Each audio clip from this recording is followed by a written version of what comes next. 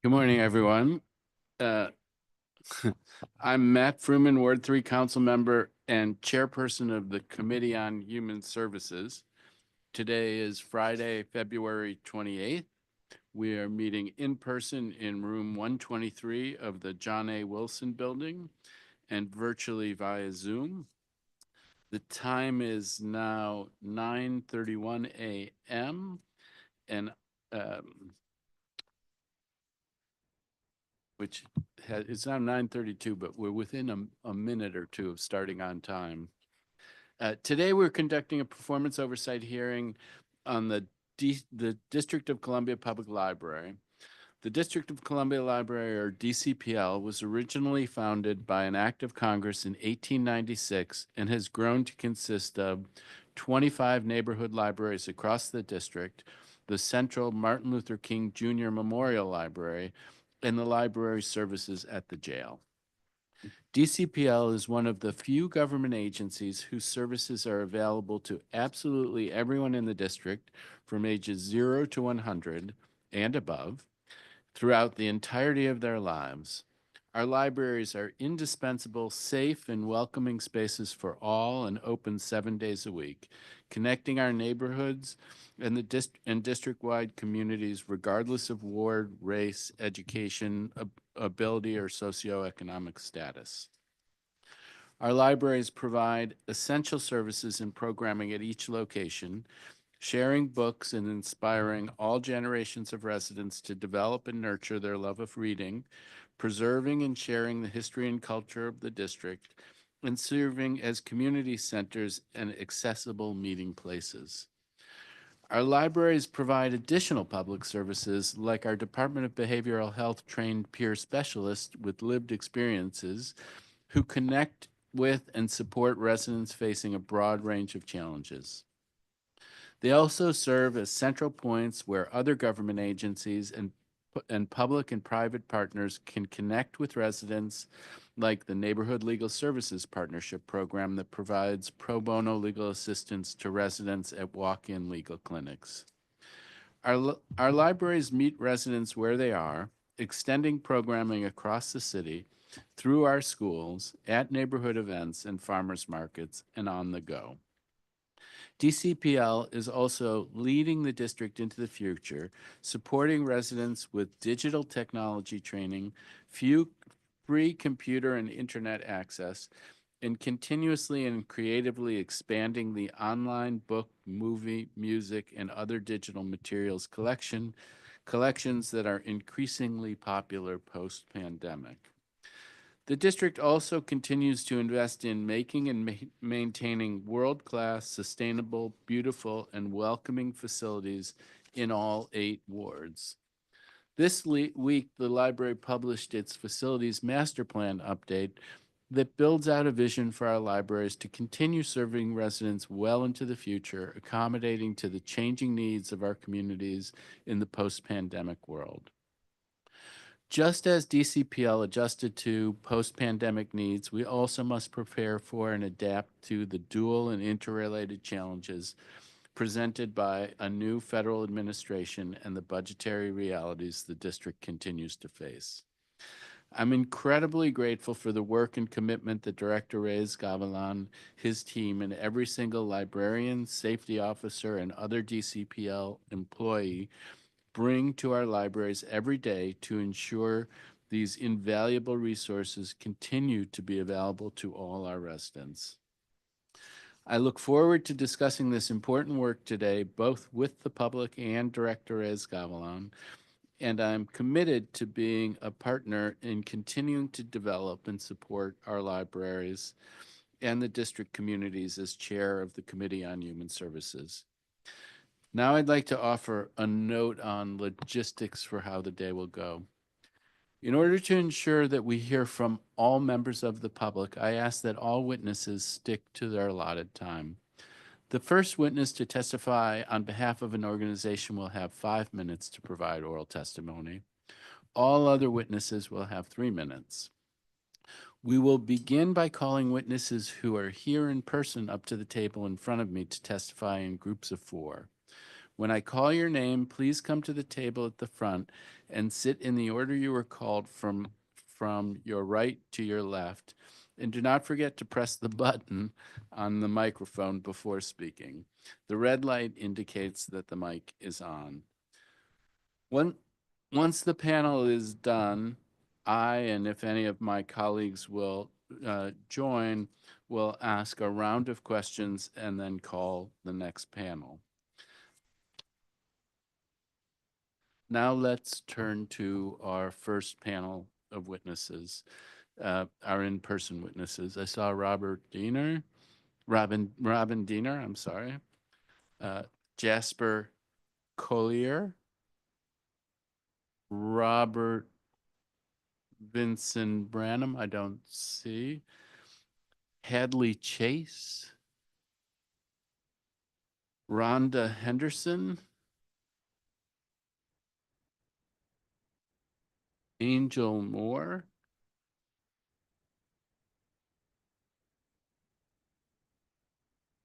Tamu Turner,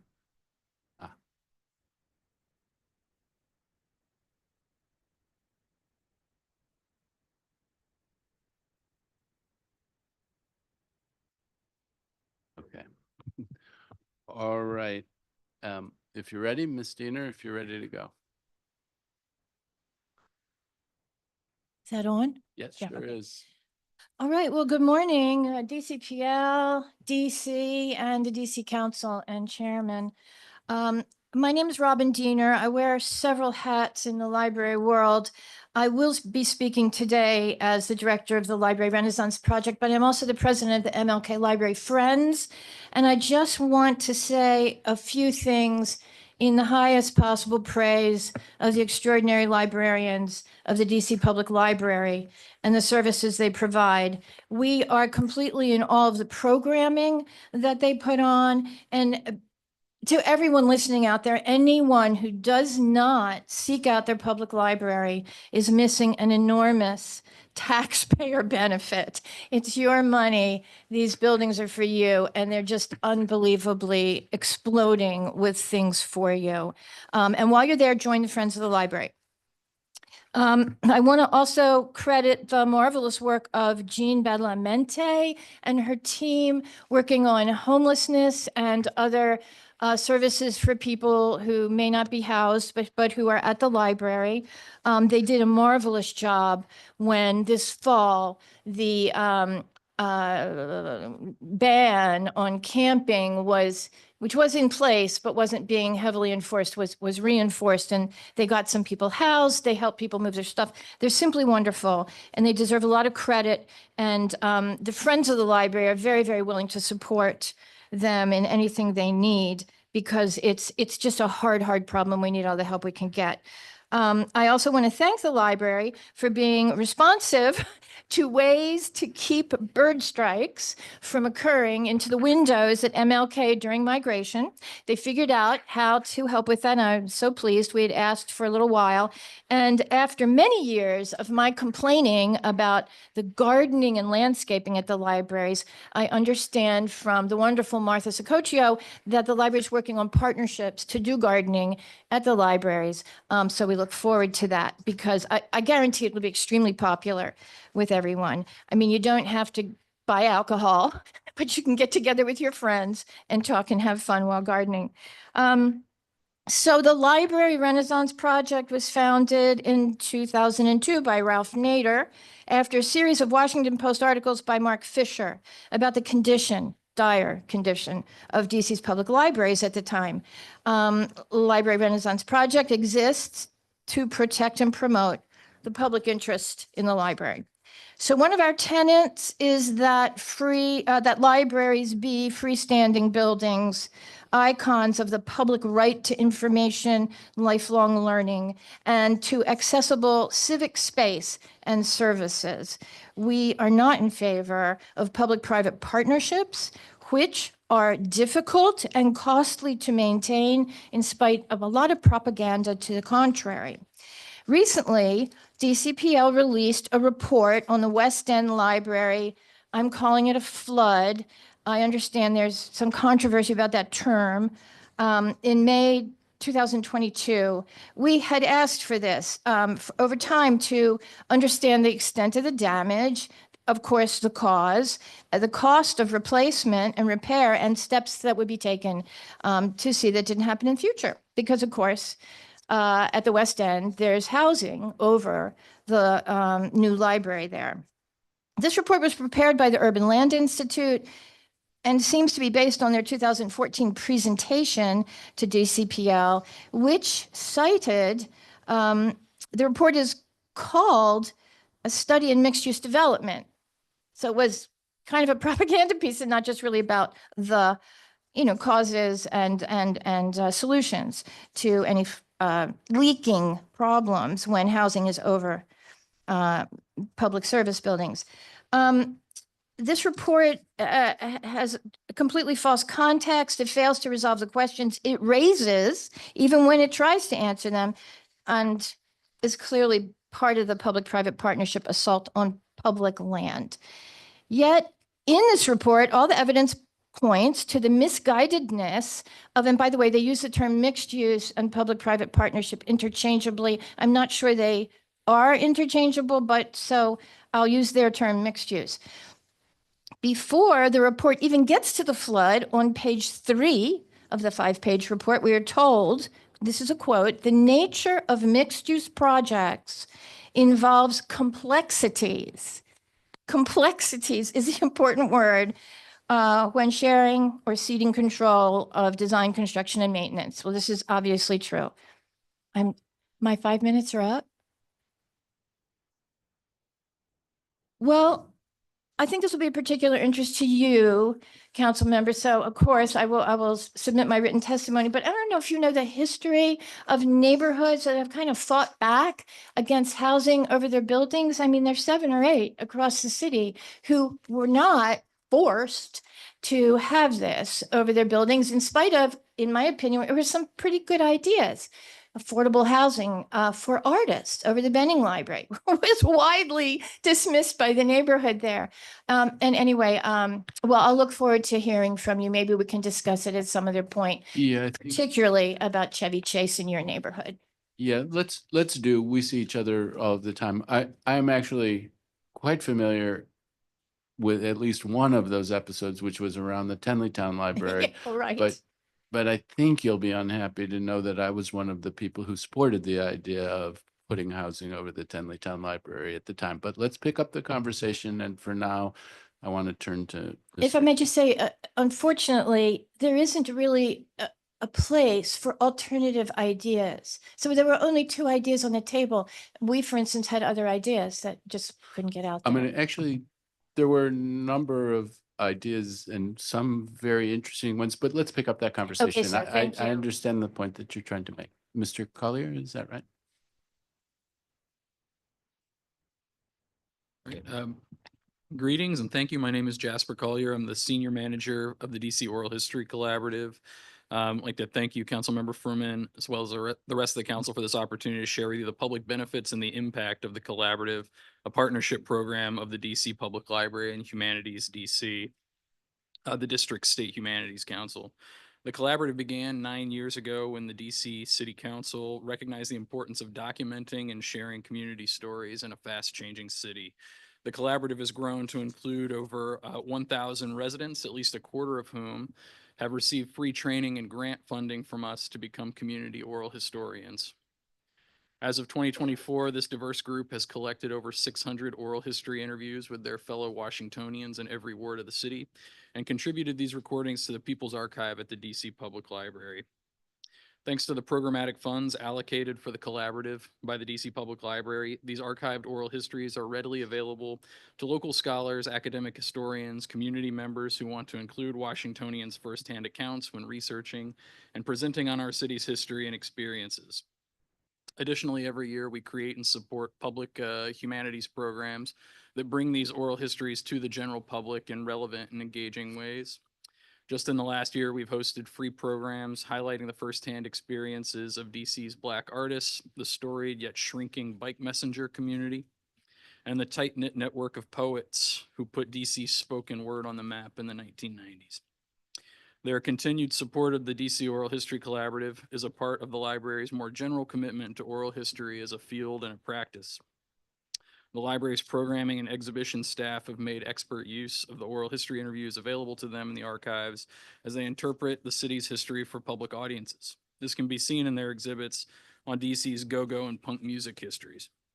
And this year, at the DC History Conference, a major annual public event hosted at the MLK Library, an entire day will be devoted to showcasing the work of local oral historians to over 1,000 attendees. Through these actions and their partnership with Humanities DC on the DC Oral History Collaborative, the library has made itself an indispensable part of the strong supportive network of community members who come to trainings, programs, and meetups about oral history, both to enrich their own skills and to mentor emerging community oral historians, encouraging them to turn their project ideas into reality as well. Collaborative members have begun to lead trainings held in the MLK Conference Center, curate programs featured in the event space on the library's first floor, and to contribute more oral histories and other important historical collections to the People's Archive on their own outside of the auspices of the DC Oral History Collaborative. So I've said this before in this space and in other spaces, but it bears repeating that the collaborative stands alone as a publicly supported citywide oral history project that centers not so much around the stories deemed worthy or important by major institutions, but by those by a major institution, but by those that have value and meaning to the public. So that's what I'm saying there is that the DC Oral History Collaborative isn't institutionally driven. It's driven by kind of the ideas and the interests of the people in the communities around Washington, DC. I actually have yet to hear of another project that uses public funding to train and equip members of the public to record oral histories with their communities and also provides an accessible place for their long-term preservation. The library's stewardship and nurturing of this program is a testament to its own vital importance as a site of cultural creativity, exchanges of ideas, and of public learning. The DC Public Library has been an exemplary program partner since the very beginning of the program, not only serving as a long-term and secure repository for the oral histories, but also as a true collaborator on programming, strategy, and communication. Trainings and programs have been held in library branches across the city. The conference space at the Martin Luther King Jr. Library has been an invaluable space as its downtown location is accessible to participants from across the city. Just the last thing, at the end of last month, the 2024 DC Oral History Collaborative cohort submitted over 100 interviews that will soon be part of the People's Archive collection at the DC Public Library. And among these new additions are 5 interviews from people of multiple generations who have participated in the Marion Barry Summer Youth Employment Program. 16 of them were with people who provided mutual aid support during the COVID-19 pandemic in Ward 2. 6 of them were with roller skaters who were part of DC's storied roller skating scene, and there were many others as well. All of these project directors received training at the DC Public Library, and they and their narrators were encouraged by the prospect of preserving the collected stories long-term in the People's Archive. Support for the DC Public Library means support for these residents turned oral historians and others who document, preserve, share, honor, and respect the city's unheard voices. Thank you very much. Ms. Moore? Good morning, Councilmember Freeman, esteemed guests. Thank you for the opportunity to speak before you today. I come to you as a proud member of our community. I have witnessed the benefits of the DC Public Libraries, and as a parent of a homeschooled child, has benefited immensely from the resources and opportunities provided by the public library. Our public library is a cornerstone of learning, a place where families, students, and individuals can access a wealth of knowledge, not just through books, but also through innovative programs and technologies. For those of us who homeschool our children, the library has become an indispensable resource, providing both the space and the tools that our children need to succeed in their education. One of the most impactful ways the library has supported my child's education is through its 3D printing lab. The cutting-edge technology allows my child to take abstract concepts from books or online learning materials and bring them to life in a tangible form. Whether it's printing models of historical landmarks, science experiments, or even mathematical shapes or 3D printing, the lab helps to bridge that gap between theoretical knowledge and hands-on learning. It fosters creativity, critical thinking, problem-solving skills that are essential for success in today's world. Moreover, the library staff has been invaluable in guiding us through the process of using these resources. They offer free workshops, one-on-one tutorials, and provide ongoing support, making it easy for my child to explore new ideas, develop their interests, and challenge themselves academically. There are opportunities that would be much harder to access without the library's resources and expertise. Beyond the academic benefit, the library also plays a significant role in fostering a sense of community. As homeschool family, it is sometimes feel isolating to be away from the traditional school environment, but through the library events, study groups, and even informal meeting ups, we found network of like-minded families who are able to navigate the same educational path. However, while the library offers so much to homeschooling families and the community at large, I must raise concerning issues regarding conduct of some library staff. Within the past year, there have been 2 matters in which involved a barring notice. As I have reviewed the policy and procedures as it pertains to the barring notice, I would ask that the library and council take a look and further evaluate that process, making the process available for in-person and written appeals process so that persons who may have disabilities or who are unable to express written, that they have the opportunity to come in and face the accuser or the person that's accusing them of the barring notice, as well as provide explanation and evidence in person that gives them the opportunity to appeal that decision. Unfortunately, in my instance, because I did bring some concerns to the forefront, 2 different managements have used that to bar me out of retaliation. So I would ask that that process be reviewed. Even though I have tried to speak to management, it has been no resolution. It wasn't until I reached out to the council have I seen a little bit of movement, but I think that would be a category that the library would need to work on to make sure persons aren't being unfairly targeted or barred from their facility out of retaliation. So I see that there, I don't know if that is the completion of your testimony. is. I see, because I saw It's there's much more quite a in lot there. more. Yeah, but I would ask that you review it. And I think that overall that there's some issues that the city may need to look at as we're able to video. There have been some instances where my son was being bullied.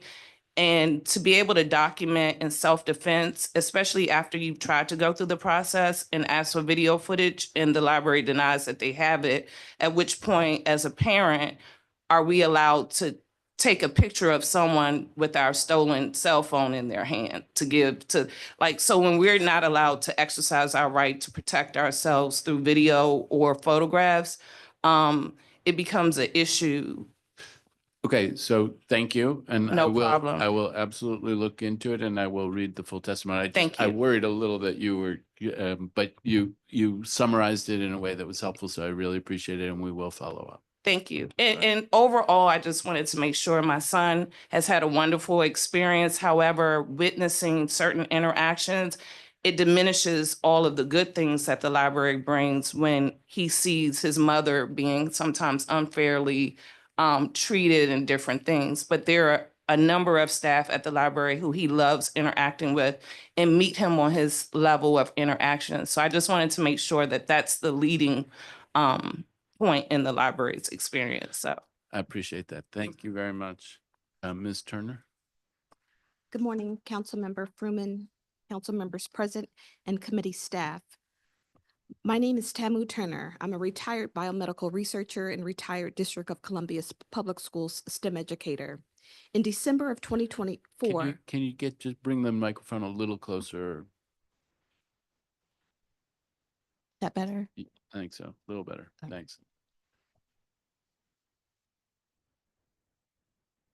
My name is Tamu Turner. I'm a retired biomedical researcher and a retired District of Columbia Public Schools STEM educator. In December of 2024, I connected to tutor a student by the name of Delonte Hanton, a 32-year-old male and resident of Washington, D.C., who needed supports passing the general education examination, the GED. As I embarked upon this task, I discovered the adult literacy department at the Martin Luther King Jr. Memorial Library. I wanted to secure a space that was safe, convenient, and provided resources that would support this endeavor. Not only has the MLK Adult Literacy Department met my criteria, but has exceeded my expectations. I was impressed how the staff provided all the necessary guidance in the facilitation of providing a meaningful learning experience for Delonte. The MLK Adult Literacy Department provides a safe, convenient, and conducive learning environment for learning. It has clean spaces with desks, chairs, and whiteboards that are extremely useful in teaching mathematics. Delonte and I feel safe entering and departing the library. The library is a few blocks away from his job near a metro station and a bus ride away from my home. The MLK Adult Literacy Department has a unit housed on site that allowed Delonte to take the official GED pretest to evaluate his performance. The staff helped Delonte create an account and provided him with a quiet space to administer the examination. After he completed the pretest, the staff helped us navigate through his GED account for us to view his scores and demonstrated how to align the library resources directly with his deficiencies. Delonte plans to take the official GED by the end of the year. In the future, he plans to sharpen his computer skills with the courses offered through the Adult Literacy Department. Every member of the staff that I have encountered has been exceptional. They greet Delonte and me with kindness, the utmost respect, and with a smile and words of encouragement. They are excited to see us during each visit. Although we come prepared, they still check in with us to ensure that we have everything we need for our tutorial session: markers for the whiteboard, erasers, GED calculators, pencils, and scratch paper, and that we are comfortable. Using our library cards, we can make copies of Delonte's supplemental study materials. The copier is stationed within the designated learning space, which is accommodating. Delonte is succeeding towards his goals of passing the GED because of the MLK Adult Literacy Department. This department is unparalleled to any other program in the city. I'm hopeful that the Adult Literacy Department continues to operate at the same level of efficiency for decades to come and with the same level of expertise from its exceptional staff who have a vested interest and commitment in meeting the community's learning needs. I trust that the District of Columbia City Council will designate the resources necessary to sustain funding for the MLK Adult Literacy Department and its use, and continue to prioritize the educational and learning needs of its most vulnerable and marginalized constituents. Thank you for the opportunity to testify. Thank you very much, Ms. Turner, for your testimony. The library does so many different things. And so as I read through the responses to the pre-hearing questions and try to explore what they're doing, there's so many different corners. And this is one very important one. So thank you very much for highlighting it. Thank you. Ms. Moore, we'll dig more deeply into this. Thank you for coming out. Thank you for your commitment to your son. Homeschooling, boy, that seems like a big project to me, but congratulations to you for taking it on. Mr. Collier, thank you very much for all the work you do. Is the history truck, is that part of your work or is that something different? Yeah. And there's a book, Washington at Home, that tells the story of all the different neighborhoods. It's such a magical book. And the idea that you're building these oral histories really is something very, very special. I would put on your plate, we're coming up to America 250 and DC 250, and the current administration is going to tell one story of the history of America, and we need other people out there who are telling what I would consider a more accurate history of America. So I'd encourage you to do that. I have heard people talk about trying to do an oral history of the Fort Reno concert series, so I'll just put that bug in your ear. Mark Minsker at Jackson Reed High School. You might reach out to me and I could connect you with them. Ms. Diener, I hear you. We talk frequently. I do want to be crystal clear. There is like a philosophical question. Can there be housing over a library? And I think we come out differently on this. Does that mean anything goes? Absolutely not. But I think we have needs for housing, and you can have positive synergies from the presence of housing with libraries. We're going to have a back and forth on this. It goes on. There's not everybody agrees with me, but I've been very, very clear that that's my view, and that the question then is, how does it fit? So thank you very much. We're to call up the next panel.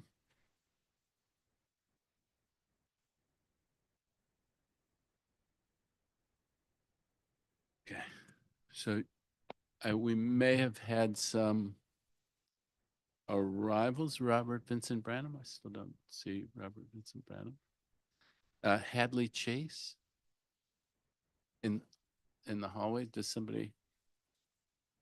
I think we're getting her. Rhonda Henderson.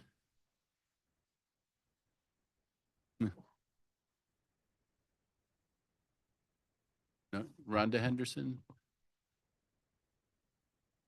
So I think Hadley, and then why don't we call up the next person on my list in person is David Sobelson, who is an ANC commissioner. You're sort of on a separate list, but let's have you come up now just for the sake of efficiency. But Hadley, let's seize the moment while we have it.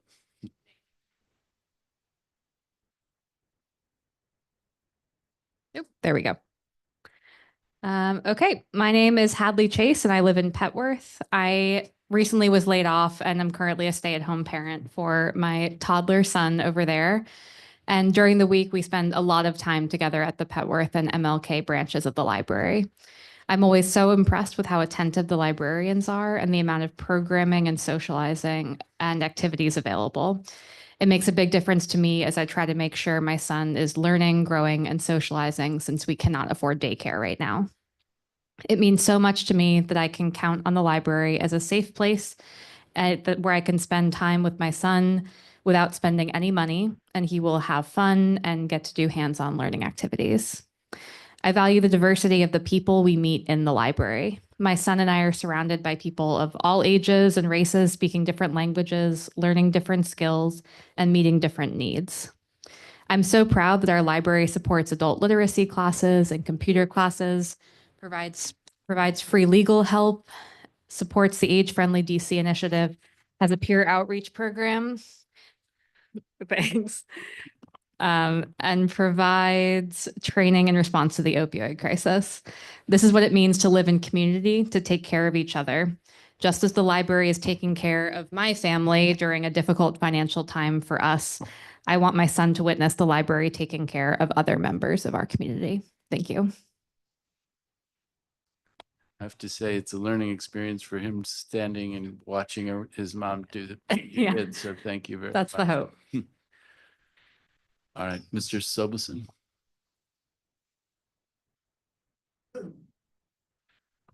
Is your microphone on, sir? I'm sorry. Is the red light on? There we go.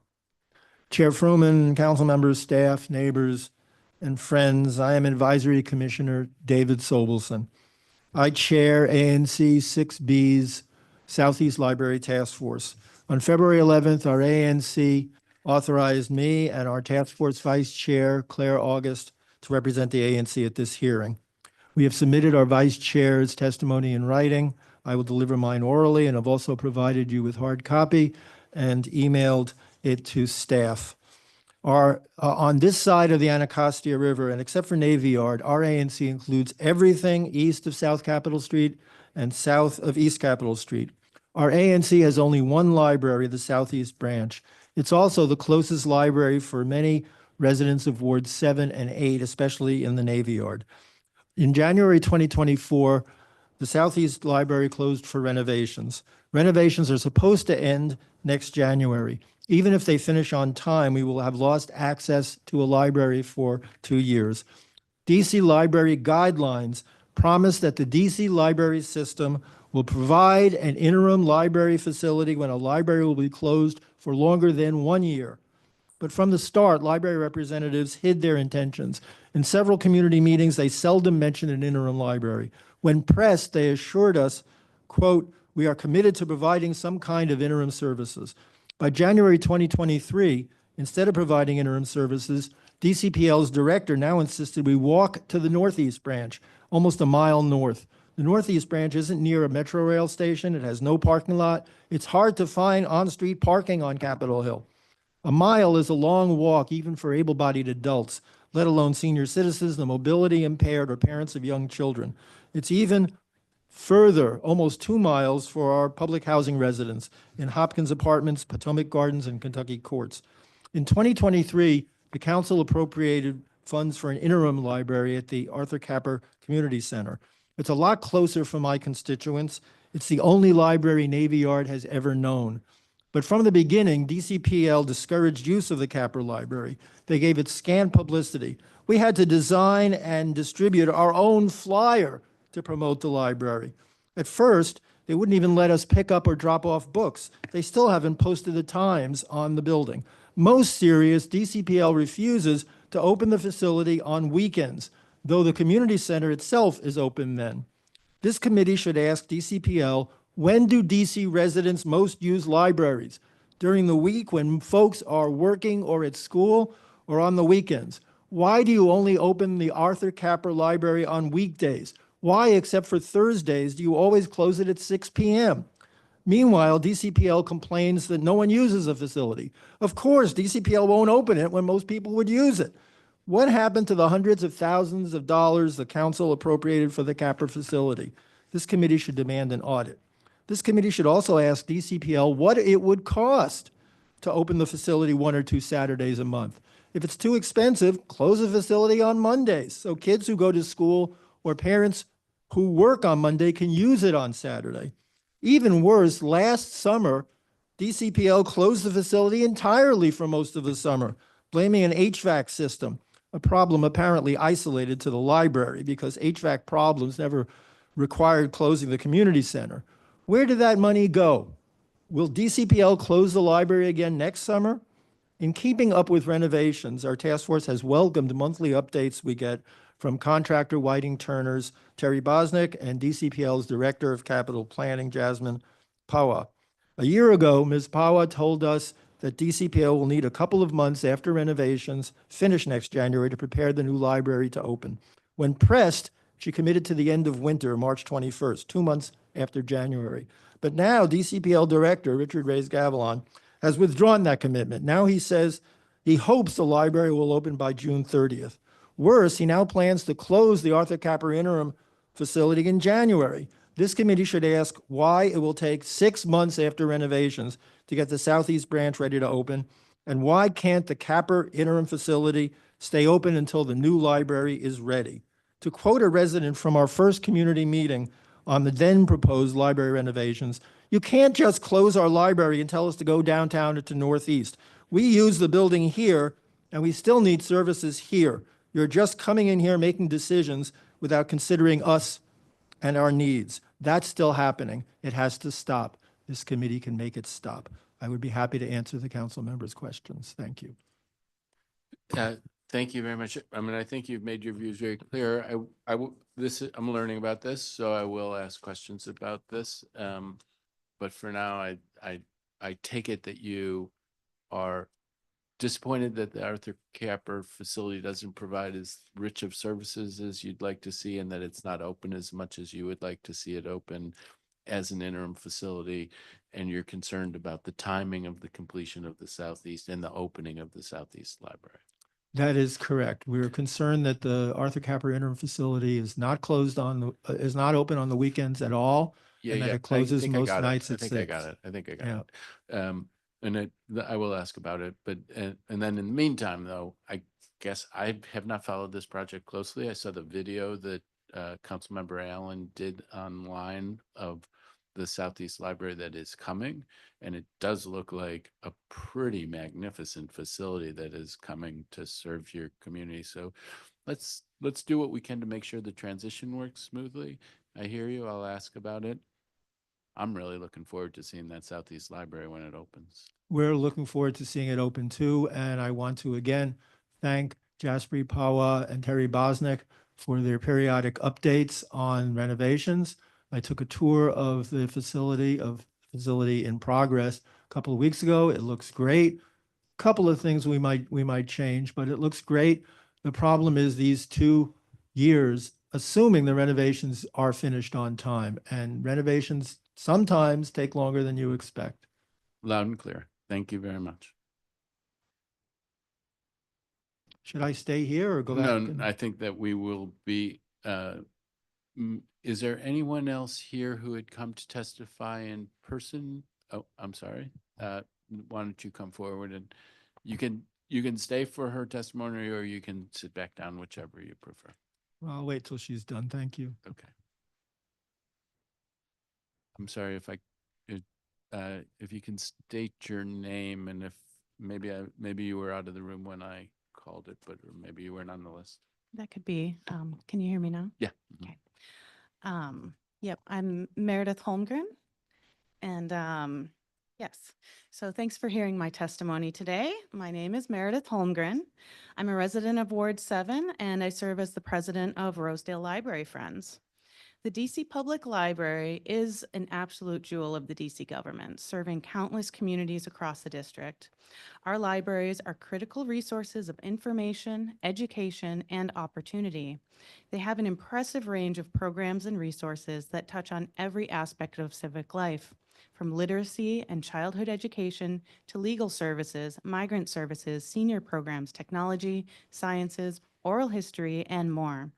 These services have an especially strong impact in historically underserved areas of the district. Literacy rates in Wards 7 and 8 hover at only around 50%. And the libraries in these communities such as mine in Rosedale and Kingman Park, provide critical literacy resources that have widespread impacts. Children's materials, family, and adult learning programs are all extremely popular at Rosedale, as are digital lending services, which have seen record users in recent years. As of 2021, 37% of households in my ward, Ward 7, lack broadband internet. As such, libraries also offer one of the only cost-free ways for our neighbors to use the internet for things like doing homework or seeking and applying for jobs. As president of Rosedale Library Friends in Ward 7, I've seen and felt the incredible significance of library services in our community. Rosedale Library is one of the most used branches in the district when accounting for square footage. Children in our community often use the library as an after-school gathering location, and the staff work hard to ensure that these kids have a safe and supportive and stimulating environment while the parents finish their workdays. Staff have also been very helpful and supportive of community-driven programs, programs initiated by Rosedale Library Friends and others, and respond directly to neighbors' requests for books, services, or other events that they would like to see at the local branch. I've always enjoyed working with the central arm of the DC Public Library as well. The central executive staff, programming, and administrative staff have always been extremely communicative, responsive, and helpful in coordinating and planning the future of our branch. In the next decade, Rosedale is prioritized to be renovated and/or replaced in DCPL's 10-year master plan. Executive staff have been extremely proactive and in engaging the community in thoughtful dialogue about what this renovation could look like. And we at Rosedale have been impressed by their commitment and responsiveness to local needs, and we look forward to continuing this dialogue in the next few years. So for all these reasons and more, I'm proud to testify in support of the DC Public Library at today's performance oversight hearing.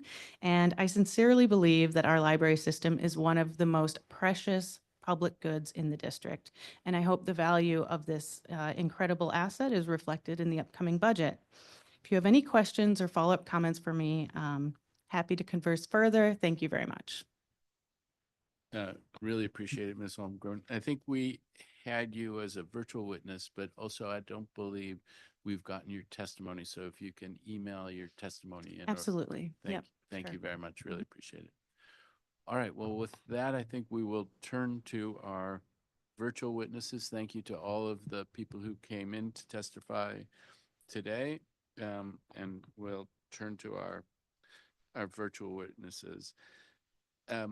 When it's your turn to join a panel for testimony, I'll call your name and a member of my staff will change your status online to become a panelist, allowing you to unmute your microphone and, if you wish, to activate your video while you testify. To do so, you will need to click the button on the toolbar at the bottom of your screen that looks like a video camera. Please remain muted until it is your turn to testify.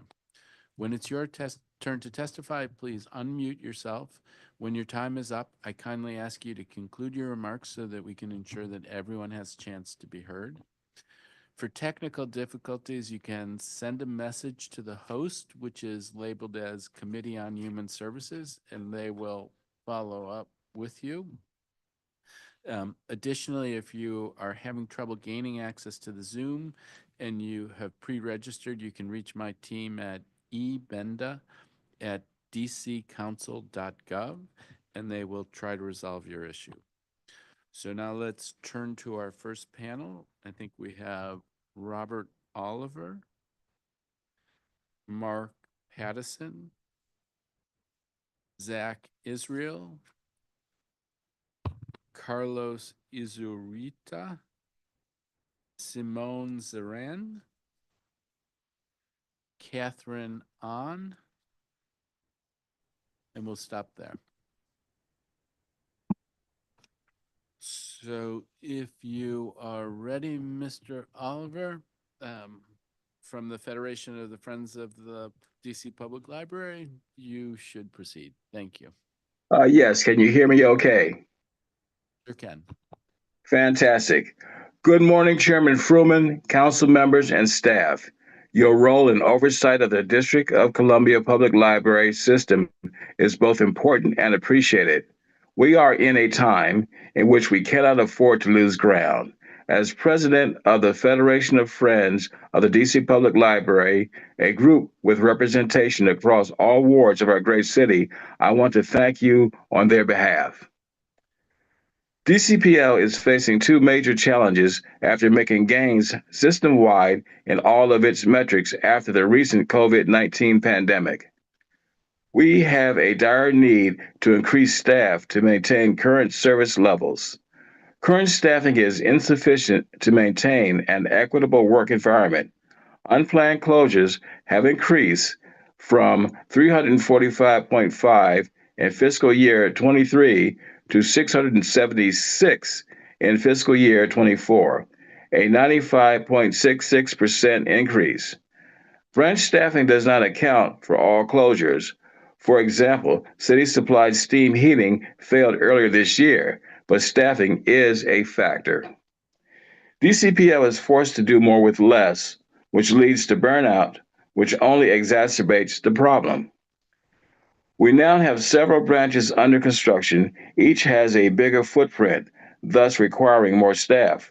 Without funding to increase staff, DCPL is forced to reduce hours in which impacts on a myriad of programs and initiatives such as outreach and inclusion, age-friendly city initiatives, Discover Summer, Adult Literacy, Star Festival, and tax and legal services, to name a few. Also, access to technology, books, and staff, and a safe haven for the most vulnerable is jeopardized. The second challenge is the reduction of federal funding. The Institute of Museums and Library Services, IMLS, via the Library Services and Technology Act, LSAT, granted DCPL $1.09 million in 2022. These funds support lifelong learning, information access, and economic development initiatives. A loss of funding affects the populations that DCPL and the DC government have targeted for help. Also, I would like to cite an excerpt from the February 2019 testimony of Mr. Graylin Pressberry, president of Fairlawn Citizens Association. Quote, libraries serve as a lifeline to those who need access to technologies such as computers and wireless environments. The libraries offer more than just access. They are staffed with trained professionals who assist patrons in finding what they seek. Libraries act as community hubs, bringing people together and connecting them to worlds beyond their communities. Libraries are truly democratic spaces when few American institutions strive for equity of access. We are all welcome and everything inside is available to everyone. Every service hour lost in our libraries means lost opportunities to connect people with education opportunities, employment opportunities, and hands-on help. Every hour lost, every building closed, every librarian laid off means less access for the public. Libraries are essential for learning, and learning is essential for life, unquote. In closing, 1% of the DC budget for 100% of the people is the Friends motto.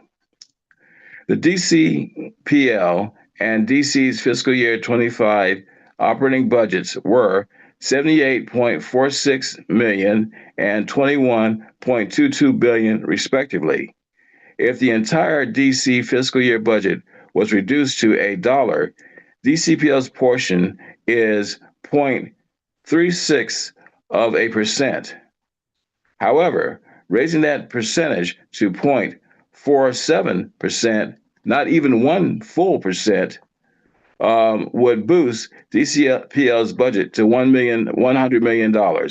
I doubt this small percentage increase impacts the funding of other city agencies, but it means a world of difference to one of the most loved institutions in the city that provides a myriad of services well beyond library books and reading and knowledge and education, but also we're moving into the area of providing more social services for the homeless, which is rightly so. So in conclusion, if you have any questions or comments, I stand ready to assist you. Thank you. Thank you very much, Mr. Oliver. Next up is Mark Pattison, President, Friends of the Juanita E. Thornton Shepherd Park Library. Mr. Pattison? Chair Fruman, committee members, staff, thank you for the opportunity to testify. My name is Mark Pattison, and I am the president of the Friends of the Juanita E. Thornton Shepherd Park Library. DCPL provides a myriad of direct, significant services. We know that things cannot remain the same.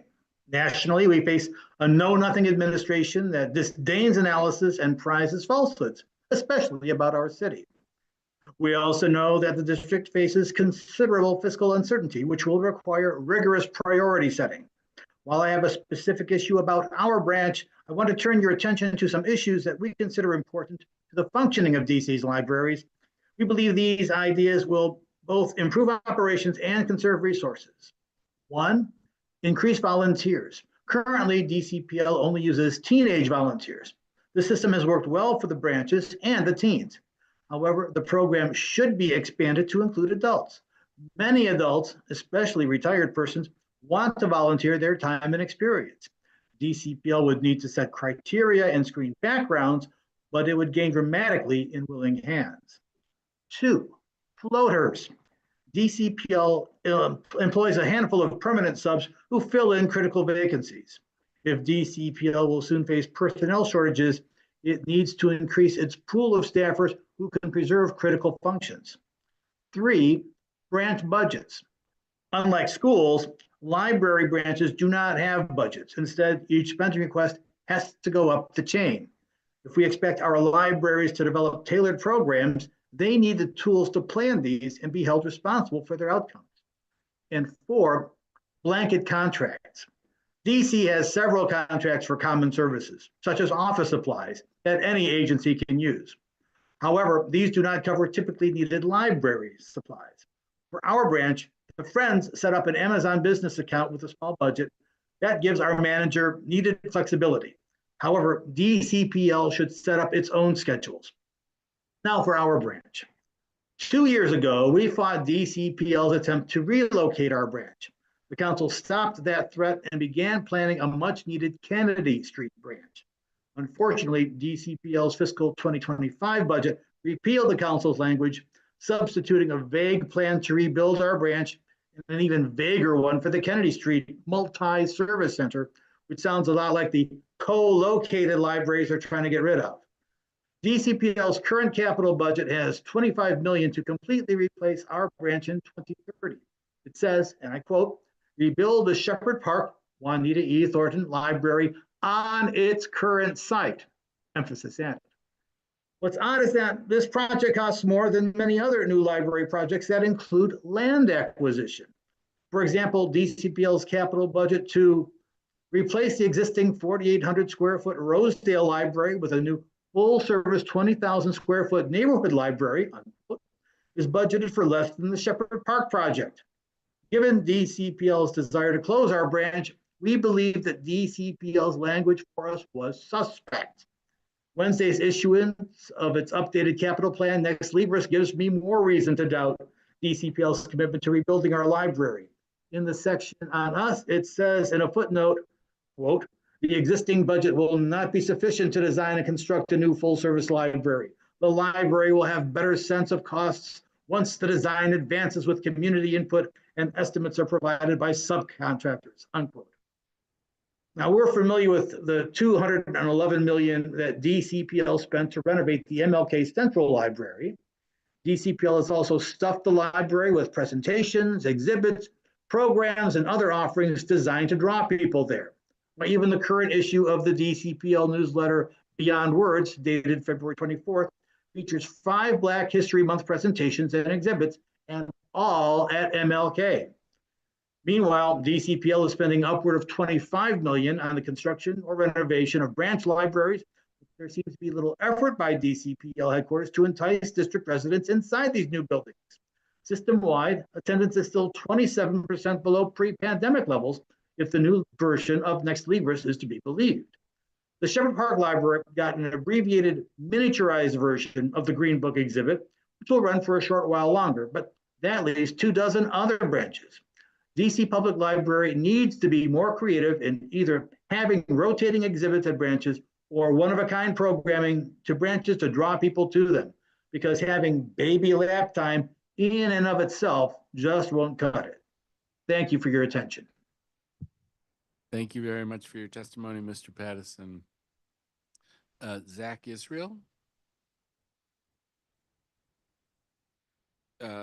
Carlos Izurita. And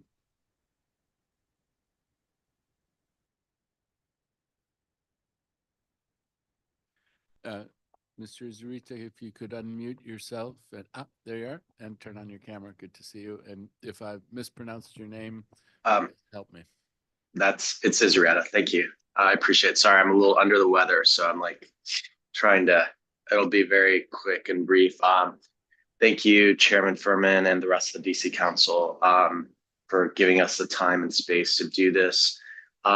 Just wanted to talk a little bit about my experience with the public library and especially our branch, Mount Pleasant, which I am the president of. Currently, it is closed for 5 months, but I just want to tell you a little bit about how important and essential the library, especially in the community, has been.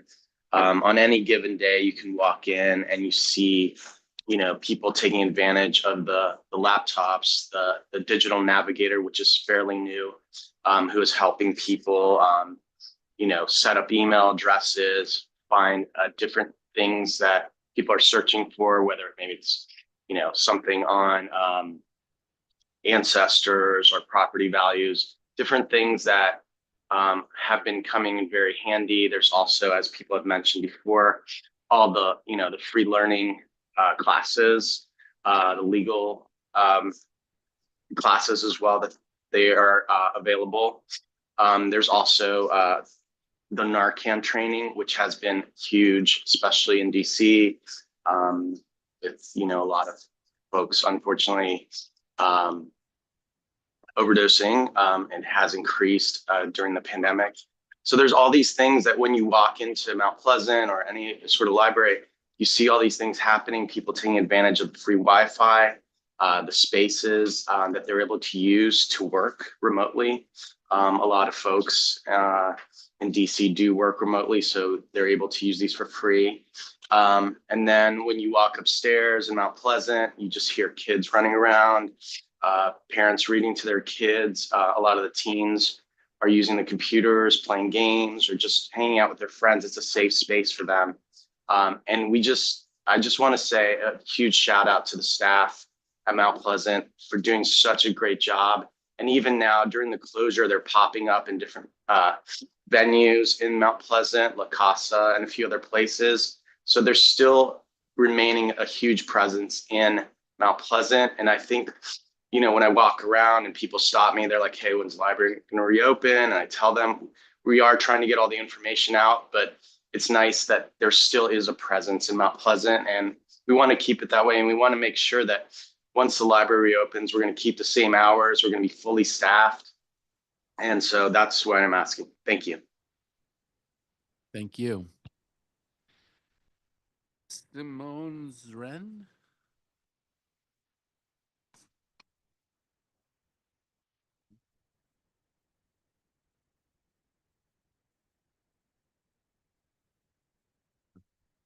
I think that I think I also called Catherine on. Is she on? Okay. All right. Before I call the next panel, thank you very much, Mr. Oliver, for your testimony. I think staffing is a concern for everyone. We want to make sure we have these fabulous assets, and we want to make sure that we get the best use out of them. And so staffing is a thing that we will have an eye on. I know that it's whatever unplanned closures there have been are viewed as a problem by the leadership of the library system as well as the users, and would be exploring how it is that we can try to avoid that happening as much as possible.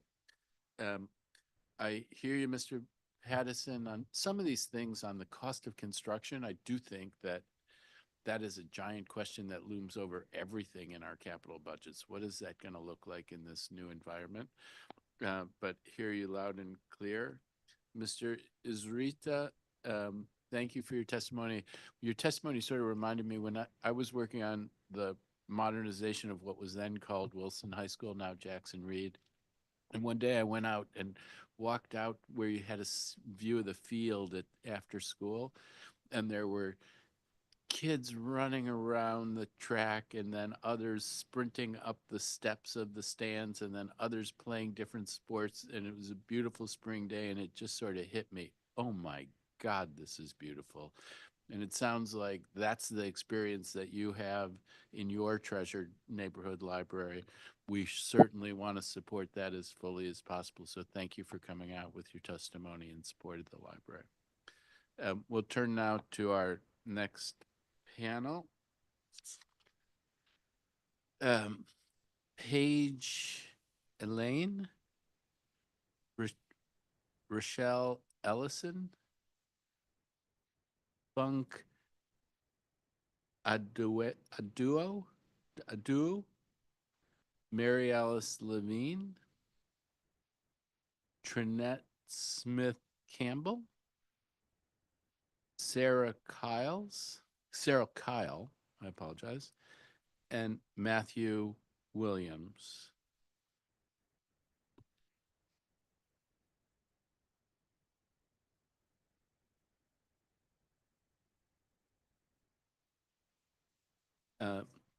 Funke Duo, and if you please correct me on the pronunciation of your name.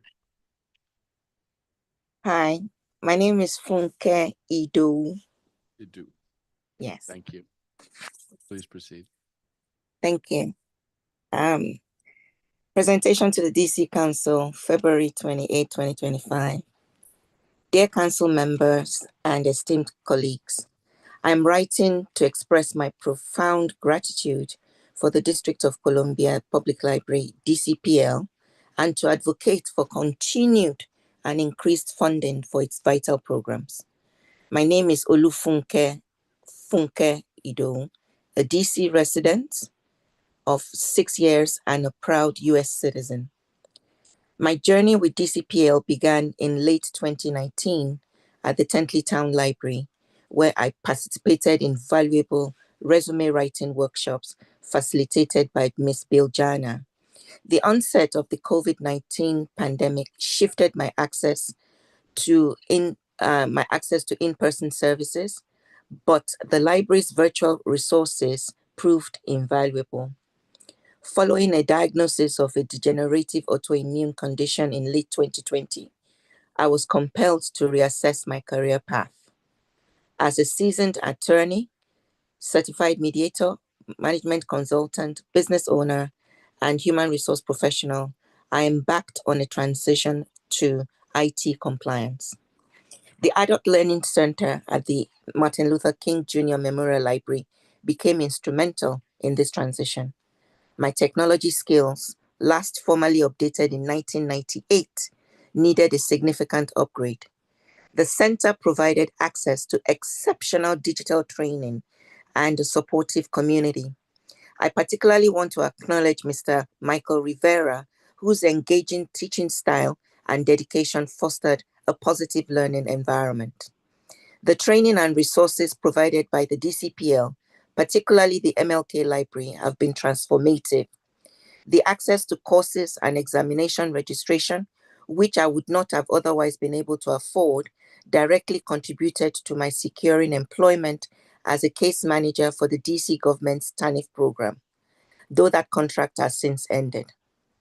I effectively utilized the skills acquired, including proficiency in Google Workspace, Canva, and the Microsoft Office suite in that role.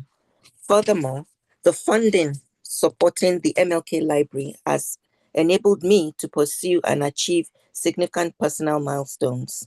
I successfully completed the IC3 Master Digital Literacy Certificate Program and 2 Google Cybersecurity Training badges, thanks to DCPL's support. Importantly, the library's US citizenship preparation class was instrumental in my naturalization process, and I'm now a citizen.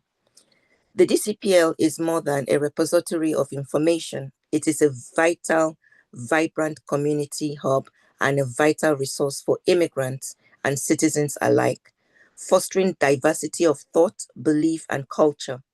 The library offers a broad range of programs and services that have provided me with invaluable support, both professionally and personally.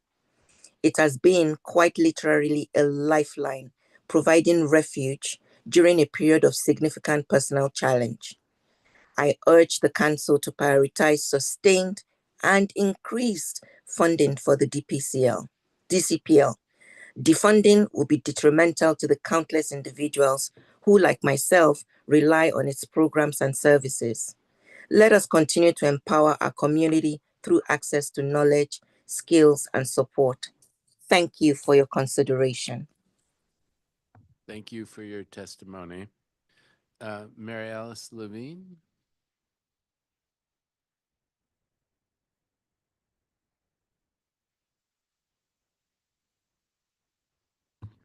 Mary Alice, you need to take yourself off mute, and be great if you could put your camera on as well.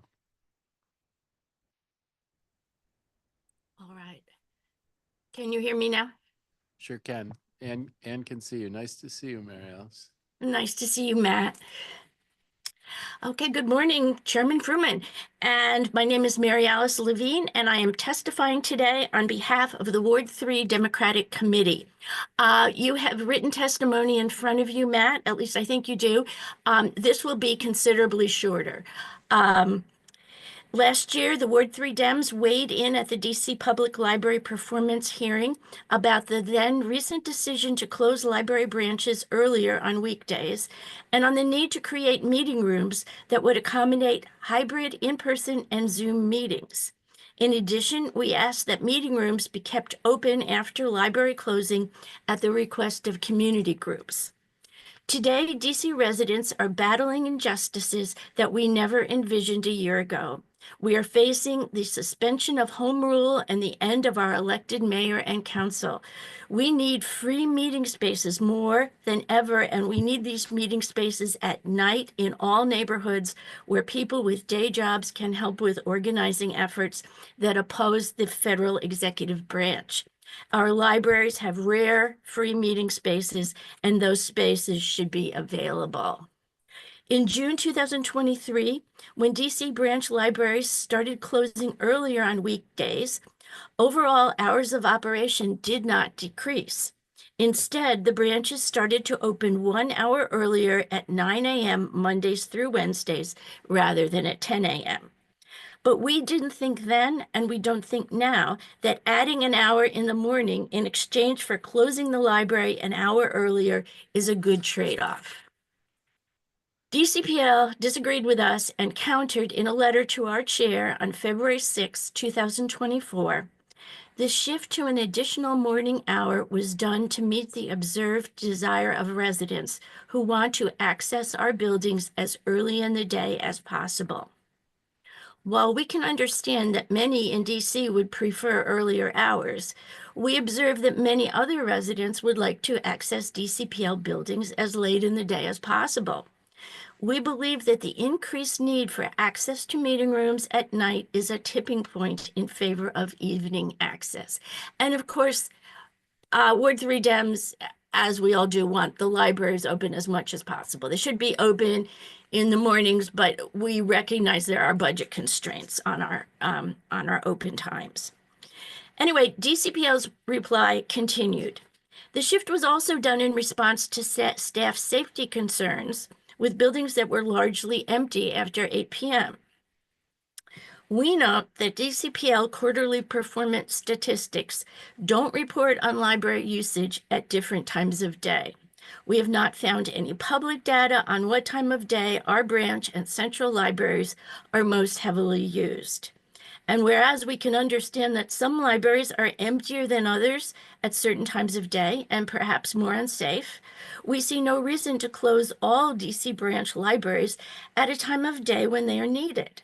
Perhaps instead, DCPL can take mitigating measures at the libraries deemed unsafe in the evenings while keeping all libraries open late. During last year's testimony, we also suggested that library meeting rooms might stay open after access to the rest of the library has closed. And we even noticed the Tenley Friendship Library and perhaps other branches have movable walls that allow meetings to be held without giving access to the rest of the library. The use of this feature would make it very easy for meeting rooms to stay open well after the library closes. DCPL didn't comment on this suggestion, and we'd like to present it again. Here is more from DCPL's reply to our committee testimony. Finally, the 8 p.m. neighborhood library closing time aligns with the closing time for every public library system in the region. We find it outrageous that the public library system in Washington, D.C. seeks to equate itself with the library systems in the region's suburbs. We have heard testimony today that attests to the excellence of DC's library system. We agree. Why detract from this excellence by closing libraries at night? Washington, D.C. is the nation's capital and should have a library system to rival library systems in great cities of the world, in other great cities of the world. Also, last year, we encouraged DCPL to go ahead with its plans to equip its meeting rooms with technology that lets group host hybrid meetings. We had hoped to see such meeting rooms available in many libraries across the city at this time. In its February 6, 2024 letter to the Ward 3 Dems, DCPL replied positively. Regarding the desire for more hybrid meeting technology, we agree. With funding received from the Federal American Rescue Plan Act, DCPL purchased and will be installing hybrid technology in 4 locations this year. We are sorry that no such hybrid meeting rooms have been put into service in DC libraries this past year. In summation, the Ward 3 Democratic Committee urges the District of Columbia Public Library System to change its hours to include evening hours, not only for the good of its individual patrons, but also to accommodate the now urgent need for nighttime meeting rooms. Additionally, we ask that library meeting rooms be allowed to remain open after library closing upon requests from community groups. The need for hybrid meeting rooms is also urgent. In providing this technology, DCPL and the council will be supporting the preservation of democracy in this city. Thank you. Thank you very much, Mary Alice. I think you have just submitted your testimony. I hope that it includes a copy of the letters. I did. I submitted it last night, and Okay. it I thought you would have it in front of you. It has attachments. It has our resolution in it and Perfect. a copy of DCPL's response. Perfect. I'm not Perfect. sure why you didn't get it this morning. Oh, well, It's much longer testimony than what I just gave, but it has all this in it. want to make sure that I do have it, and we do. Thank you very much. Trinette Smith Campbell. Yes, good morning. There you go. Thank you. Thank you, Chairman Furman, and the committee. I'm Trinette Smith Campbell, President of Delta Housing Corporation of the District of Columbia, and I'm pleased to testify on behalf of DHCDC in this performance hearing on DCPL.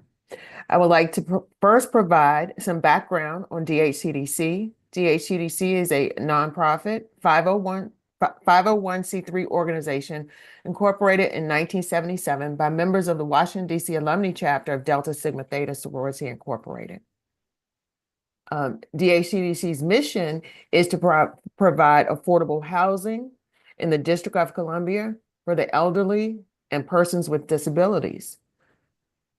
In 1981, DHCDC opened Delta Towers Apartments at 1400 Florida Avenue Northeast, which is Ward 5. This building had 150 residential units and 3 ground floor retail spaces. It was the first housing development for seniors and persons with disabilities to open on the 8th Street corridor after the 1968 riots.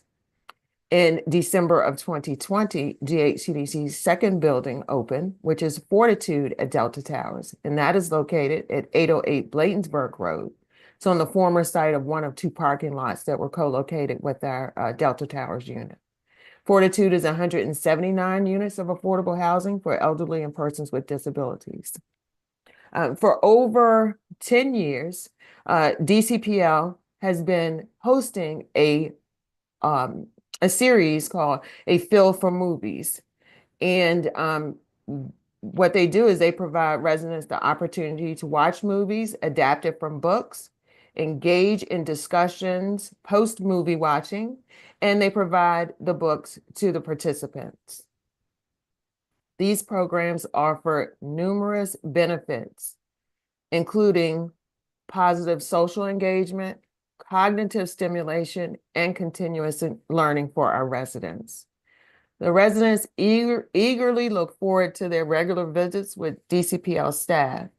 The convenience of the sessions on site at the apartment building makes it accessible and affordable for the residents. The sessions are conducted with deep respect and acknowledgement for the participants' lived experiences. The sense of connectedness fostered by these activities is vital to encouraging healthy living and aging, which are integral to the vibrant and diverse communities of the District of Columbia. In years where DHCDC sponsors outdoor movie night for our residents, we look to DCPL staff to provide recommendations on movies that we can show. This is probably above and beyond what their work is, but they graciously support us in that. DHCDC extends its gratitude to the DCPL staff for the dedication and valuable services they provide to our residents. We look forward to continuing the partnership. Thank you. Thank you for your testimony. And I will submit it in writing. Wonderful. Later Thank today. you very much. Appreciate that. Thank you. Sarah Kyle. Matthew Williams.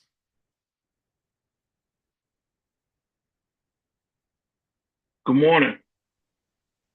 Nice to see you. Nice to see you. My name is Matthew Williams. I'm the president of AFSCME Local 1808, and I represent front-facing staff at DC Public Library, including library technicians, associates, support coordinators, and the much lauded in this proceeding literacy staff, adult literacy staff at MLK. I, on behalf of the 400 members of AFSCME Local 1808, would like to thank you for all of the commitment to funding DC Public Library.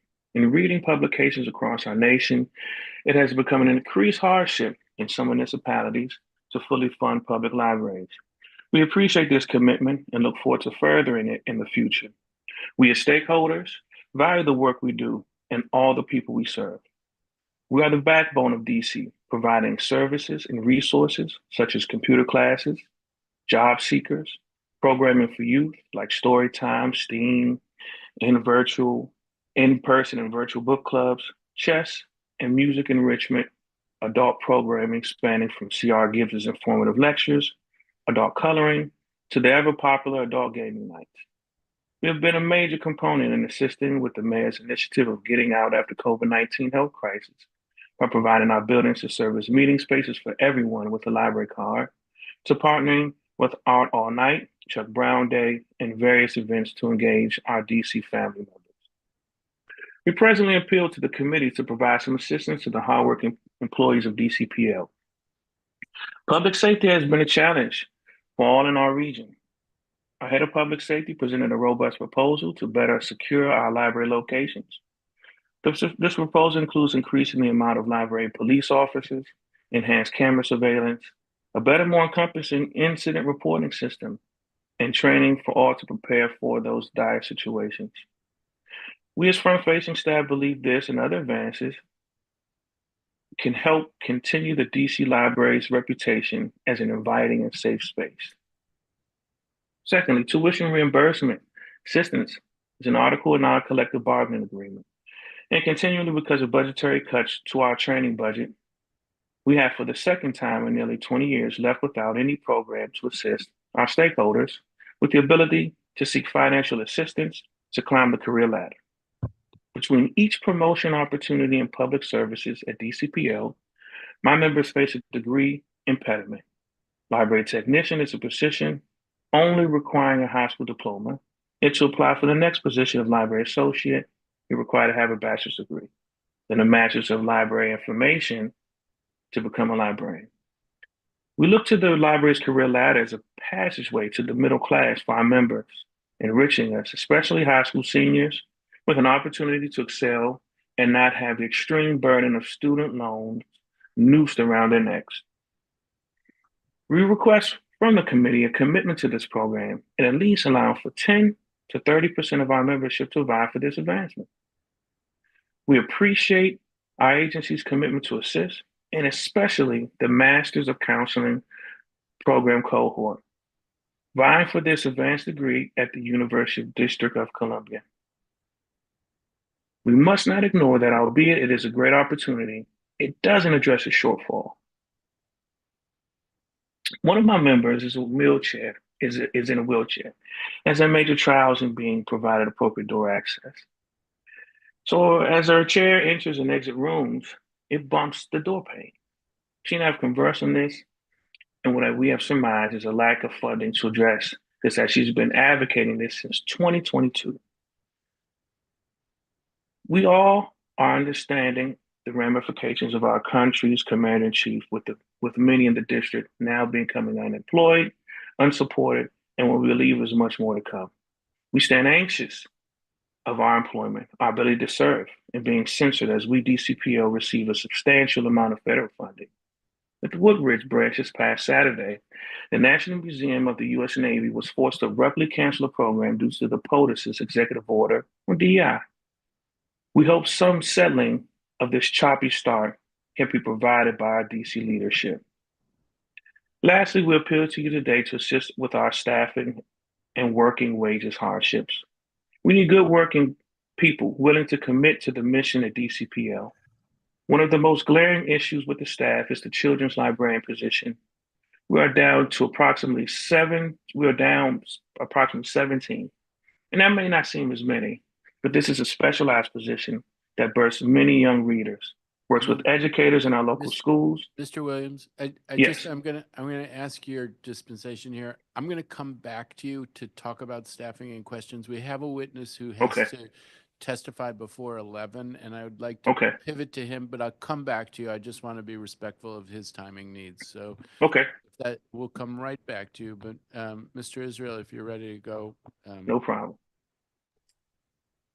Yes, thank you. Thank you, Chairman Fruman. It looks like I'm unable to go on video here, but hopefully you can still hear me. So yes, thank you for holding. There we go. Thank you for holding this hearing today. I'm a resident of Ward 4 and previously served as an ANC commissioner on ANC 4D back in 2021 and 2022. This is the 6th time that I've testified before the DC Council over the past 3 years on the issue of a new DC Public Library on Kennedy Street Northwest in the Brightwood Park neighborhood of Ward 4.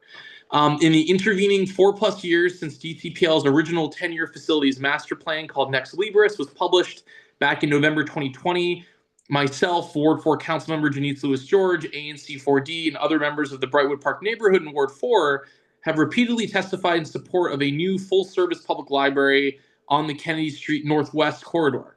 The original facilities master plan from DCPL identified our neighborhood as being one of only 6 geographic areas throughout the whole city where residents, quote, do not have the same level of service as in other areas, end quote. This is still the reality in 2025. Over the past 2 consecutive fiscal years, the DC Council included capital funds to DCPL for site acquisition for a new library on Kennedy Street Northwest. They got $5 million in FY 2024 and $2 million in this current FY 2025. However, in both instances, DCPL chose not to utilize any of these funds when they had the opportunity to do so. However, I am pleased to see that DCPL's update to its facilities master plan unveiled 2 days ago publicly includes a key recommendation explicitly calling for, quote, piloting a community commons in the Brightwood Park Manor Park area as a, quote, innovative idea for a new service model. While my preference is still that DCPL construct a full service library on Kennedy Street Northwest, something that DCPL leadership still seems adamantly opposed to at this point in time, I do support the library moving forward on a quote unquote community commons pilot facility in our neighborhood of Brightwood Park. The update to the facilities master plan gives more details, so I'm short on time, but in my written testimony, there's more details and some screenshots from the update that you can take a look at, specifically on what they envision a community commons to be. And so really at this point, I would encourage your committee to ask the executive director of DCPL later today at this hearing precisely how much funding will actually be needed to make this happen in the near term on Kennedy Street Northwest. Ward 4 residents who live in Brightwood Park deserve a library facility that they can easily walk to and utilize. And if a community commons is the only realistic option, then it's one that the council should fund and that DCPL should, in good faith, move on. I've also submitted, as an addendum to my testimony, the testimony I submitted last year back in February and April to give more historical context. Unfortunately, I cannot stay to answer any questions, but I do know that 4D03 Commissioner Brendy Blewett will testify later today about the same issue, and I'm sure she'd be happy to answer any questions. But please ask the executive director about this and push them to actually move forward on this. Thank you so much. All right, thank you, Mr. Israel. Hopefully we got you in under your wire. Let's go back to Mr. Williams. And Mr. Williams, I apologize for the disruption, but I think why don't we reset to, you were going through all of the different points that are issues that are of concern, safety and tuition support, the Masters of Counseling, and then you had gotten to the question of staffing. And so why don't you Okay. close with that final point if you could. Thank you. Okay, no problem. I appreciate it, Councilmember Fruman. Lastly, we appeal to you today to assist with our staffing and working wages hardships. We need good working people willing to commit to the mission of DCPL. One of the most glaring issues with staffing is the children's librarian position. We are down approximately 17. It may not seem like a lot, but this is a specialized position that births many young readers, works with educators in our local schools, and provides essential programming that attracts our DC families. We express the need for incentive for new hires. And as mentioned, the tuition reimbursement requires an opportunity to cultivate our own talent from within. Our work-life balance is something that ED Richard Rice Gavilan champions consistently, yet at times we're unable to hit those marks due to shortages across our agency. We struggle to keep our locations open, yet the cost at this point is critical because of burnout. Our techs, especially the valiant team that shelves at MLK, works to keep order in our locations, providing unique and engaging book displays that rarely remain on the displays for more than one day.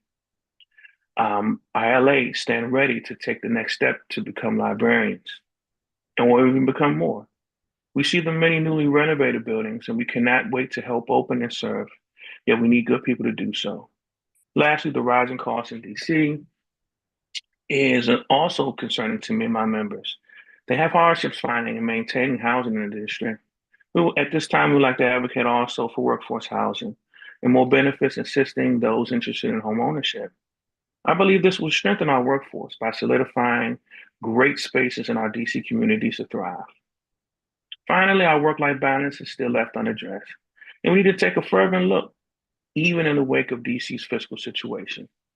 Thank you. I appreciate it, you guys, for listening and hearing our concerns. Thank you very much for your testimony, and thank you very much for your work. Thank you to all of the witnesses.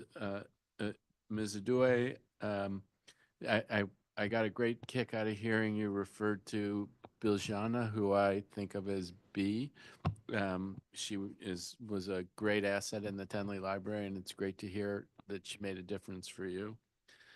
Mary Alice, we will dig into these trade-off issues that you raised and flexibility issues. I really appreciate it. We do have your testimony. I am curious also about this hybrid meeting capacity, where that stands. So we will follow up on all of those things, and thank you very much for your testimony. Ms. Smith-Campbell, thank you again for your testimony. Those kinds of movie nights and programs, and we do hear about all the different things that folks in the library system are doing, and it's great to hear about the things that are being done with your communities. Mr. Williams, thank you also for your testimony, and Mr. Israel, I think, is gone, but thank you to him as well. I believe, do we still have the ANCs? But okay. All right. So next up, we're going to call our virtual panel that includes ANC commissioners, Trupti Patel, Joe Bishop Henchman, and Brendy Blewett.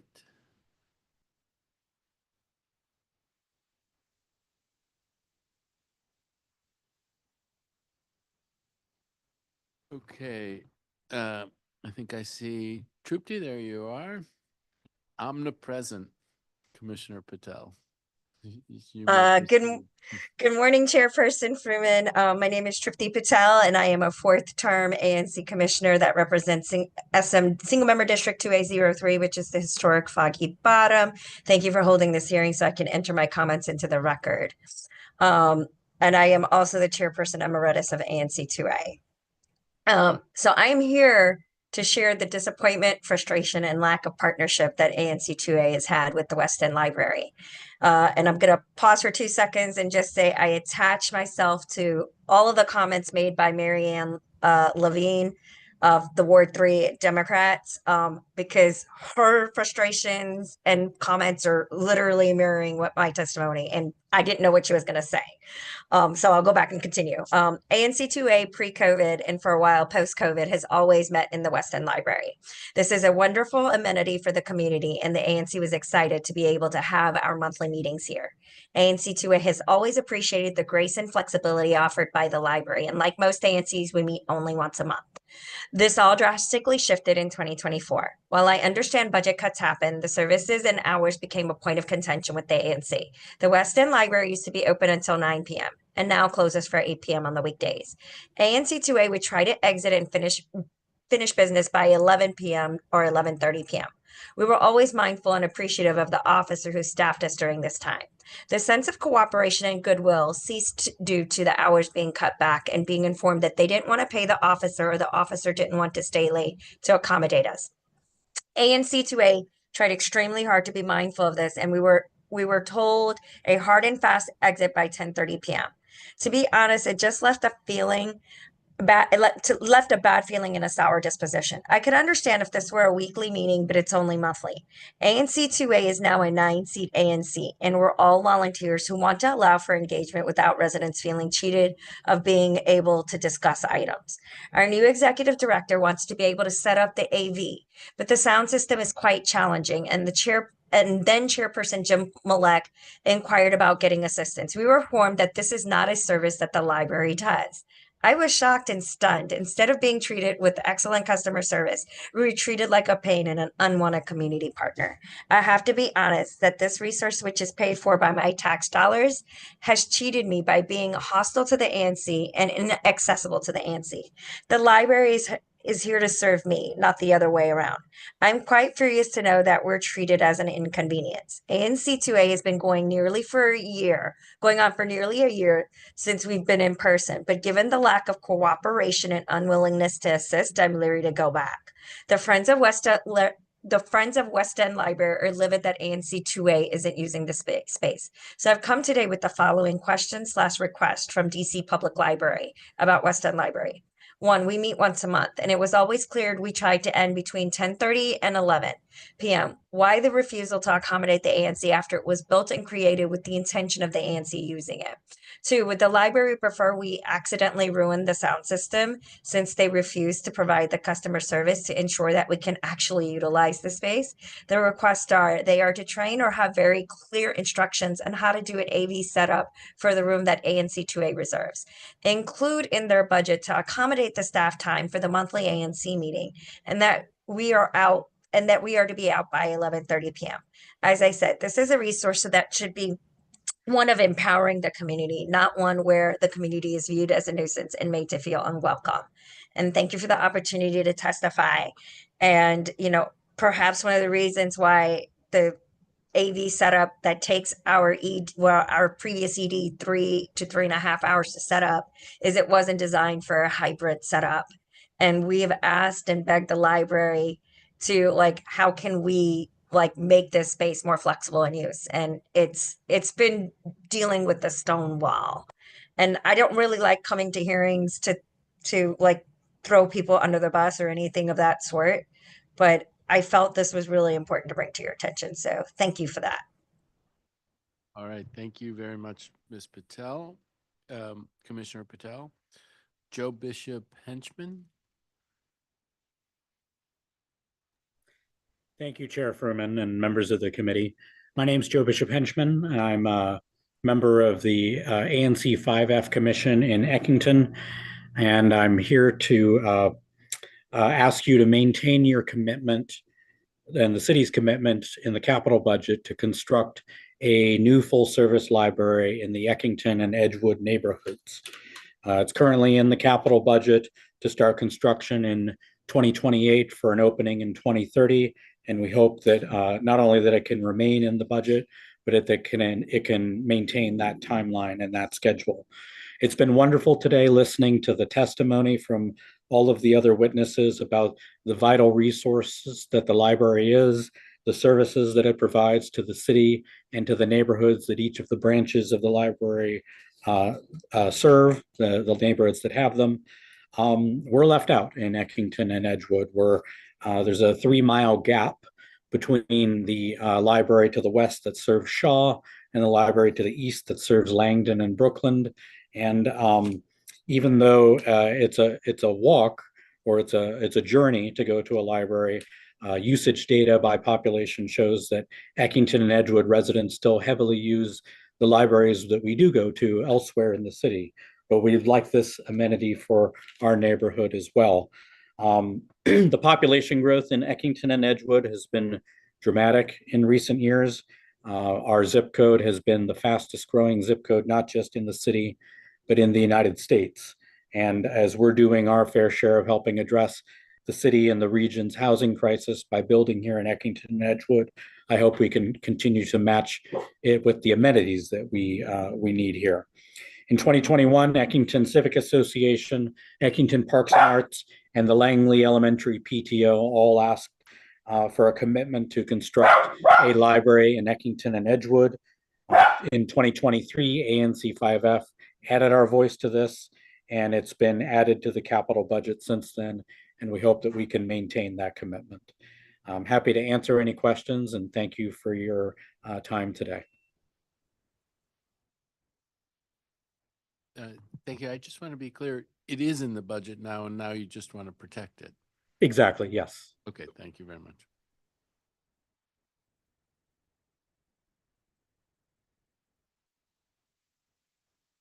Thank you. Or Commissioner Blewett, is that the right pronunciation? Yes, that's correct. Thank you. You may proceed. Good morning, Councilmember Fruman, and thank you to the entire committee for the opportunity to testify today. My name is Brendy Blewett, and I have the pleasure of serving as an advisory neighborhood commissioner for Single Member District 4003 and vice chair of ANC 4D. I'll be testifying on behalf of the commission today. As a resident of the Kennedy Street Northwest corridor and recent first-time home buyer, I'm deeply invested in seeing my neighborhood grow and thrive. Studies have shown that third places, or physical locations outside of the home and workplace, foster a sense of community and help address serious issues such as crime, addiction, and isolation. The third place that is deeply needed in the Brightwood Park Manor Park area is one that has been an ongoing topic of discussion over the last several years, the Kennedy Street Library. Just last month, an article in The Atlantic titled "The Antisocial Century" noted that the rise in loneliness in the country can in part be attributed to the slowing of construction of public spaces that typically anchor communities, quote, like libraries and school gyms, which have become less accessible or shuttered altogether, end quote. As you all are aware, and as articulated in an article by the National Endowment of the Humanities, unlike some third spaces, and you alluded to this earlier, Councilmember Fruman, libraries welcome everyone and do not require dress codes, purchases, or membership fees. With access to reading material, language instruction, child care support, and community events, libraries are important tenants of a thriving community.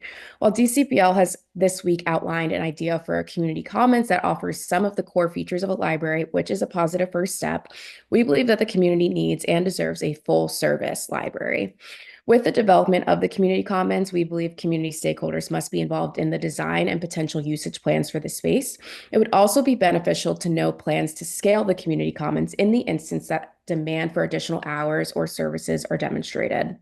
With the diverse offerings from DCPL, our community could greatly benefit from opportunities like the Job and Career Accelerator, computer classes, toddler time, and other features. It would also be helpful to bring these types of services to the community commons as well. While there were small gains last year in the number of DC students meeting or exceeding expectations in reading or math, 34% and 22.8% respectively, there is still significant work to be done to improve literacy and proficiency.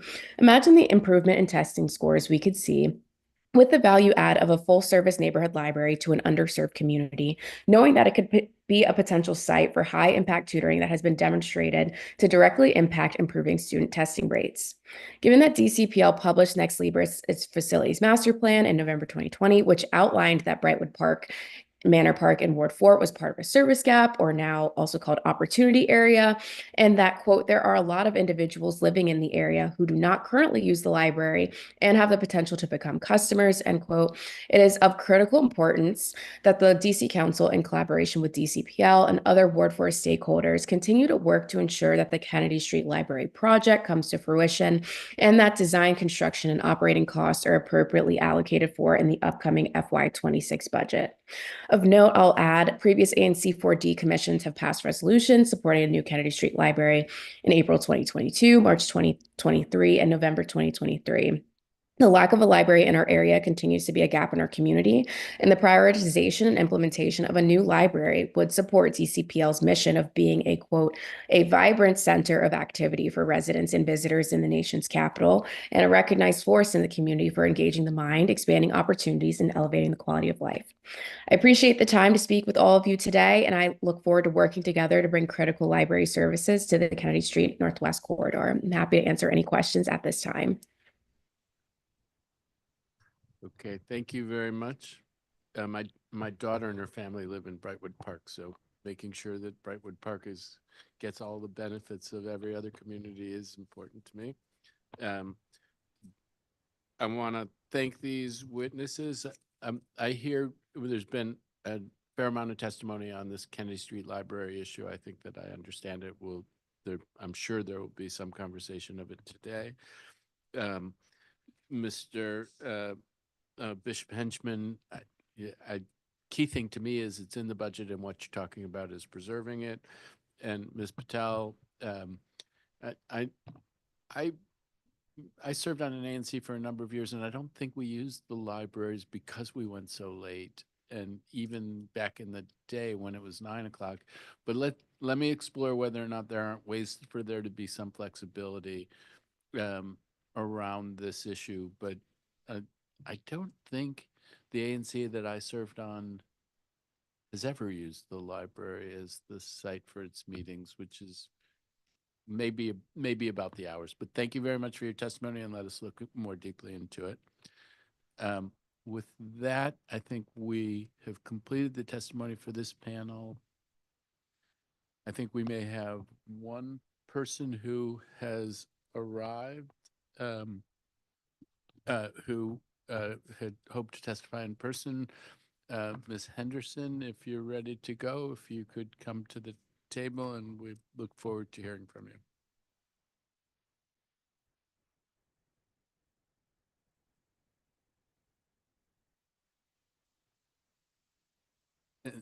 Unless there's somebody else here or online, speak now or forever hold your peace. No, that wasn't to you. That was to anybody out there. And yes, you're going to bring us home with the public testimony. So thank you very much, Ms. Henderson. Okay, can you hear me? Sure, great, thank you. Thank you, members of the committee, for this opportunity to comment on the value of the DC Public Library and the DC Oral History Collaborative. My name is Rhonda Henderson. I am testifying as a member of the Washington, DC community who has been supported by the DC Public Library as a contributor to the DC Oral History Collaborative. In the past year, I have completed an oral history project as a grantee of the DC Oral History Collaborative, a partnership between the DC Public Library and Humanities DC. I was born and raised in Manor Park, Northwest. Currently, I live and create in Southwest. Growing up here in the district in the 80s and the 90s, I was immersed in the sounds and images of the city, people playing soccer at Tacoma Field, concerts at Carter Barron, sampling food at Taste of DC. My summers were a balance of lessons at DC Youth Orchestra and hours with my curated stack of library books. The DC Public Schools cultivated my love of learning, and my 2-decade career in public education extends from teaching high school history to advising school leaders on academic equity. As my frequent visits to the library will attest, my love for the library system endures. I strongly support the DC Public Library and believe that it is essential to the quality of life to our city, our neighborhoods, as a place where people of all interests, backgrounds, and aspirations can come to find information, learn, meet, and be inspired at every stage of their lives. I especially appreciate the librarians at MOK and the Southwest Library. They are amazing. The DC Oral History Collaborative, the DC Public Library's partnership with Humanities DC and the People's Archive, the library's local history center housed at the Martin Luther King Library, are invaluable assets that connect Washingtonians to our history and help us build our future. Participating in the DC Oral History Collaborative has been an incredible and life-changing experience for me as a learner, a creative, and a teacher, and most importantly, as a citizen of Washington, DC. I now consider myself an oral historian. This grant taught me the fundamental skills of practicing oral history, welcomed me into a community of oral historians through the monthly meetups, and allowed me to complete our project titled 91 We in a Dope Jam. If you know DC history and culture, you recognize that this title refers to a banger by a backyard band, and you will also know that the year 1991 was one of many difficult during that era. The goal of this project 91 We in the Dope Jam was to amplify the unique go-go culture that flourished in Washington, DC against the challenges of the public health crisis of gun violence and drug use and the increasing scrutiny, if not villainization, of go-go that endured. One of the most significant outcomes of our project was the creation of a container for reflection and meaning making for layered and important stories about this time in go-go history, which is DC history. Go-go was God's gift to DC, one narrator told us. I'll conclude by saying I would not have had the opportunity to do this important work without the people and the resources of the DC Public Library, without being able to access the go-go archives to review photos from Go-Go Nico's collection, without being able to reserve meeting rooms at the MLK Library to conduct interviews, without the sustaining and affordable coffee at Mary Ann's, and certainly not without the guidance and support of the Oral History Collaborative. I thank you for this opportunity to testify today in support of the DC Public Library and for your attention. Thank you very much for your testimony. I am curious. I will go look for your project. I do wonder, and I don't know that it's a question for you, but there is an initiative to build a new archives at UDC. And it's not that everything should be there, but I wonder what the relationship of the library to the archives eventually might be. I just put that out there. I don't know if people have been thinking about that, but I may ask questions about it in a bit. Sure. One comment that I forgot to make was that we intend to continue our project through the creation of a podcast as well. So our archives will not just be a contribution to the archives, but we want them to live beyond the archives. And that, of course, would be with the support of the Oral History Collaborative and Humanities DC and yours. And do you also link with the Go-Go Museum, the new Go-Go In Museum? fact, I'm so glad you asked that question. Last night, we were invited to and had a private tour of the Go-Go Museum in partnership with Ron Moten, Dr. Natalie Hopkinson, and Humanities DC, and of course, the Oral History Collaborative. So about 35 people visited the Go-Go Museum for the first time. Ron led them on an engaging tour of all of the new facilities and the state-of-the-art exhibits. Then we concluded with a panel discussion at Busboys and Poets Anacostia that brought together 3 of our narrators for about a 90-minute engaging conversation about go-go. So we were able to take their narrations, their oral histories, and really bring them alive. So that was one of the points of impact that the project has had as a result of the support of the Oral History Collaborative. Wonderful. Thank you very much for your testimony. Thank you.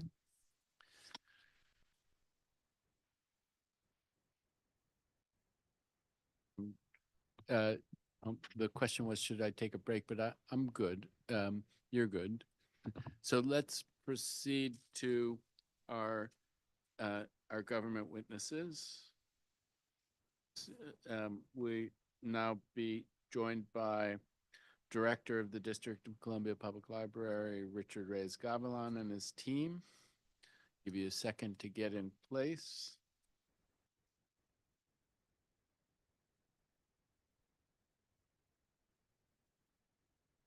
I have Joy Max, Tiffany Alston, and Barbara Jumper. Wonderful. Nice to see you again.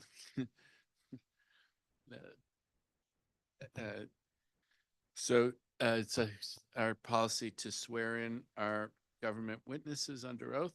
Can you please raise your right hand and state your name and title for the record?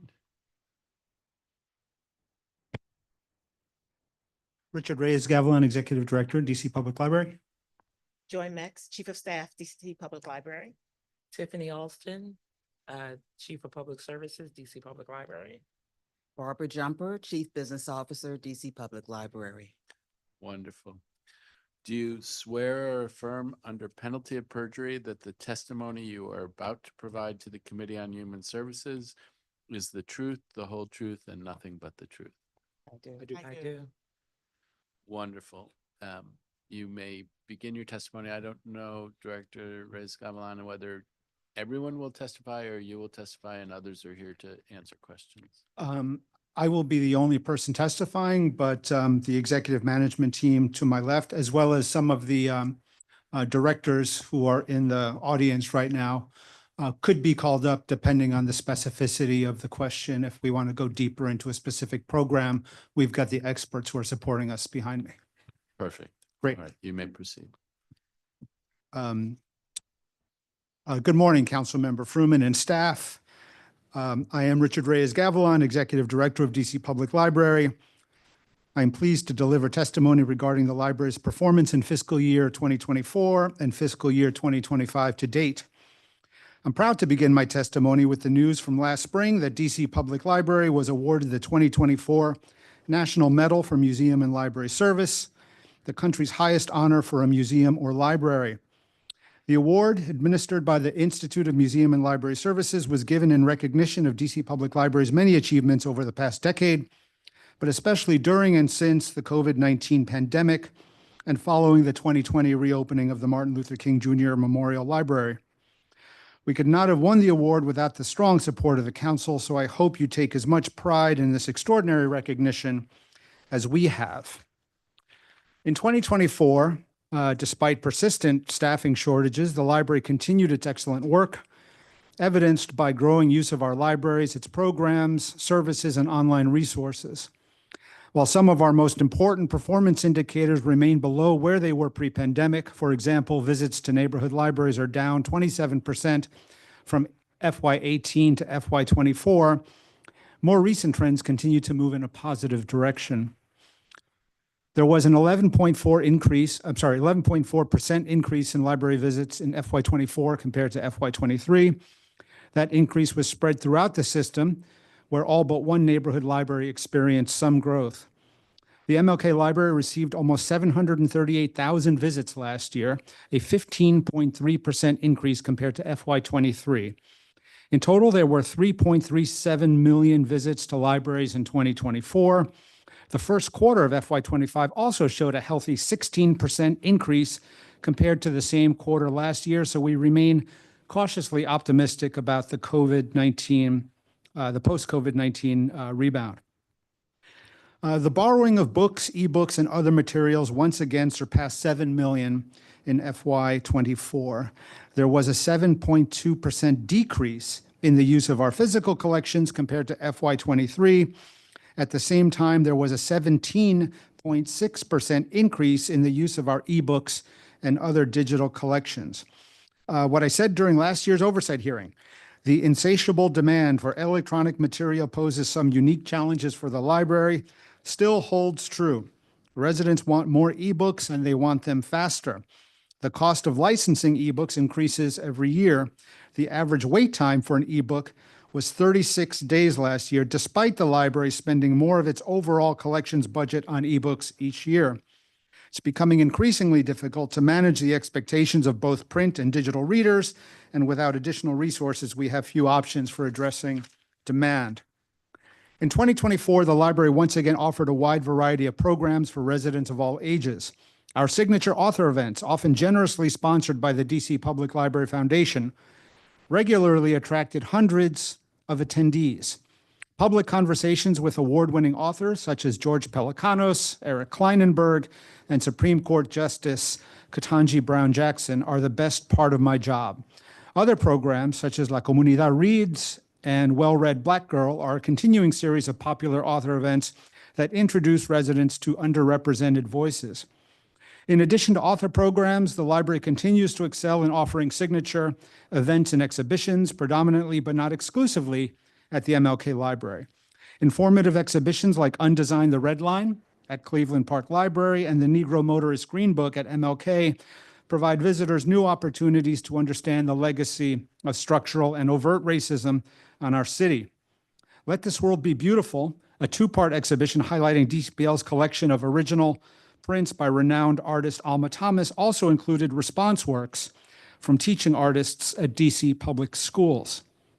Events such as Art All Night and the MLK Rooftop Music Series that support the library's special collections continue to attract thousands of music and library fans from across the region. The role MLK plays in contributing to the activation of downtown is meaningful and growing. On behalf of the library, I continue to serve in a leadership role on the mayor's Gallery Place Chinatown Task Force that launched early last year. As impressive as the events, exhibitions, and signature programs are, the library continues to struggle to deliver everyday staff-led programming such as story time, summer reading, and school outreach because of a shortage of public services staff in general and youth-serving staff in particular. In FY22, we had 3 vacant youth-serving positions. We currently have 16. Children's and teen librarians, especially since the pandemic, have often opted for the higher salaries and more predictable weekday hours offered by school libraries. Lingering safety concerns have also contributed to some of our retention issues. In FY25, we are exploring ways in which we can recruit and retain more youth-serving staff. Staffing shortages generally have resulted in 55 late openings or early closings in FY24, a number much higher than at any other time in my 11 years at DC Public Library. Equally important to the library's robust programming are its impactful partnerships with sister government agencies, nonprofit organizations, and other groups. The library's ability to provide space in our attractive and well-trafficked buildings helps our partners easily reach district residents when they would struggle to do so otherwise. Examples abound, but one partnership stands out. For the past few years, the DC Department of Human Resources has held hiring fairs at the MLK Library that have attracted thousands of job seekers. One event in 2023 saw nearly 3,700 individuals at the library. Every study space, meeting room, conference room, and open area, including the entirety of the Great Hall, was in use throughout the day for job interviews and on-the-spot hiring opportunities. Considering that DCPL is now interestingly part of the Committee on Human Services, I will spend some time highlighting some of our accomplishments in this area. Before I do, I should stress that the library is not at all adequately staffed to be a human services agency. Serving the needs of traditional library users, while also trying to serve the needs of customers, many of whom suffer from mental health issues and spend all their waking hours in libraries or sheltering dangerously overnight under the loggia at the MLK Library, is exceedingly difficult for our understaffed and under-resourced teams. With that said, one of the library's stated values is to welcome everyone, and much has been accomplished since the library hired its first social worker more than a decade ago. The answers to question 2 in our oversight responses go into more detail about our work with vulnerable populations. In it, we discuss the We Care Peer Specialist Program that provides for direct engagement with individuals who may be experiencing homelessness or are at risk of being homeless. While we highlight 8,000 customer engagements in FY24 and FY25, it bears mentioning that we only have a small number of staff, fewer than 6, including managers, across the entire library system who are dedicated to this effort. In FY25, we received funding for 2 licensed mental health specialists. These individuals will be tasked with brief therapeutic interventions, mental health assessments, and referrals to services. In addition, last spring, in partnership with the University of the District of Columbia, the library introduced 2 no-cost master's degree opportunities for library staff: a Master of Science in Counseling and Master of Arts in Rehabilitation Counseling. 16 staff are participating in the first cohort. The goal of this program is to increase the number of DCPL staff who have a background and training in counseling services so they are better able to engage with individuals in crisis. Shifting to DCPL's capital improvement program, in 2024 and 2025, the renovation and expansion of the Southeast Library remains our major active construction project. This incredibly complex project, set to be completed in the first half of 2026, will result in a library that is double the size of the very busy one that closed last year and will offer a dramatic increase in space, especially for children and families. Other funded projects aligned with Next Libris, the 2020 library's facilities master plan continue through various stages of design or planning. We are excited about the new Congress Heights Library that will be adjacent to the Congress Heights Metro Station on the St. Elizabeth's campus. Design work is nearly complete. Construction can start later this year, depending on several factors, including the construction of the integral new 13th Street that will run north and south along the western side of the building. The Congress Heights Library is one of two that DCPL is attempting to construct in partnership with WMATA. The new Deanwood Library in Ward 7 will also be built adjacent to a metro station and be constructed as part of a joint development. We are currently working with WMATA to finalize an agreement, at which point we can hire an architect to begin community engagement and design. The status of other projects is provided in the responses to our oversight questions, beginning with question 19. Earlier this week, DC Public Library published its first major update to Next Libris. The update looks closely at the original plan's recommendations through the lens of two major disruptors that were not factored into the original plan: the impact of the COVID-19 pandemic on library usage and the impact of the modernized MLK Library on visits to neighborhood libraries. MLK was closed for construction throughout the development of the original plan and now attracts visitors from across the district and even the region. The update also considers how inflation and the district's new climate goals necessitate a more conservative, holistic approach to the library's proposed small capital projects. The DC Office of Planning deserves special recognition for providing the library the necessary support and data to inform our new recommendations. In closing, I'd like to take this opportunity to thank other organizations and individuals who contribute to the library's success. Mayor Bowser, her administration, and the DC Council all remain strong supporters of the library and have demonstrated that over the years through healthy operating and capital budgets. In FY24, the DC Public Library Foundation contributed $1.3 million to support library programs and services. Major exhibitions like the Negro Motorist Green Book, author talks that also support local independent bookstores, innovative youth programming, support for residents experiencing homelessness, and other services would not be possible without the help of the foundation. The Federal Institute of Museum and Library Service, in addition to giving us a prestigious award last year, provides over $1.1 million annually through the Library Services and Technology Act Grants to States program. That funding supports our digital literacy work, our Center for Accessibility, our outreach efforts, staff development, and other initiatives that target individuals who may have barriers to participating with traditional library services. The Friends groups of the DC Public Library support the library's work through advocacy, community outreach, and some financial support for neighborhood library programming. The Board of Library Trustees continues to provide me and the library senior managers guidance and thought leadership, and this year provided excellent input into the facilities master plan update, our GOGO and Arts Advisory Councils, and general strategy. Finally, the staff of the library continued to demonstrate their commitment to DC residents day in and day out, despite staffing shortages and greater and more complex resident demands for library services. Thank you for inviting me to testify. I'm joined this morning by members of the library senior management team, and we are prepared to answer questions. Thank you. Thank you very much, Director Reyes-Gavilan. We are joined by at-large council member Christina Henderson. I think I'm going to have her go first with her round of questions. I'll give you a heads up that the first thing that I expect to do when I get to my questions will be to give you an opportunity to respond to some of the things that were raised in the public testimony while it's still fresh in both of our minds. Great, looking forward to it. And so, Councilmember Henderson.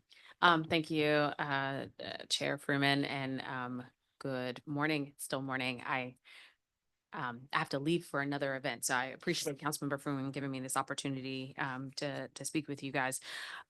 First, let me just give a round of kudos to your staff once again, the folks who work in your library branches and the work that you all do.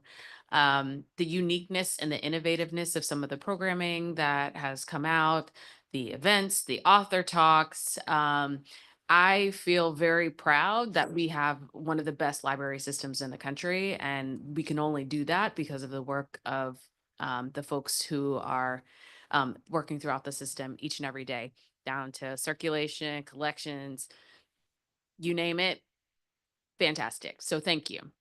On that, I want to talk a little bit about some of the retention struggles in terms of keeping some of these very good people within the system. Your testimony, you mentioned delivering for story time, summer reading, school outreach, et cetera, because of the shortage of staff for general and youth serving in particular. Now, I chair the health committee, so I'm not a stranger to staffing challenges, but it's a little bit different because, the folks who we are looking for have to be licensed and credentialed and otherwise.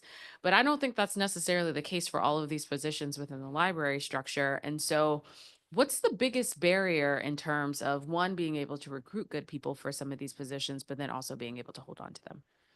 Sure. Well, I mean, traditionally, setting aside right now, maybe changing job descriptions and changing the requirements for children's library work. I think since the pandemic, a lot of our staff who, ostensibly they work retail jobs, right? I mean, you have to be in person all the time to do the work. I think during the pandemic, many folks' their priorities have changed. Work-life balance has been more of an issue for folks, and they've been looking for more regular hours. So when we look at the opportunities available in schools where you can work typically business hours and weekends off, that's been difficult for the library to address because we are open, 7 days a week. And if you listen to some of the testimony that we heard a few minutes ago, people want us open till 11:30 at night. We'd like more hours, yes. Yeah, I mean, that's it's a good thing. I mean, everyone just wants more.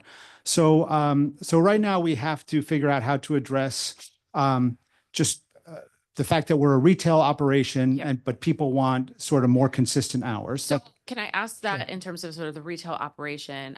You have some staff who are 40 hours a week, but you have other staff who are part-time, yes? Some. Okay, are any of your librarian positions in that part-time space, or are all those all considered full-time? At the moment, do we have some? They're all full-time. Okay. That might be a way to sort of diversify here, right? In terms of, when I go into one of our independent bookstores, for instance, the person who is there knowledgeable about books and, they have to keep up with what new releases and whatnot. They may not have expertise in terms of research and skill, but very often they are not there from open till close. They are there for a specific number of hours, and then they might work another opportunity, et cetera. But if coverage is a problem, particularly for some of your high peak hours, perhaps we might want to unfortunately convert some of these positions to give more flexibility to candidates. Yeah, I mean, I think that's right. And I think when I've met with Councilmember Fruman, we talked about the possibility of reintroducing like weekend staff to create more stability and consistency with our hours. We're looking at the possibility of, and it was addressed earlier by our union president, of just looking at the job descriptions themselves and making sure that we can maybe strip some barriers to participation for those folks that we need to do story time and school outreach and those sorts of things. Right. So we're looking at it very closely this year. I mean, I'll say the problem has been as big as it's ever been. And we have to obviously do things differently, because just hoping that we can hire people to do the things that we've wanted them to do and what they've historically done is not working. Okay. I'm open to that, and I'm glad that you are thinking about that. I feel like when we talk about sort of the changing landscape of how people, their relationship to work-life balance or otherwise, we have to adapt in some ways. And I know that there are individuals out there who find this work to be very interesting. Frankly, I think the idea of working in a library is pretty cool. The friends of mine who did it for like work study program in college, that was the most popular work study site, was, working in the library at the university. So we just got to sort of shift on some things. I want to ask about, speaking of young people, the Teen Council. So in FY24, you all established a Teen Council with the purpose of giving teens an opportunity to come more into the library on their own design, be able to influence some of the programming that has come out of that. Let me start with, how many seats did you all have for your teen council? Were you able to recruit all of the individuals that you were looking for? I'm going to ask our Chief of Public Services, Tiffany, or our Director of Youth and Family Services, who's in the gallery, Shantae Burns-Simpson, who can talk more eloquently about the Teen Council program. I think it's one per ward, but I could be wrong. Come on, it's your opportunity to shine. You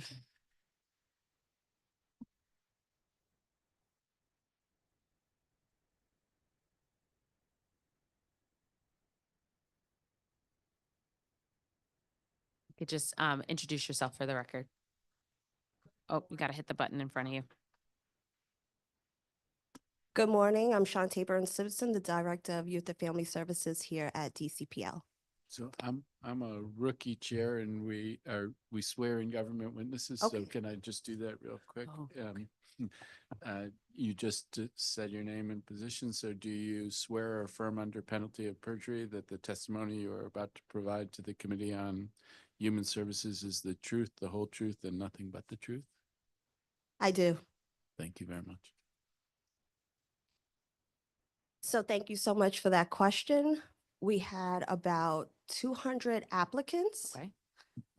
for 12 positions. Oh my gosh. Okay. So, all right, this is good. So is the teen council is it like one per ward and then tell me a little bit more about the design. So there is a teen council, one per ward, and then there are an assistant to our teen coordinator, Joanna Harris. But we are looking for ways to get more positions, and I'm thankful to the foundation for working closely with our teen coordinator to think of ways of how we could open more seats since the program is really, really popular. Yeah. And so what are some of the things that they were able to accomplish in FY24?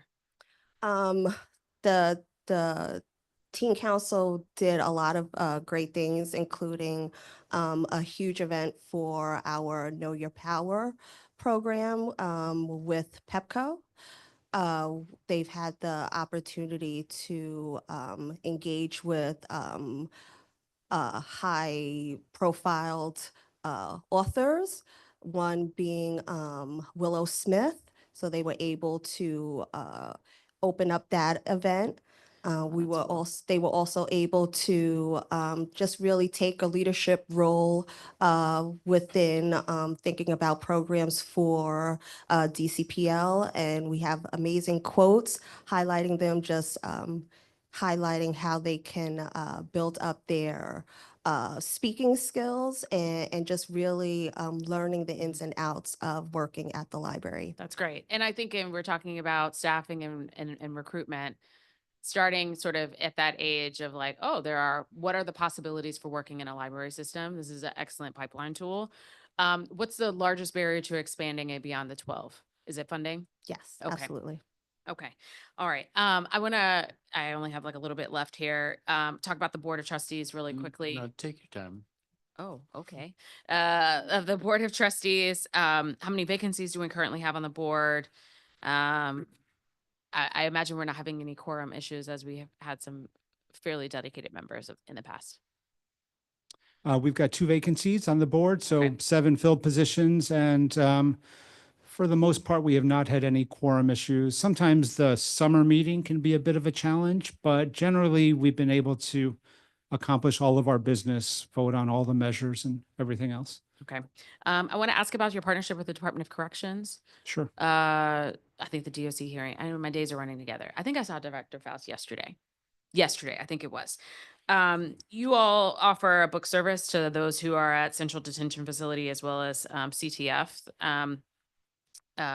They receive library services in their units. However, the walk-in library at the CTF facility remains closed. In your performance oversight responses, you all cited COVID as the reason. And I want to just sort of unpack that a little bit in terms of we're no longer in the public health emergency, so it made sense during then, but now that reason kind of falls a little flat for me.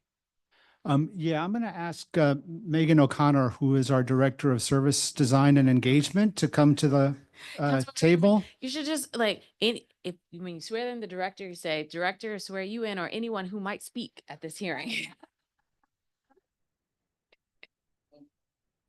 Thank you very We much. might have 2 more staff coming, depending. So All right, but hopefully they'll come after Christina as well.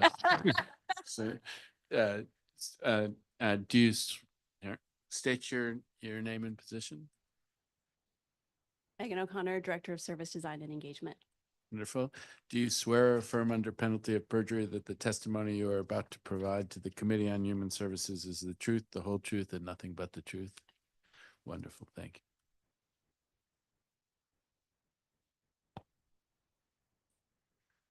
Thank you, Councilmember, for your question. We've been working very closely with the Department of Corrections to reopen and reestablish services. The walk-in space was closed during COVID. We are working to reopen it. And at this point, I think the holdup is staffing challenges on the Department of Corrections side. And they do have some challenges. Exactly. Okay. So they're concerned about their ability to provide appropriate security services in the space while they're also monitoring the rest of the facility. Okay. All right. That is a more solid to me than just COVID, knowing that DOC has had some staffing challenges. So thank you so much for that. Director, I would be remiss as the chair of the Health Committee to not ask about your relationship with the Department of Behavioral Health, as well as Department of Human Services in providing additional support to the particular branches where we do have a larger number of unhoused individuals who gather during the day, in sort of talking about the challenges of recruitment and retention. Your staff are trained as in library sciences and doing that work. They're not necessarily trained in behavioral health and human services. And so I want to make sure that the other government agencies are doing their part to provide support where you all need it. yeah, sure. And I'm actually going to ask Megan to chime in here as well because she oversees that vertical as well. Look, I'll say that that our partner agencies in district government have always responded to our needs. The issue from my perspective is that the needs are, they begin the minute we open our doors and they end when our doors close. So it really, for us, I think necessitates revisiting our entire staffing models in order to best service the folks that are coming in our doors. To speak specifically to some of the partnerships that we've established with DOH and behavioral health, Megan, you can talk about that a little bit. Absolutely. Thank you. We're grateful for all the support we receive from our sister agencies. We work very closely with the community response team, as well as the various outreach arms of the different agencies. What has been the response time of the community response team? I don't have that number with me. Okay. But what I will say is that the need is greater than the staffing that the community response team is able to support. But when they're able to come, it is always an amazing response. The various outreach teams also come through on an informal basis. And just to echo what Director Reyes-Gavilan said, the support and the connection is desired, but we all run into resource challenges. Right. You guys are being very nice to your other agency partner folks, but I would love to discuss this more offline. Crisis response has been a challenge in a variety of different ways, right? So, and I been trying to push DBH to be more proactive in terms of it alleviates the need to call MPD. The number of mental health related calls that the police department deals with is astronomical. And they only are, not only, but MPD often gets called because nobody else is picking up the phone. And so we have to figure out how to balance that out so that we don't always have to have a police response to something that is clearly not needing a uniformed officer to respond to. And so we'll continue to work on something. Yeah, and that's a last resort for us as well. I mean, all of our staff get some level of training. We try to de-escalate as much as humanly possible. Last thing we want to do is involve MPD. But, you know, continued conversations with DBH are something that I would welcome. You know, we've talked internally about having more embedded staff in our facilities, especially buildings like MLK that see upwards of 800,000 people Right. a year. It might actually be an efficiency for some of our partners because so many of their clients are Right in there. our building. So we're happy to have further conversations there. Great. Thank you. Thank you. Thank you, Councilmember Freeman. Wonderful. Thank you for joining us, Councilmember Henderson. We're going to be here for a bit, so I thought I would let Councilmember Henderson get in and get on to her next thing. As I said, want to start by giving you a chance to respond to some of the public testimony. So Ms. Diener talked about the back and forth about the ULI study, and I wonder if you wanted to comment on the wisdom or not of having housing on top of newly constructed libraries. Yeah, happy to. And just to clarify, the report to which Ms. Diener referred was actually something that we wrote. It referred to a ULI study on mixed use that was commissioned back about 10 years ago. But my board chair, or our board, I should say, did ask the library to put together a small sort of evaluation, like now that the West End Library has been open for 5 or 6 years, what is it like? And the report is absolutely favorable for the project. I mean, just a reminder, the project was done with zero capital dollars, and it's a phenomenal building that offers wonderful services. The only complaints that we get are like the ANC, who wants more of what we're doing at the West End Library. Was there a significant water infiltration issue? There was. But I mean, you know, we've had water infiltration issues in all of our libraries, regardless of whether or not they're mixed use or not. And if there were a mixed use where there was maybe a more palatable mixed use, let's say an artist space, I mean, there's always going to be the threat of water infiltration. So, so I don't see that as a knock on doing these projects, because as my board has stated on a number of occasions, you know, we do want to contribute to the housing issue, or addressing the housing issue in the city. And, you know, you look at a library like West End, it is one of the busiest libraries in the city. So the density of mixed use is always a good thing for us, because it helps us reach more people. Happy to share that study with you and the team as well. And it might actually be part of our board documents. So I think it's actually, it is publicly available through the library's board documents. It might take a few clicks, but we're happy to send it to you separately. But there was nothing in our study based on looking at the use of that building and the feedback that we've gotten that would discourage us from attempting something like that again. Wonderful. Thank you for that. I think there was a story, I forget what publication, it might have been the New York Times or Atlantic, a story of a family in housing above a library, talking about how important that had been, the housing and the relationship to the library.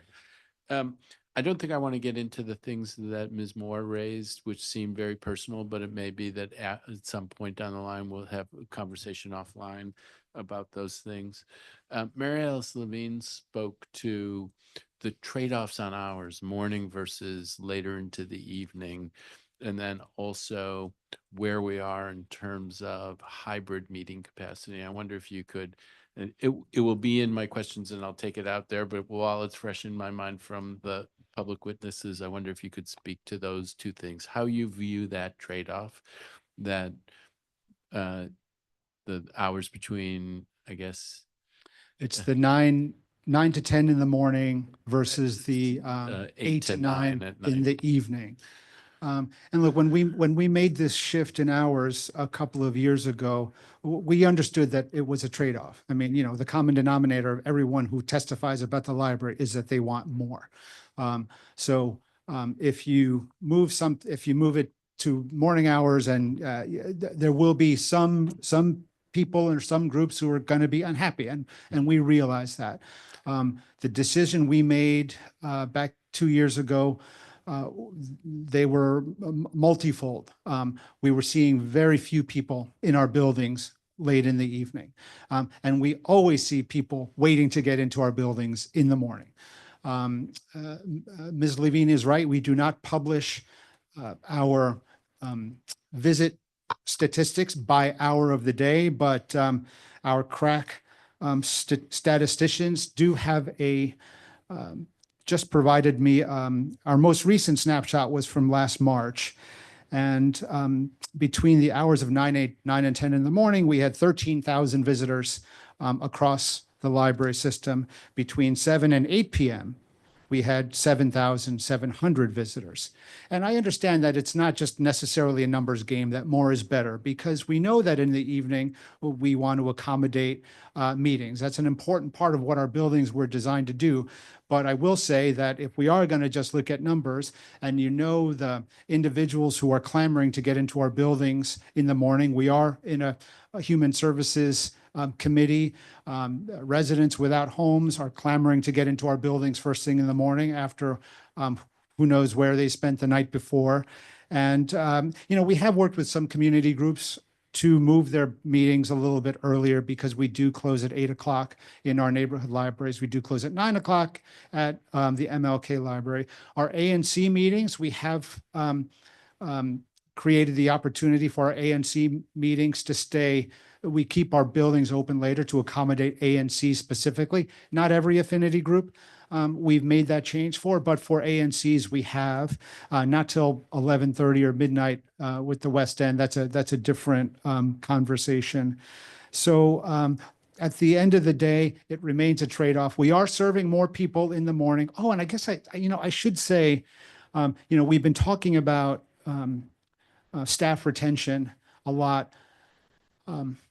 And this is not the only reason we're doing this, obviously, but this team, we visit library staff at least once a month, sometimes twice a month, where we have informal conversations with the staff in our neighborhood libraries to hear directly from them without the filter of their managers or their managers' managers. And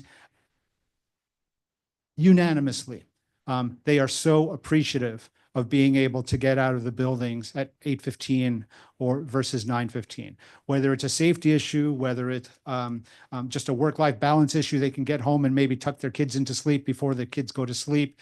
I am really loath to consider moving that back, considering some of the retention issues that we've got, and knowing that the staff is almost uniformly supportive of the shift in hours that we did. In fact, we changed the hours based on suggestions that we'd gotten from staff during our visit. So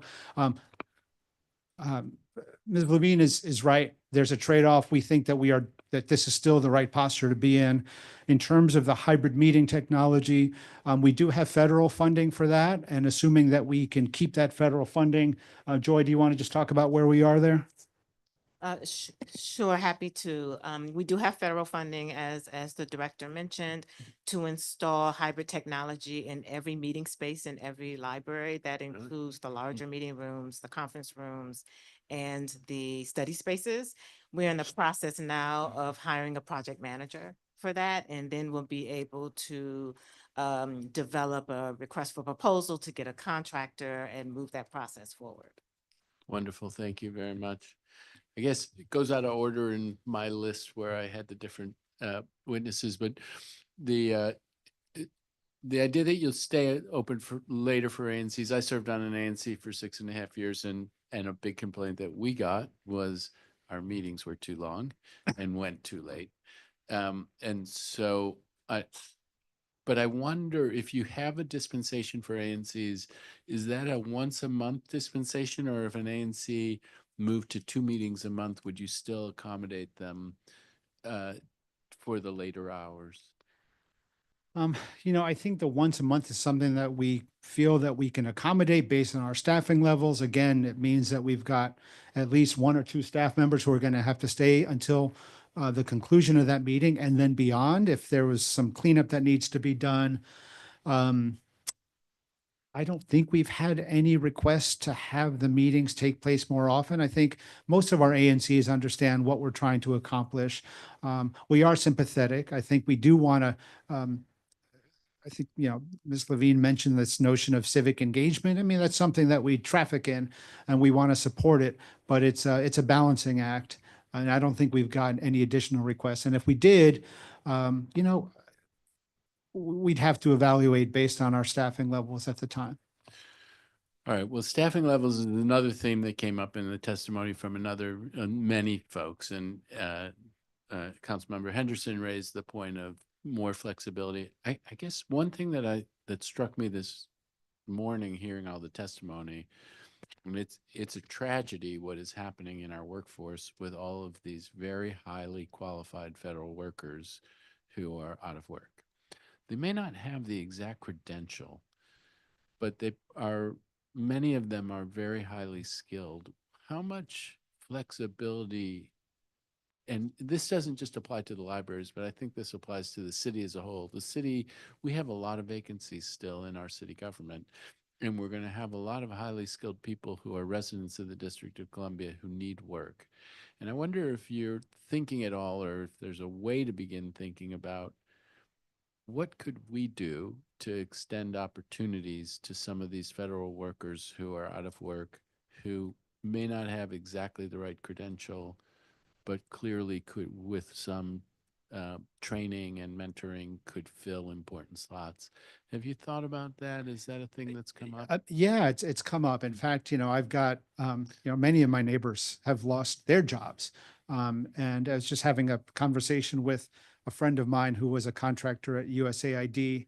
And I mentioned this idea of, the Sunday librarian. And she's like, boy, I'd love that opportunity to work 4 hours if I had the right training to do that sort of thing. So I don't think I think it's eminently doable. I think it's just putting the mechanism in place to do it. And then just remembering that it's not just filling vacancies for hard to fill positions, but there have been budgetary issues for us as well. We've lost 24 some odd positions just in the last couple of years. So, and we often have to keep positions open just to meet the year's budget. So it's not necessarily just a conversation about the right skill set, but simply, do we have the funding to fill the vacant positions that we have? No, I definitely hear you on that. I think the thing that occurs to me is, and it may not, it applies some in your setting where there are vacancies, but there are other places where there are vacancies. And we have residents every day who come, I have people every day who come to me and say, what the hell are you doing to help these people? And I want to do something. And if there is something where we can help connect people to jobs and bend their career path as opposed, then I'd like to be able to do it. And it may require some flexibility on our side, but what I'm hoping for is a receptivity to pursuing that kind of thing. Segue to Mr. Pattison, who talked about the use of volunteers, which maybe is another thing that could be helpful. And I think he focused on he focused on that that you use young people as volunteers, but not older people as volunteers.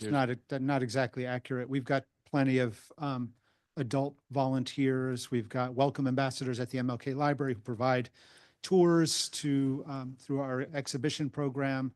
So, I mean, we could always do more. Of course, we also don't have a really strong infrastructure for managing a volunteer program. So nothing is free, even volunteers.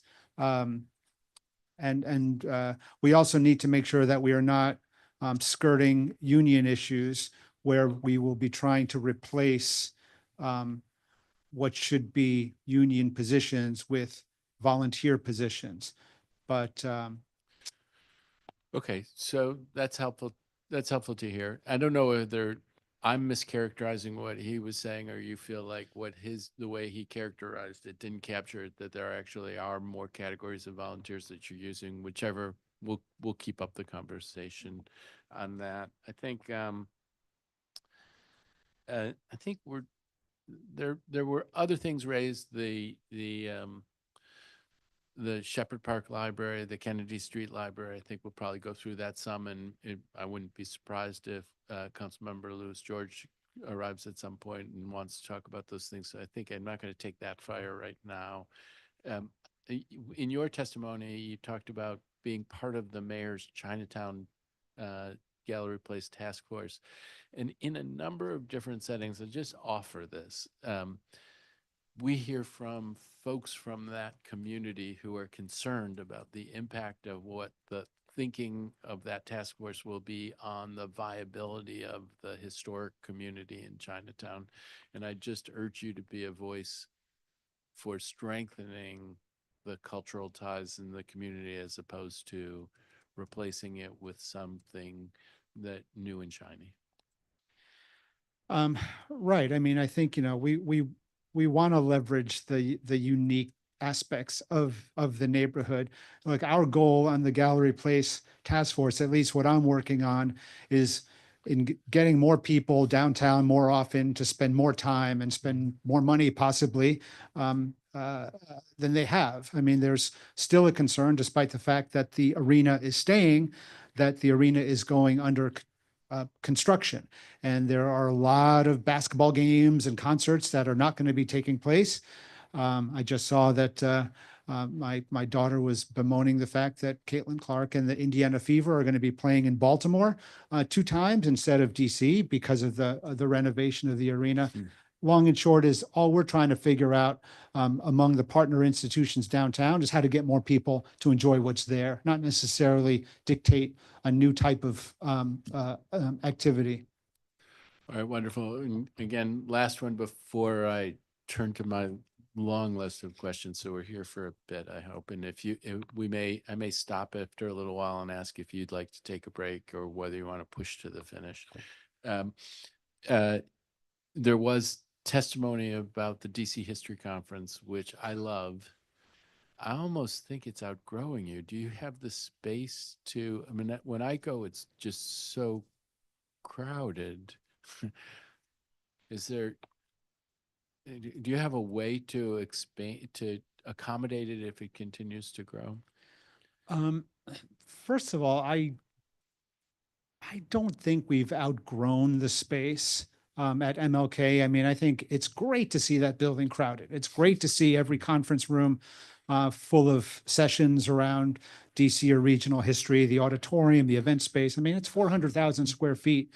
So it would be a great problem to have. With that said, I think one of the goals of the Gallery Place Chinatown partnership, and I will say that the DC History Center is one of the members, is that, you know, we can look at all of downtown as a campus, as a venue for events that each of the individual institutions is doing. And I think we're trying to move from this mindset that library programs have to take place in the library, building museum programs have to take place in the building museum, architecture programs have to take place in the District Architecture Center on 7th Street. How do we sort of look at the synapses, the connections between our institutions to bring people into the public realm? So it would be a great problem to have to say, hey, we've got to figure out how to get the DC History Conference outside of the MLK Library and into the public realm. But I don't think it's necessarily an issue for us right now. All right, wonderful. And I love that idea of, you know, there are lots of spaces right near you, so there can be ways to leverage other spaces. I guess I keep saying last question before I get to my list of questions, but a different thing that came up, that the archive, the oral history archive work, and the fact that we're building a $120 million archive facility at UDC, to what extent is there any, are you consulting with or play any role or, you know, looking for synergies with that archives project? Short answer is yes. And we've got a great relationship with Lopez Matthews, the district archivist, and in general, the secretary. You know, the space that is being built, I know it's tight even for the archives. You know, early on in the planning, I was a proponent of, hey, maybe the library should have some footprint there, maybe not even for public services, but maybe for some back of the house technical services type things. We have a great relation. Obviously, the district archives has a mandate to preserve the official records of the district. We have a sort of wider, we have more flexibility in terms of securing the personal papers, perhaps of elected officials, or the papers and records of community organizations and things of that nature. We know our lane. You know, we're not going to try to go beyond what the statutory requirements of the archives are, but at the same time, whether it's the DC History Conference or other opportunities to partner, we'll certainly do that. So let's stay in conversation about that. I mean, one of the things that I'm missing that the hearing with DGS that's going on now, and they're talking about, I hope one of the topics that will be covered is the construction of that archives, but also the operation and the preparation and the transition to get to catalog all of the records and then to move them to the right place. And there is an overlap of skills. Now, unfortunately, you have two entities that both will feel understaffed, and so you can rob from Peter to pay Paul. But being aware of the skill sets that are out there, I think, is important in the coming years as we're working on these projects. And maybe that's a way to help get support for you, because part of what you're doing is supporting this important archives project. So let's keep the conversation going on. Yeah, I'm happy to. All right. So on program attendance, it looks strong. I mean, 12,065 virtually, and in-person programs, and serving 330,000 people. Is that that not unique individuals, but individual participants in different programs? And I guess one of the things is the high-profile author talks is one of the significant draws. Can you talk about how DCPL recruits and plans the author talk program? Yeah, sure. There are myriad ways in which that occurs. Sometimes it's serendipitous. We'll hear from an author or a publisher. They've got a good idea. Sometimes people will reach out to me directly and we'll make something happen. I think the most structured way that we've found to be most impactful is the relationship that we've got with the local independent bookstore community. This is something that we've established years ago. So oftentimes now, because we've done so much great work with Loyalty Books and Solid State and Politics and Prose and others, they know that we've got the ability to welcome many more individuals than they do in their bookstores. So we work in partnership. So as they are looking to bring in new authors, we worked with them saying, hey, can we bring in the new author to the library rather than the bookstore? We give them an opportunity to sell books at the event. And one great thing that the Library Foundation does for almost all of our signature programs, if not all of them, they will buy a 50, 75, 25 copies of a book the foundation will purchase to give away to the first 25 or 50 attendees. So it's an opportunity for the foundation to support the local business, our independent bookstore community. It's an opportunity for us to get, in some instances, many hundreds of people into our building. So for example, when we had Justice Ketanji Brown Jackson, I think there were probably somewhere in the area of 500 people in the Great Hall, and that was done in partnership with Mahogany Books in Ward 8. So a lot of ways that we do it, but it is mostly structured and in terms of the signature programs with our bookstores. All right, wonderful. Another big program is the Books from Birth, which I guess that did you get up to or very close to 3 million books this last year? And since the program launched, yes. Yeah. And 32,000 kids in FY24. How does it work? How do you find those kids? Is it you're working with the Department of Health? How do you get connected to the kids? And I think I see a reference to 80, that you may have reached 80% of the children in that age cohort. Who are the missing 20, and are there things that we should be trying to do to get to that missing 20? Sure. So most of our kids in the Books from Birth program come to us through our partnership with the Department of Health, where new parents sign, there's a form.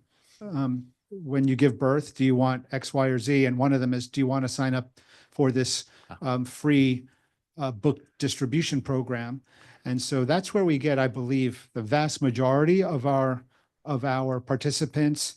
Then beyond that, we will sign up people who don't give birth in the district. So, new families that move in. Our outreach team, our youth services staff, our communications team, we will regularly try to sign people up who may not have participated from having given birth in a hospital. And in terms of the sort of the penetration, we, even in our best days, when I think at one point we may have had like 90% of eligible kids in the district participating, there's always going to be people moving in and out of the district, or even moving from one place in the district to another place in the district, who don't sign up. And I know there are also residents who don't sign up because they don't want to exhaust city resources. They're like, oh, this is a great program, but we don't we don't necessarily need to be a part of it, but it's so awesome that you offer it. So look, it's been a great program, championed, I think, by Council Member Allen back in 2016.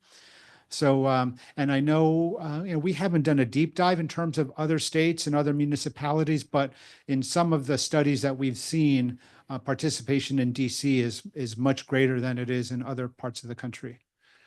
How do you deal with that mobility issue? Because this is the thing that I focus on at school age levels, but I mean, people move a lot, and particularly in poverty, people move a lot. So how do you know that? What kind of steps do you take to make sure that the books are reaching the kids, even if their address may have changed? We do need help from people to let us know where they're moving to, and understand that doesn't always happen. A lot of people who have to move around are worried about much more than whether they're going to get their next installment of books from birth. I mean, we do have a healthy stock of books that are returned to us that we do give away. Our outreach team and our staff will often have material that we distribute in partnership with the Housing Authority, for example, or in festivals, street fairs, and the like. So it's not just the formal Books from Birth program that we try to reach people. Also, another program that is funded by the Library Foundation, Beyond the Book, which is supposed to be sort of this handoff from Books from Birth. That's also another program that has the direct handoff of books to keep. I think that program has now been going on for well over 2 years. So there are a number of ways that we try to do it. So the reference to that, you take books get returned and then they get given to somebody else and they may get returned again. I was thinking just frankly this morning that every year we cull through our books and we take a box of books to a nearby church where they do a book sale. But I'm not aware of, I've never tried to give books to the library. And do you receive books in that sort of way? Because there people in the District of Columbia buy a lot of books and have them on their shelves, and they move out to different places, but I'm not aware of, and that could be my fault, of them coming to the library. Do you have a policy on that? Are you receptive to a book drive where you get books from the community that then could become part of your collection? Yeah, I mean, this is still one of the main roles that our Friends group play. Some Friends groups are very eager to accept material for their book sales, which contribute to their ability to support local programming at the branch. Some Friends groups don't have the space to accept as much as they would like. It really is dependent upon the various group. Like the Northeast Friends in Capitol Hill they've got aggressive book sales all the time. I believe that we do them in many of the places where we've got heavy readers. But is it that they people contribute their books and then they're sold, and then the funds get used to support the library. But does it ever happen that, that people come and contribute the books and they're things that you want to have in the collection someplace and you cull them out and use them for the collection? Or is that too cumbersome? That's rare. It is easier for us, if we want something in the collection, it is easier for us and cheaper for us to just buy that with the discount that we get from our vendors than it would be to take this item, physically process it, intellectually process it with cataloging, and then getting it into the library system. There are exceptions. Sometimes if there are books that might be like art books, that might be books that something that we might really want that might be out of print, hard to find. We make exceptions, but they're few and far between. Typically, if there's something that we want for the collection and we can buy it, we will buy it. All right, wonderful. Digital navigators, looks like last year they had, or FY24, 1,400 plus customer engagements. And I'm wondering, how does that compare to, is this a program that's growing? Is this a program that's plateauing? Is this a program that's declining? And this is a function that my wife had done work for Iona, where one of the big things that they were trying to do is teach people how to use the internet and Zoom and things like that. So what's the trend line in that space? I mean, the Digital Navigator program is brand new. Oh. We introduced it during the pandemic with funding that we received as part of the American Rescue Plan Act. And over the past couple of years, we've internalized the program. And it's super popular. I mean, one thing that we've always known, not just at DCPL, but in libraries everywhere, that we can offer many structured classes for people to come in and learn how to use the internet or learn how to, format a document in Word, whatever else it is. People ask for instruction, but it's often difficult for people to commit to a structured class that meets, once a week at 8 p.m. or once a week at 9 a.m.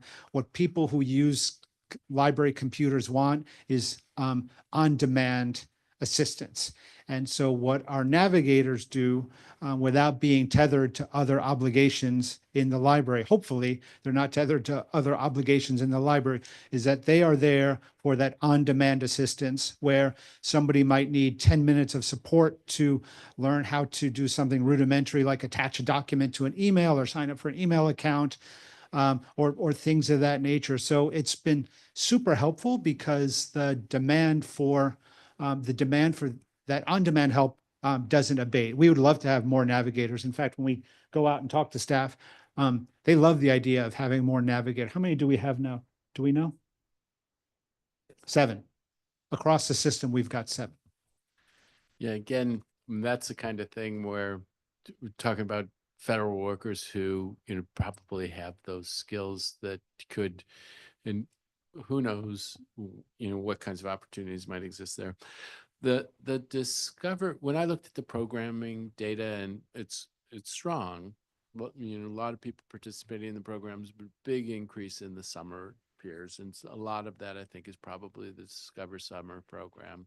And then there's the completion rates for the Discover Summer program, and there's some explanation in the answers about, it's a kind of voluntary optional program, so people might get started on it and then they go and do some other thing that is beneficial. So the fact that completion rates may not be, seem to have declined and may not be an issue, but help me understand what it is and why it is you think large percentages aren't completing the program, and what kinds of things, either maybe that's not a problem or maybe it is, and what kinds of things we might be able to do so that the folks get the benefit of the full program. Yeah, great. So while Our Chief of Public Services will just go ahead and take it. Thank you, Rich. So council member, this year we're enhancing incentives and celebrate and discover summer participants with a summer kickoff. So we're making it a distinct start and end to the program, which we believe will help us to have the opportunity to show people where it begins and it ends, and that will help completion rates. Currently, because it looks like it's rolling, people don't know when it's going to stop or when it is going to end. And so having those two from the beginning, the start and end, known to everyone, that should help the completion rates increase. And what happens in the program? So ultimately, we have a program where during the summer or towards the end of the school year, we encourage people to read throughout the summer, usually students, but of course also parents and families, to read throughout the summer to keep their grade point averages and their reading comprehension up throughout the summer. So we offer incentives, we offer programs. We'll have a kickoff program, a celebration to just, for people to understand what it is, what the libraries do, what services we offer, what opportunities they have, what programs they can attend. And then we always have like a back to school event for a closing event during the summer so that people can get back to school supplies and things of that nature and understand what services the public library offers and how we connect with their schools. And so what's the nature of the incentives? I mean, if the idea is we're trying to get people to read, and I'll just take an example of a, seventh grader who you're hoping to get read to read more. Is the idea that they incentives so they read 3 books over the course of the summer and then they get some. Yeah, so the more books they read, the more incentives they gain. So there may be a certificate. I don't the details of what they get. It shifts from year to year, but I know a few years ago we would give out Chipotle certificates, right? And that was a big incentive because one, everybody loves Chipotle for whatever reason, and the youth also throughout the summer, they're out all day and they want to eat. So they take those certificates to Chipotle. They're able to eat. It's just an opportunity for them to, one, continue their reading level throughout the summer so that it doesn't drop into the new year. And then also an opportunity to learn more about what libraries offer. So I have to say, this is great. Really love this.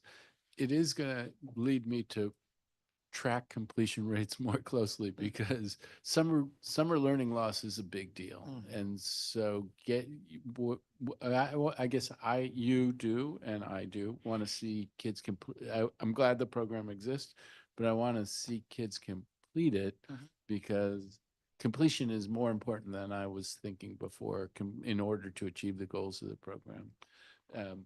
But thank you. That helps a lot.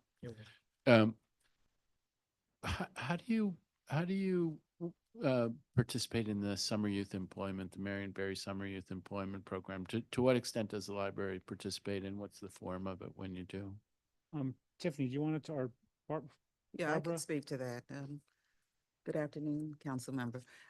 So we do have on an annual basis an opportunity to extend positions that are given to us from the Department of Employment Services for the Summer Youth Program. And we do take advantage of it in various places, mostly in administrative roles right now, but we hope this summer we can have a host of additional positions that we could actually put in branches and use them and use those employees. We want to make sure that they have a meaningful experience. That's very important to us, but we do take advantage of it every year on some scale. I wonder, again, the digital navigator function. I mean, a lot of these young people are very adept with technology. And so, okay, wonderful. That's very helpful. Councilmember Henderson asked about the teen council, and I'm going to 200 applications for 8 positions. How do you go about recruiting for that, and what's the compensation for kids who participate in it? And one of the questions that Councilmember Henderson asked is, what's the barrier to having more, and is it simply budget? So what does that mean? How do you recruit And then what's the compensation? So through recruitment, our team coordinator, Johanna Harris, she has to go through each of those 200 applicants that she receives and put them into piles of like which ward that they either go to school or live in. And it's a rigorous process. It's a very challenging process because we would love, especially me being a teen librarian, would love to hire all 200, but we don't have the budget for it. And we also don't always have the space accommodation to accommodate youth workers because it takes a lot of time to train and support them for that short period of time. Okay, I mean, is there a dollar figure that goes to the compensation or? There is. So what is it? Minimum? It's Minimum wage. minimum wage, yes. All right, wonderful. There's a reference to the Urban Libraries Council creating youth opportunities cohort that I think received a grant.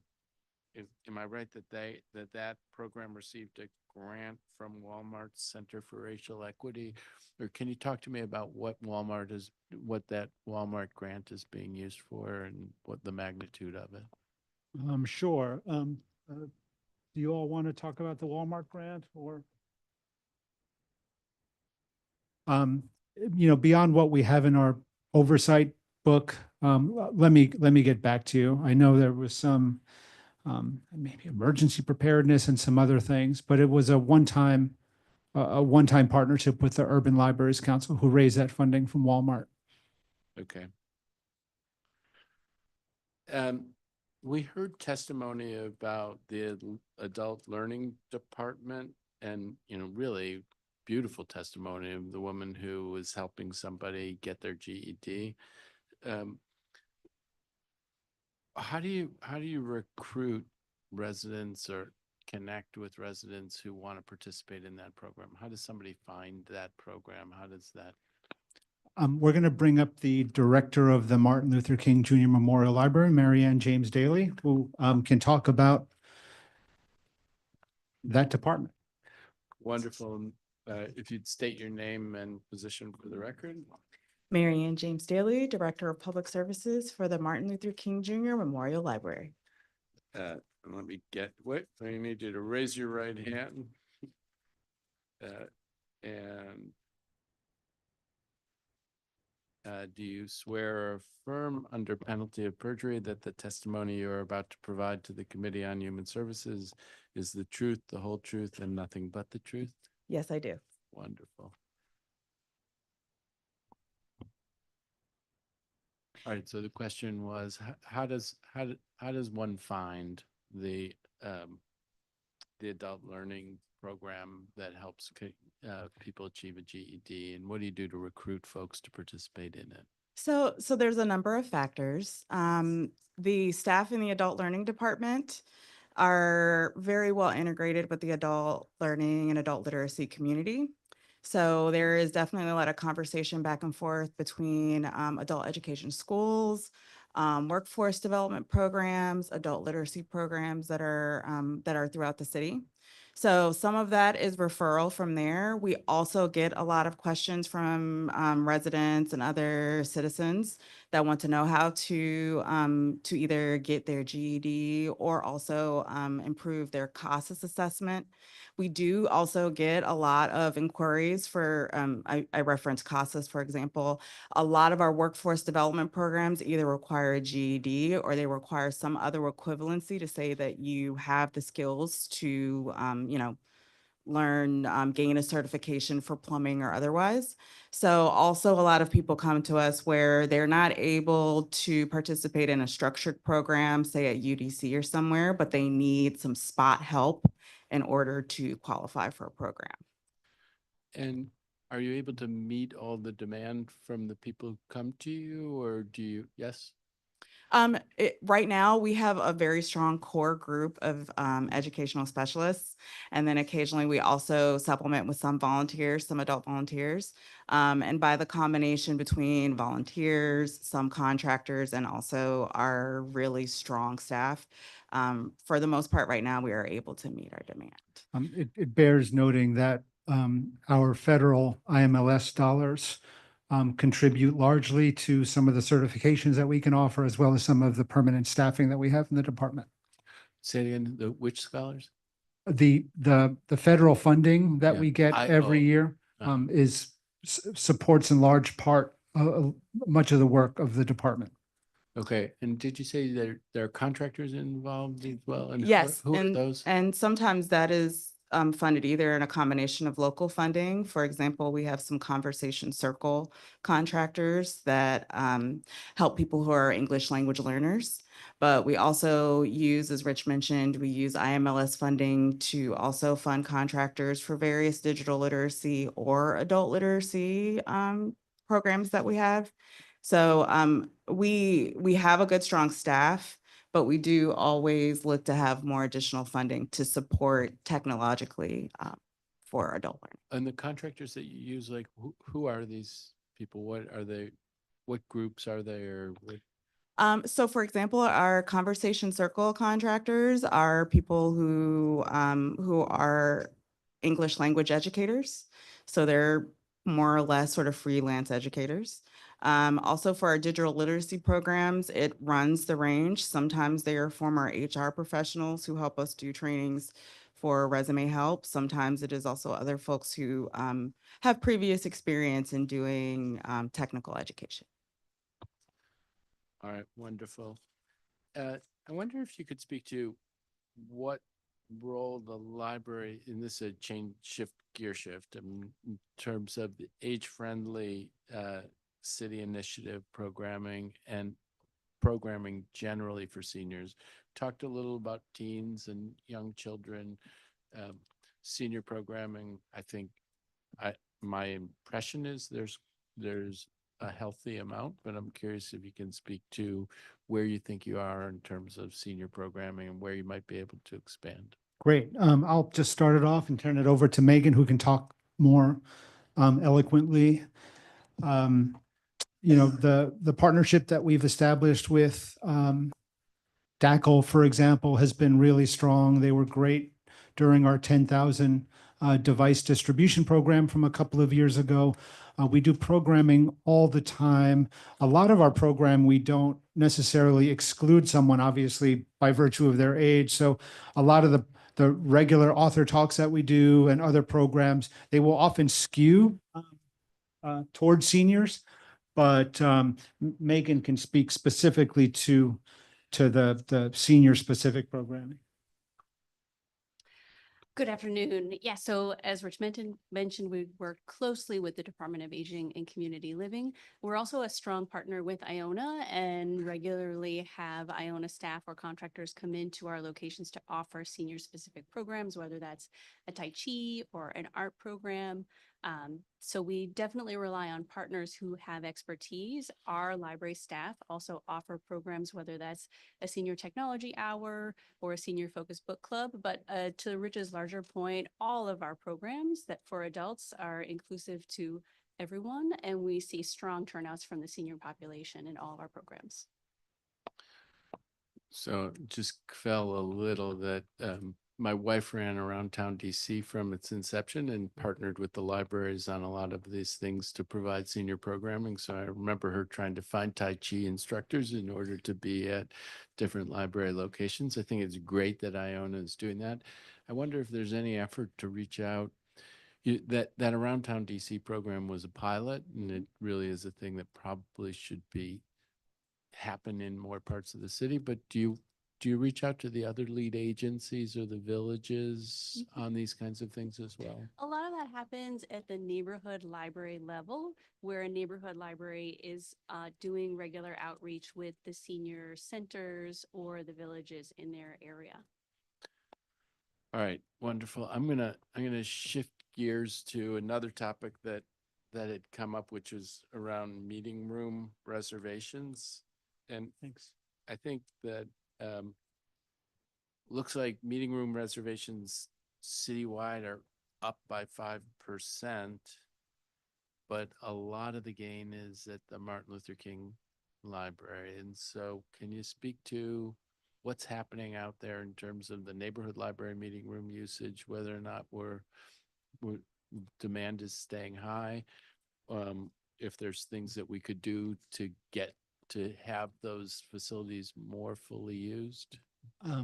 Sure.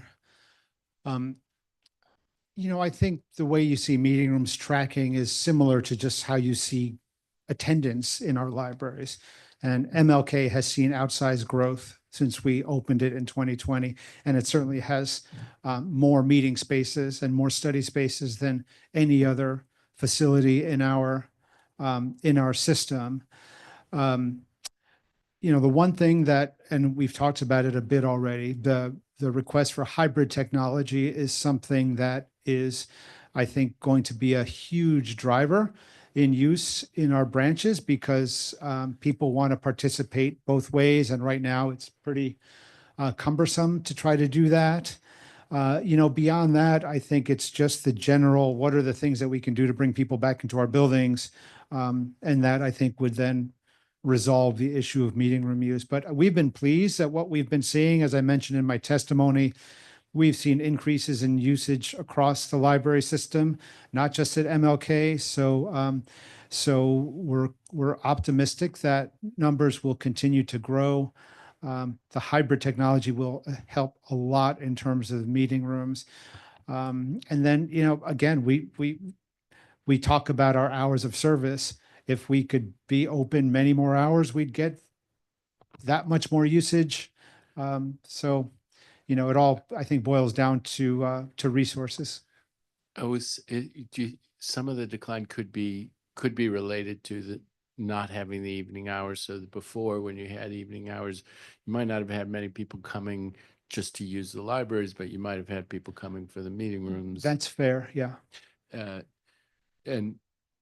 And then in terms of the hybrid technology, I think the way I understood it is it's federal dollars, that the federal dollars are there, and that the question is getting a program person in place in order to manage it and get the dollars out the door and the screens up on the wall. Is that a fair characterization? It is. All right, and another thing, I think you talked in your testimony about revenue generation. And it looks like you raised about over $1 million in FY24. Is that right? And is that an increase over past years? How does that compare to past years? How are you thinking about ways to push that number up over time? And then I think you've spoken a little bit about how you use the money, but I'm curious how you're seeing that the world of revenue generation. Sure. So, our revenue generation program is also in its infancy. We weren't really raising much revenue prior to the reopening of MLK in 2020. So the event space up on the 5th floor is a very good driver of revenue to the library. So when it's rented out, that contributes to our revenue. The passport office on the 2nd floor is also another major driver for us. And then the cafe on the 1st floor, that is also a revenue driver for us. So I think that we have pretty much maxed out our revenue right now, unless, and again, it requires more of an investment. So right now we've got a small cohort of staff that is available to book spaces, work with you, connect people to caterers, that sort of thing. And unless we can make a concerted investment, we are pretty much maxed out, I think, in terms of our ability to rent out space. And, there's been talk about, well, we've got great spaces even in our neighborhood libraries. What about that, that large meeting room at Cleveland Park? Again, it's really just, we don't have the staffing to manage those spaces from an event side as we would like to. There's technology, there's catering, there's all sorts of things that go into it. So we have largely, I think we're just about at our max. And it actually is a philosophical decision whether or not you then try to turn the neighborhood libraries into event spaces. I'm I'm not sure that would be a good use for them if it was competing with other neighborhood uses. The MLK spaces that are intended for events is one thing, but the neighborhood ones, I think. That's it's exactly different. right. I mean, I think we don't want to like prevent an affinity group from their free meeting versus then trying to raise more money somewhere. So it's not necessarily something we're actively pursuing. So a different place in your testimony, you talked about um, the role that you play providing services to vulnerable populations, which is important, but different than kind of the heart of the order expectations about what a library would do. And I think I'm curious to have you speak to,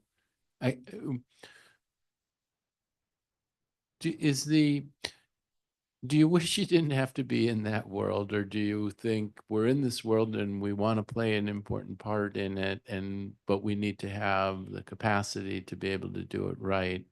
I think I hear from some people who raise safety issues, and some of those safety issues, I think, are related to people who are in the library less to read books and more for other reasons. And while they're there, you try to be as helpful as possible. But can you speak to that, the tension between your roles of being the library service provider and being a social services provider in a different way? Yeah, I mean, like this is the existential question that is, sort of plaguing urban public libraries all over the country. We're victims of our own success in some ways. We've spent, I don't know how many hundreds of millions of dollars over the last 15 years building these wonderful, community education hubs.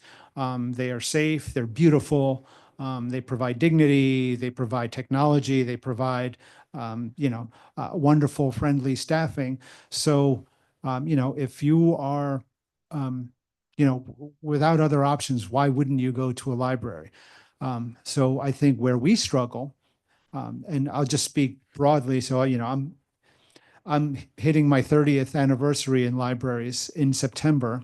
I would say probably for the first 20 of those 30 years, libraries would they would just, there wasn't any really coordinated programming.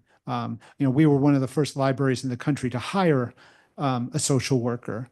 And so, what's happened in the past 10 years is that I think we've said, hey, everyone is coming into our library, regardless of why they're wanting to use it. So why not take a more muscular approach to the services that are being required? But the truth is that our staffing models have not changed to address this increased scope to our work. If you look at the staffing model for any one of our locations, you'll see we're budgeted for X number of librarians, X number of library associates, X number of library technicians. And those are all positions that are, heretofore are related to a traditional library services. But in the past few years, we've been dabbling with credible messengers, with digital navigators, with peer navigators, but we're still, and I mentioned in my testimony, our We Care team, we've got 6 people, including managers of that staff, that are trying to address the issues that are happening all over the city. So I'm comfortable with the library admitting to the fact that our spaces are magnets for everyone, right? That's a good thing. But I'm also the first to admit that we are not appropriately staffed to be a great library and an end-all be-all for the human services needs of our city. So in the We Care program at 6 people, are those 6 people on top of the people who are doing all of those other functions, or are those 6 people who have other functions at the library but are trained to also be a part of the We Care program? Most of the team I'm talking about are peer specialists, people who have a lived experience of homelessness, and that is their only job, is doing those direct connections. We do have a couple of managers in that team that are also social workers, but they also have just some basic responsibilities at the MLK library outside of that. And, they also try to support our staff throughout the library system. There's not a building in our network that doesn't experience some issues. I mean, you can go to Tenleytown or the West End Library or the Benning Library, and we've got staff that need additional training, additional support, and we try to do that. But it's obviously it's challenging. But then I mean, everybody in the library has to deal with the issue, right? So you're trying to train people to Yes. be better positioned to deal with the issues that might arise. And then those issues that might arise are on top, and those new responsibilities are on top of everything else that they are doing. Yeah. And then I guess I'm hearing you say, but we don't have more people tasked with doing the other things. So it's just it turns out to be an increased burden on an already stretched staff. Is that a fair characterization? I think our union president did a good job articulating that in his testimony. I mean, the staff is doing more. They really are. And it, even though, the raw numbers in terms of visits are less than they were in 2018, I would say that just the experience has been more challenging. The safety issues, I didn't stress them this time, but I have for the past couple of years. I think they have improved under the direction of our new chief of public safety, and we have gotten more help in that area with more staff over the past several fiscal years. But the work is more challenging. I mean, I think that since the pandemic, mental health and every other challenge that we're seeing in the city is it presents itself in our doors, and our staff is admirably up to the challenge, but it does result in burnout. It does result in more attrition than we would like.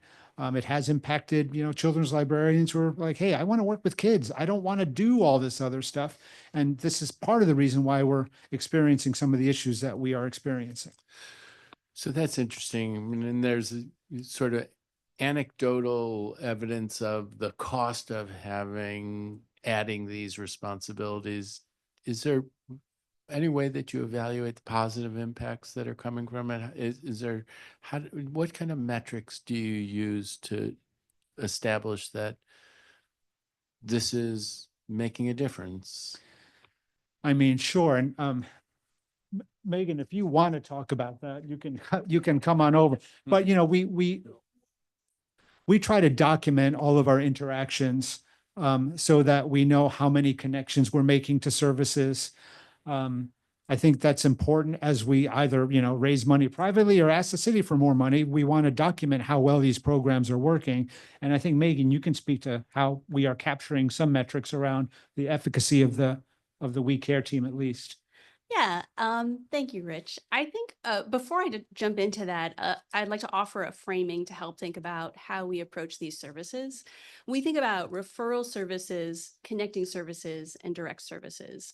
And a referral service is like a really classic library service. Someone comes in, is trying to do a homework, we're going to refer them to the World Book Encyclopedia. If someone's coming in and looking for a shelter, we're going to refer them to the shelter opportunities. So referral services are services that any frontline staff person can provide.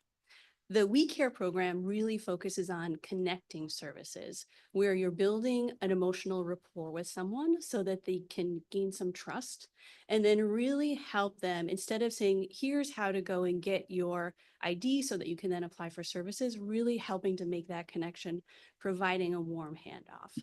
That's where we've really been focusing. The We Care program is connecting services.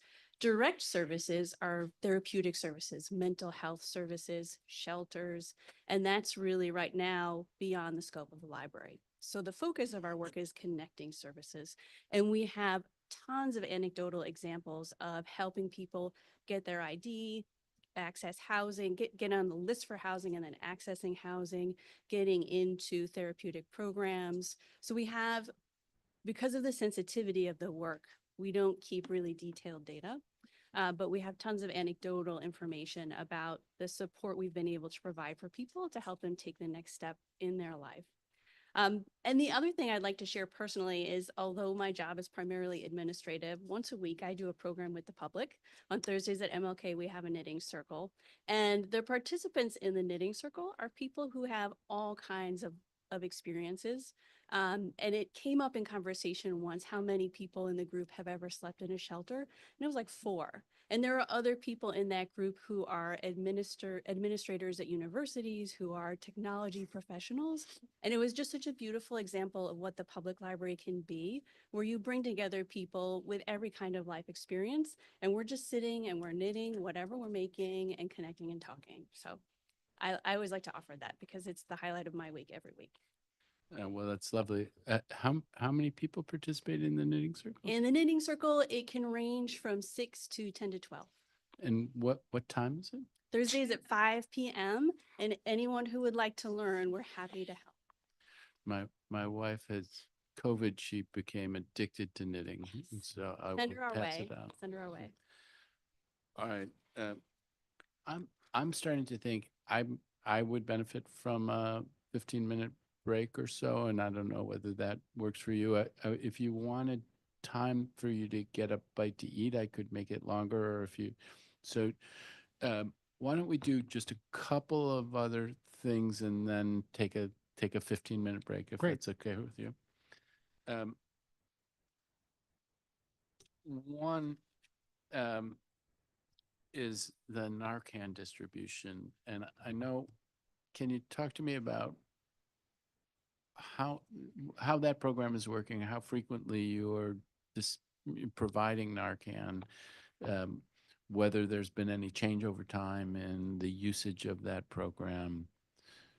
If you can speak to me about that. Sure. Megan or Absolutely. All of our locations have Narcan available for use, and many of our staff are trained in how to administer it. It is not a requirement. Staff can choose to take the training and be prepared to administer it. In addition, all of our public safety officers are trained and do carry Narcan. We do not, I was actually just in conversation with our chief of public safety last week that we don't have a good central accounting of how many times Narcan has been administered by staff. And so we are internally working on making sure we capture that so we can know and help us identify challenged areas.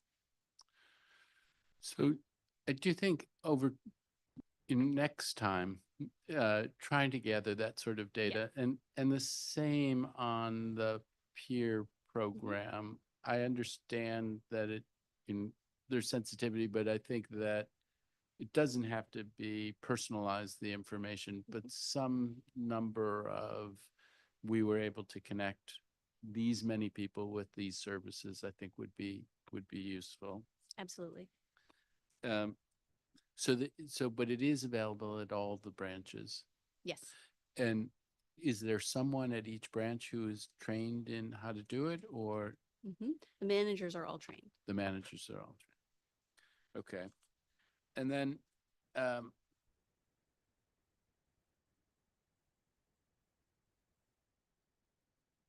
the neighborhood legal services clinics, which I'm curious about the usage and the way in which you've selected where these programs would be, whether or not there might be additional places where they could be located. But can you speak to me about how you're seeing the impact of those programs and how you determine the placement of them and think about expansions or contractions? And maybe before you answer that, Megan, we should maybe like next time reframe the question about the sort of the pro bono legal services that are offered at the library, because neighborhood legal services is but one of our partners, but we've got an expanding suite of providers. So go ahead, Megan. Yes, thank you, Rich. That was going to be one of my points. Although Neighborhood Legal Services is our longest standing pro bono legal service partner, and our work with them has evolved over the years, largely based on funding. There have been years where they have received grant funding, and so they've been in many, many locations, and years where they're just relying on their existing staff, so they're in a smaller number of locations. That is the position we're in right now, and the location choices are based in part by their own target areas to align with Neighborhood Legal Services mission. And that is true with many of our other legal service providers, is it's an intersection of where does the library see the need and what is the mission of the providing organization.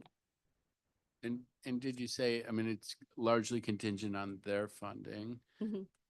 and and has it contracted? Is that what you said as well? It's right now, it's been steady. I think it's been steady since we resumed programming after COVID. There were a few years before that where Neighborhood Legal Services had received a significant grant. It was long enough ago that I don't remember the grantor. And in the years of that grant, we were able to significantly expand their services. They were able to hire dedicated legal staff just to serve in the libraries. And what are the numbers of people who come? Does it have any impact on other operations of the library, or what? How many people are being reached by this where they have a clinic? I think the numbers are, and we reference them in the oversight hearing book, the numbers that were provided to us by Neighborhood Legal Services. The way we have always tried to leverage the program is to connect it to our own job seeker services. The actual partnership started with a focus on legal barriers to employment. So that Neighborhood Legal Services would help you.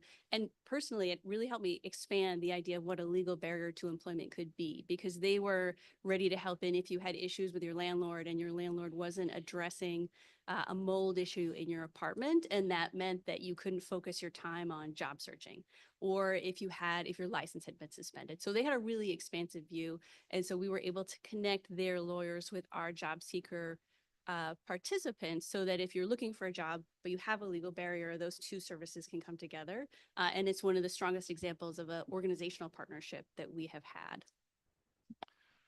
All right, super helpful. I think we will now take a 15-minute break. I will say, like, the overview of all of the different things that are happening under the roof of the library is so impressive. I do see how it can be very, very challenging as well.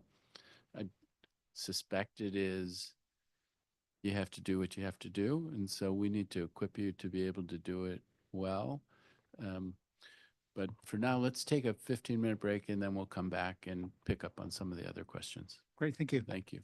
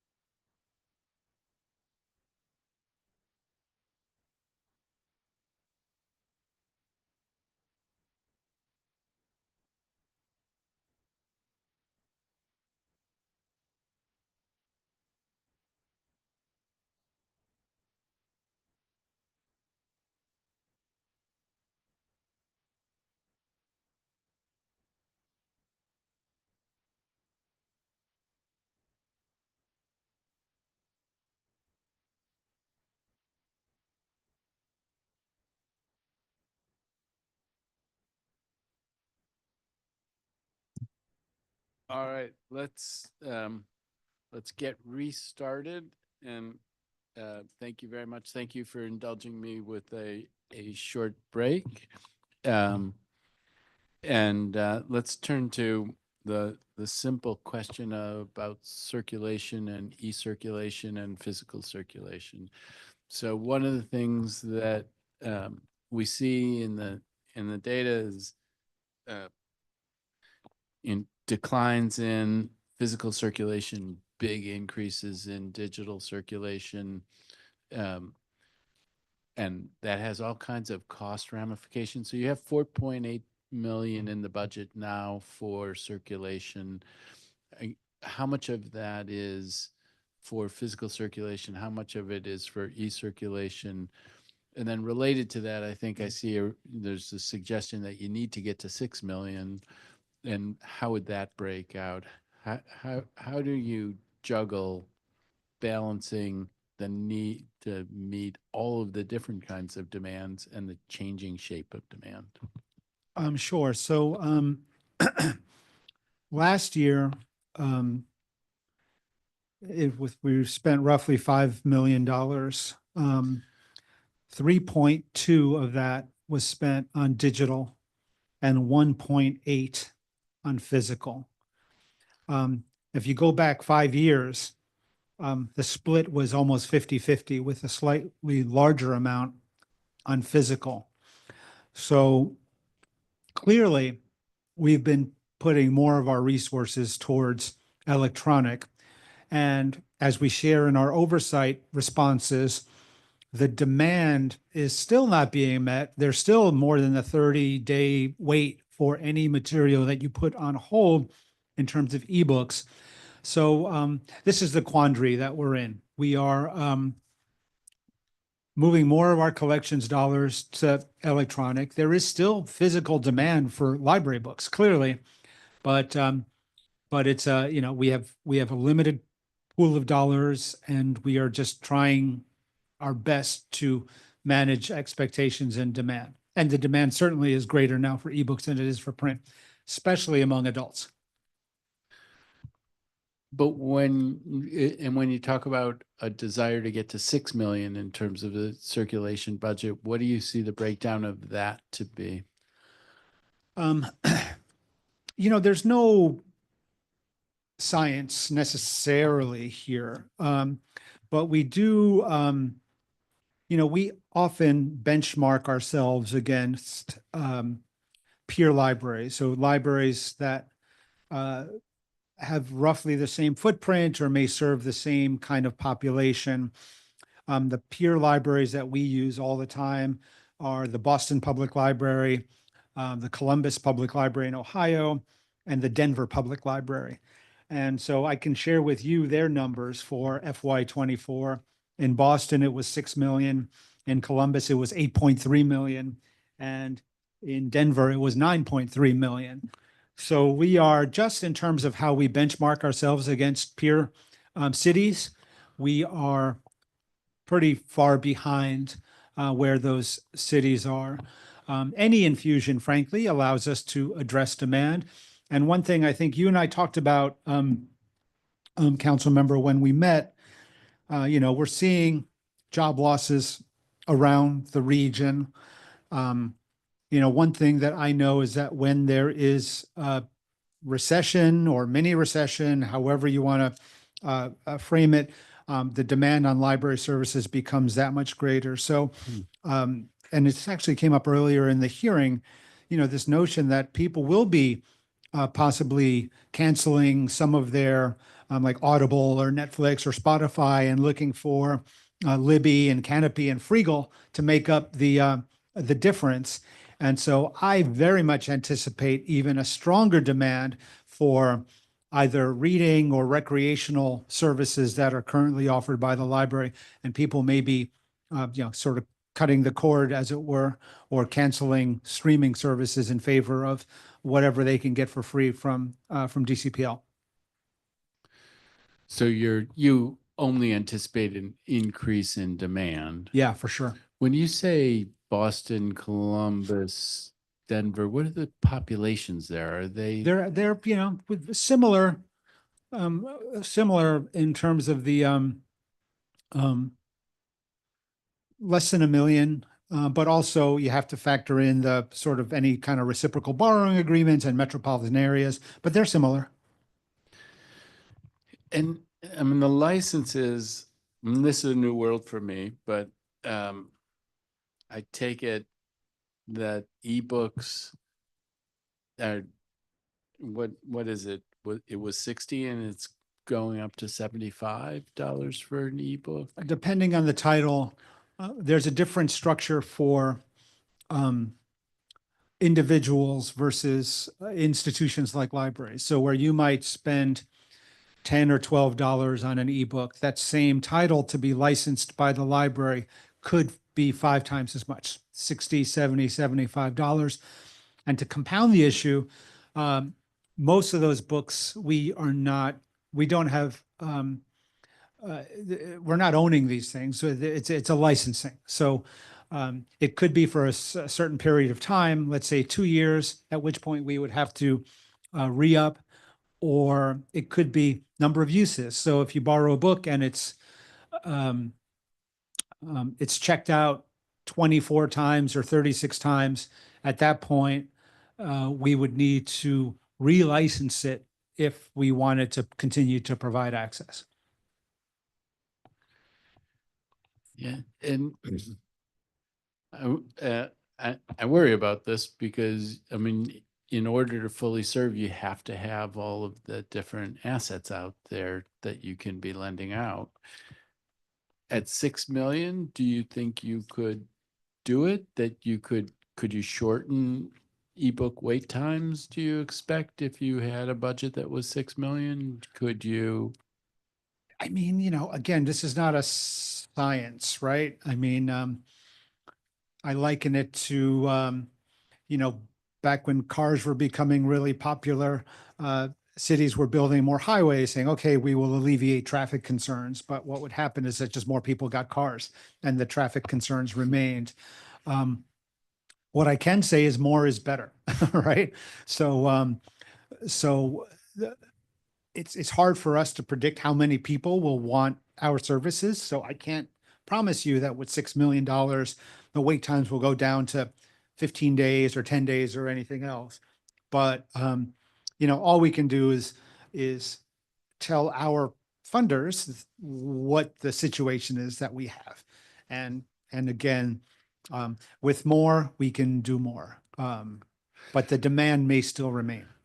So just like in terms of visits, where visits differ, you know, and meeting room usage differs by branch, and, you know, MLK is a big driver for visits in an expansion, and in different branches, visits might be down or up depending on where. The same in the circulation space and the same in the ebook space, physical and ebook. So how are you seeing usage differ across the city, and what are the factors that may be contributing to lower circulation, lower usage in certain places, and what kinds of things could we be doing to try to increase circulation and usage in those places? So the use of electronic collections tracks very closely to income and educational attainment. I mean, in reading in general, I should say tracks in that even before ebooks, there was much greater usage of our books in Ward 3 than there was in Ward 8.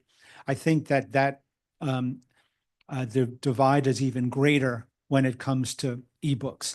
You know, part of it is just lack of familiarity with the formats, the fact that you also need maybe a good e-reader like an iPad or something like that. So there are some technical limitations, but in the facilities master plan update that we just issued, we put a pretty compelling graph that shows ebook usage across the city, and you will see deep penetration in Ward 3, Ward 1, parts of Ward 6, and you'll see very little in Wards 7 and 8. So this is a question of, exposing folks to the fact that these materials exist. Making sure that the types of materials that we buy are things that people are interested in reading, but also just, making sure that that we're not just abandoning print. So, we do try to maintain a strong print collection for people who still prefer that. And we see that especially with children's material, where, kids' books are still, the use of children's material is still overwhelmingly print. So, so it's more than just saying, how do we get maybe more people in different parts of town to use our electronic collections? It's how do we make sure that we have a robust collection regardless of the format in which it is presented. So it's, again, the denominator is, do we have enough resources to support both the ebook needs versus the print needs and the print needs? I hear you in that the use of both physical and ebooks correlates to the level of education and reading, and yet we want our libraries to be a path for folks to be lifted up.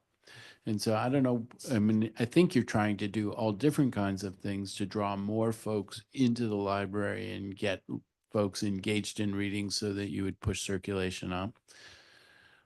One of the things is, when there is a brand new library, and my impression is that you see more traffic and you bring people in. And where do we stand on that in terms of, is there any correlation between physical circulation and the condition of the library and the need for renovation at that library? There's absolutely a correlation in the condition of the library and the general usage of that library, and whether that's visits for programming, visits for people who want to just be in a really nice space, circulation, places where you feel comfortable bringing in your kids. We've seen greater circulation in renovated buildings, but, that said, again, you look at a library like Cleveland Park, beautiful new building that opened up in 2018.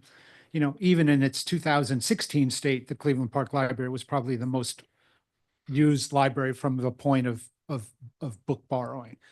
So the long and short of it is that the importance of the capital construction efforts that the library is making is incredibly important for reasons that are involved with reading, but everything else, right? All the human services work, civic engagement work. Some people have brought up the loneliness epidemic and a whole host of other issues. It's really important to have great big spaces. Does it help with circulation? Yes. Is it a science? No. All right. In terms of some of the projects that are in the facilities master plan, I think there's a description of how you're going to align with the district's climate goals. And what kind of steps are you taking to retrofit existing buildings to reduce consumption by 50% and ensure all new construction is net zero, and for that matter, increase renewable production by 2030? Sure. I would like to bring up council member, our Director of Capital Planning and Construction, Jaspreet Pawa.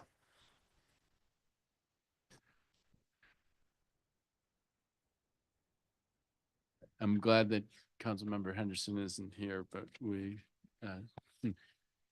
so if you could state your name and position. I'm Jaspreet Pawa. I'm the Director of Capital Planning and Construction for the DC Public Library. And do you swear or affirm under penalty of perjury that the testimony you are about to provide to the Committee on Human Services is the truth, the whole truth, and nothing but the truth? I do. Thank you very much.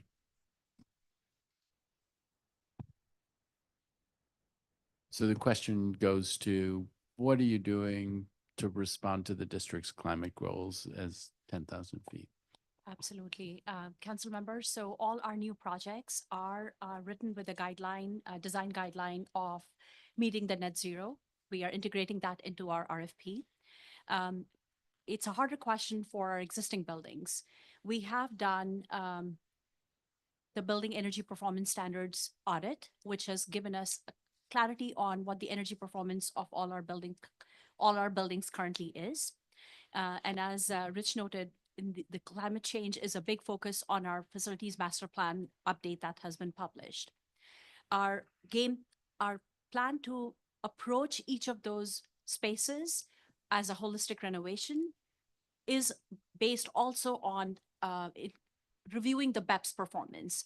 So we'll be stacking our existing spaces over several attributes. One of them will be energy performance. We don't have a clear roadmap just yet because we have just embraced that philosophy in our master plan.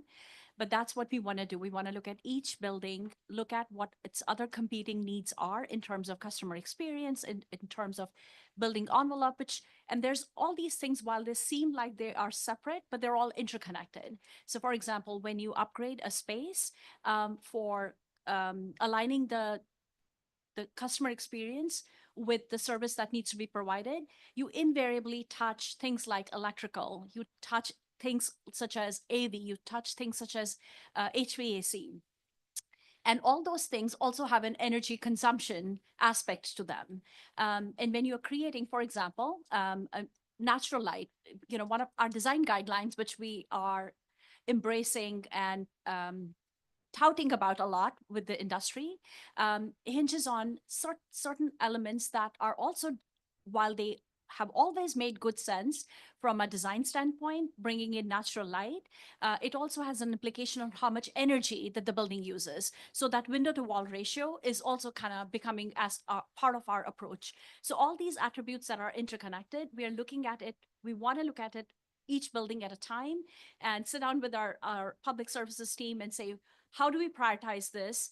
And we know we can't do multiple buildings at the same time. We cannot disrupt service to the communities in a large way. So we've got to sit down and methodically prioritize what building happens when, based on the attributes that we look at. Does that make sense?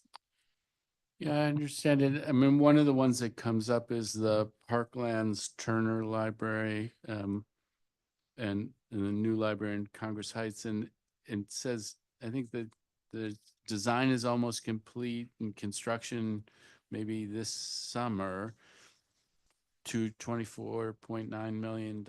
But I think there's a reference to a foreseeable risk of delivering on net zero requirements mandated in the Green Government Buildings Amendment Act of 2022. So what is it that's happened there that's creating a challenge for you? What kinds of things can be done to help you get over those things so we can meet the requirements of the bill? There've been waivers. They're kind of painful every time there's a waiver because it was done for a reason. I think the archives is another one where this may be happening. But speak to me about how that dynamic that you were talking about generally applies in that specific context. We would love to have the new library in Congress Heights, which is replacing the Parklands Turner Library, be built to a net zero. That is our absolute, and our design is based on that. The building envelope, which is of course how the walls are designed, how the windows are specified, how the roof is, on-site renewable energy, which is in this point in time, photovoltaic panels on the roof. The council member, our approach towards design is very holistic. So for example, our Southwest Library, which is half the building footprint of what Congress Heights is, allowed us to capture 50% of the building's energy needs on the photovoltaic panels. Taking our cue from that and building on our knowledge of that, we've created the Congress Heights Library to be a one-story library, which means we have double the roof surface to put photovoltaic panels. So that's how we've designed it. We are also trying to do geothermal wells, ground source heat pumps that will augment the the reliance on offsite energy and tapping into what we have. There are complications, as we've shared with everybody, that we're designing and building on top of an existing metro station with a tunnel going underneath. The foundation design has been very carefully looked at, and we are steering clear of anything that can disrupt WMATA, and we are under their purview for review of all our engineering drawings. So we want to do this as net zero. We are not looking for a waiver. We have requested additional funding to bridge the gap from where we are to where we can deliver it to net zero. So, I mean, can you do geothermal above a WMATA tunnel? So these are ground source heat pumps, and we are trying not to do the pumps directly above where the tunnel is, but off to a side. We've discussed this with the engineers at WMATA. If we demonstrate to them, which we are in the process of demonstrating, that this will not cause disruption to their operations, we feel we should be able to get through with it.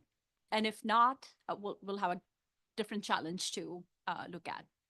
And in how many settings are you doing this kind of ground source heat pump or other form of geothermal? Because it has struck me that geothermal is a tool that's on the table, that it's increasingly being used, but like I kicked myself as an example that the field at Deal Middle School was done, and there isn't geothermal below it, and what a missed opportunity that is. But what do the economics of doing geothermal look like for you? How often does it look like an attractive tool for you? Councilmember, this is our first rodeo. We are just starting. This is our first project where we are striving towards net zero. And usually our lots are fairly small, and most of them are zoned R, which means that we can only occupy 40% of the lot.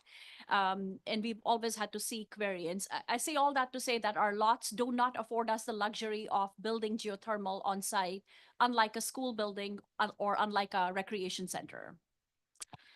But if we are able to there's synergy. So for example, if we are building next to a rec center and they have a field, in European countries, it's quite normal now to put geothermals under the building as well. We are not that quite brave yet.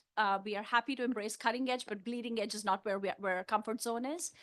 So while Europe has paved the way for doing geothermal under the building, in our region, the recommendation remains to do it under a field as opposed to under a building. So if there is synergy where we are building next to a recreation center or a school, and they have a field where we could put geothermal, I think that's a fair challenge for us to pose to our mechanical design partners.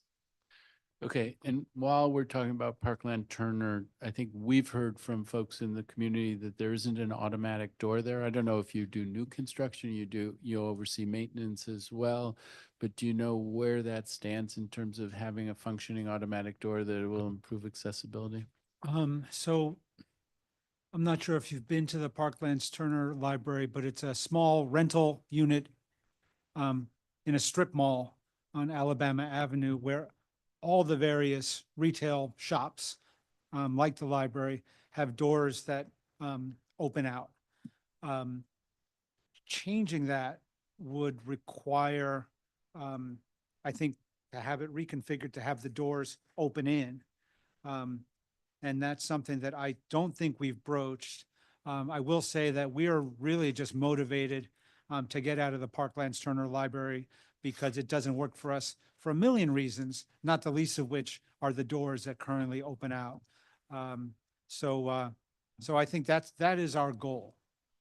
And what's the timeline to get to the new library? That's going to take a couple of years, I would think. A few years, yeah. What's the target? If it's this construction's hopefully going to start in summer of 2025, what's a typical schedule for a library construction? We roadmap about 24 months for construction. Our contractors always try and convince us they can do it for less, but publicly we try and we stick to a 24-month period. And if we beat that, nobody will be unhappy. So to that point, 2027, sometime in there, again, we haven't started construction. We have not gotten all the permits, but somewhere in 2027. And to Rich's point, there is a lease that the Parklands Turner Library is, and we are in collaboration with the leasing entity to keep that lease in place so we don't have to get out of that building till the new building is constructed. Okay, great. Pivot to the Southeast Library, which we got, and I think that I've gotten assurances on this. We saw a reprogramming of money away from that project over to the Berry Farms project, and I will say, like, the hairs on the back of our neck went up that, oh my God, is this gonna, what kind of an issue is that gonna be in getting this project done? So I've been assured, but I guess I'd like to be assured on the record that that reprogramming should not in any way affect the timeline or, you know, anything that happens around the Southeast Library. That's one question. And then the other question, and Director Reyes-Gavilan, I'll invite you to comment on it, is we heard testimony about the interim facility at Arthur Capper and how that's working and whether or not there's more that should be done between now and the completion of what looks to be a magnificent new Southeast Library in terms of interim facilities. So one, are we good and on track on Southeast? Two, is there anything more we should be doing in the interim while it's under construction? So we are good at Southeast. What that reprogramming was basically a swap because, as you know, the ARPA funding will be responsible for the entirety of that project. So there's local money that is being removed because there's ARPA funding that is that will be covering it. So that reprogramming doesn't impact the project. Anything that we want to add there? That's it. Insofar as the Arthur Capper facility, you know, we've gotten this request in the past to add hours to Arthur Capper or to shift hours. We receive funding for 2 FTE for Arthur Capper for the duration of the Southeast Library construction project. So we cannot provide the same level of hours that we would in a typical library. What we see in every library across the city, we know when libraries are most used. And based on the number of hours that we can provide services there, we are providing services there during the most optimal hours for use. A couple of other things to take note. The most popular service that the Arthur Capper facility offers is the ability for residents to pick up their holds. And residents can pick up their holds at any time that the facility is open, not the library facility, but rather the rec center generally. So Saturdays, nights, you can go in and pick up a hold. The rest of the Arthur Capper library facility has been not terribly well used. I believe that we have fewer than 10 people per day that come in to use a computer. They'll make some copies. People will make, but it's not a well-used facility. But the holds is not horrible, and that's something that people can use at any time that the facility is open. Thank you for that. You referenced, you know when people use it and when they're not using it.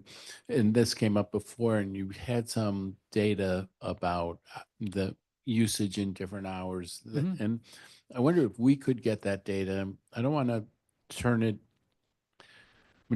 I don't know whether you have that data branch by branch or just citywide. I don't want to put you to the task of creating it branch by branch, but at whatever level of granularity you have it, if it's in a spreadsheet form or something like that. If it hasn't already been provided, I'd be curious to see it, because I have a feeling that we will be hearing from folks about, we need hours here, we need hours there, and I'd like to see have the data that you have. Great. And we have, I believe that we just did a snapshot, and we don't produce this data regularly, hourly usage, but we do capture it. And we have put together a small snapshot recently, and we can get that to you. Okay, I appreciate that. And just go ahead. in general, typically, there's a pretty deep fall off after 6 p.m. So after kids are going home to school, unless you are maybe attending a meeting or something, the 6 to 8 p.m. hour or the 6 to 9 p.m. hour at MLK, there's a real deep drop off in terms of use of the facility. Not so deep in the morning hours. And this goes back to the conversation we were having about Mary Alice Levine's testimony. Yeah, and it was interesting. One of the things that she said was at the Tenley Library, there's some sort of a divider, and I'm having a little hard time picturing that, honestly. But it does sound like the usage into the evenings is more about meetings. Oh, for sure. And then which has a different staffing requirement. And so is there something there where, much of the library might be closed, but the meeting rooms are open?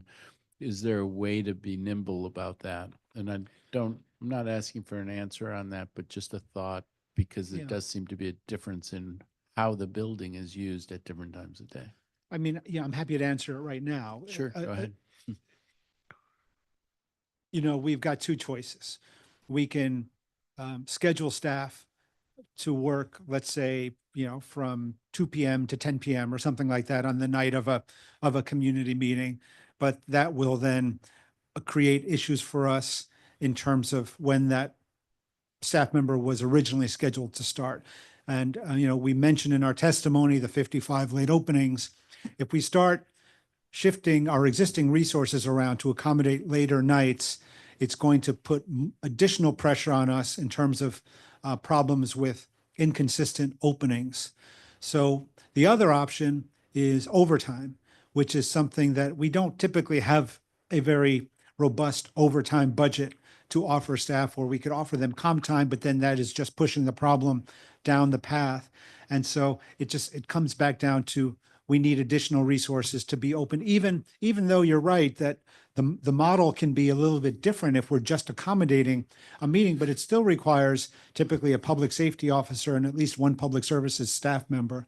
And it may not sound like a lot, but when we're talking about some branches that may have only 6, 7, 8 people for the entirety of the day, it becomes a real burden for sure. No, I hear you on that. I thought Councilmember Henderson, when she was asking about part-time workers and what role they might play, and I don't want to propose an answer to it, but I mean, if might more part-time workers give you more flexibility? It's an open question. What implications might that have with the union? Another question. All different kinds of things. But if there's something that could be done that would allow you to be more nimble, I'd want to explore it. Great. I mean, again, even if they're part-time, even if they're unionized or non-unionized, it's still a resource question, right? But yeah, we're happy to talk about it more and put together some things. All right, going back, and I'm not going to go through all of the different projects that are out there. One, though, I mean, the Martin Luther King flagship is amazing. And, since it opened, I think it's exceeded everyone's expectations. Maybe you had higher expectations, but I think it's done fabulous. Every building that gets that heavy of usage needs help. And there are things that arise in the process of using a building for a couple of years where you think this needs to be fixed, that needs to be fixed.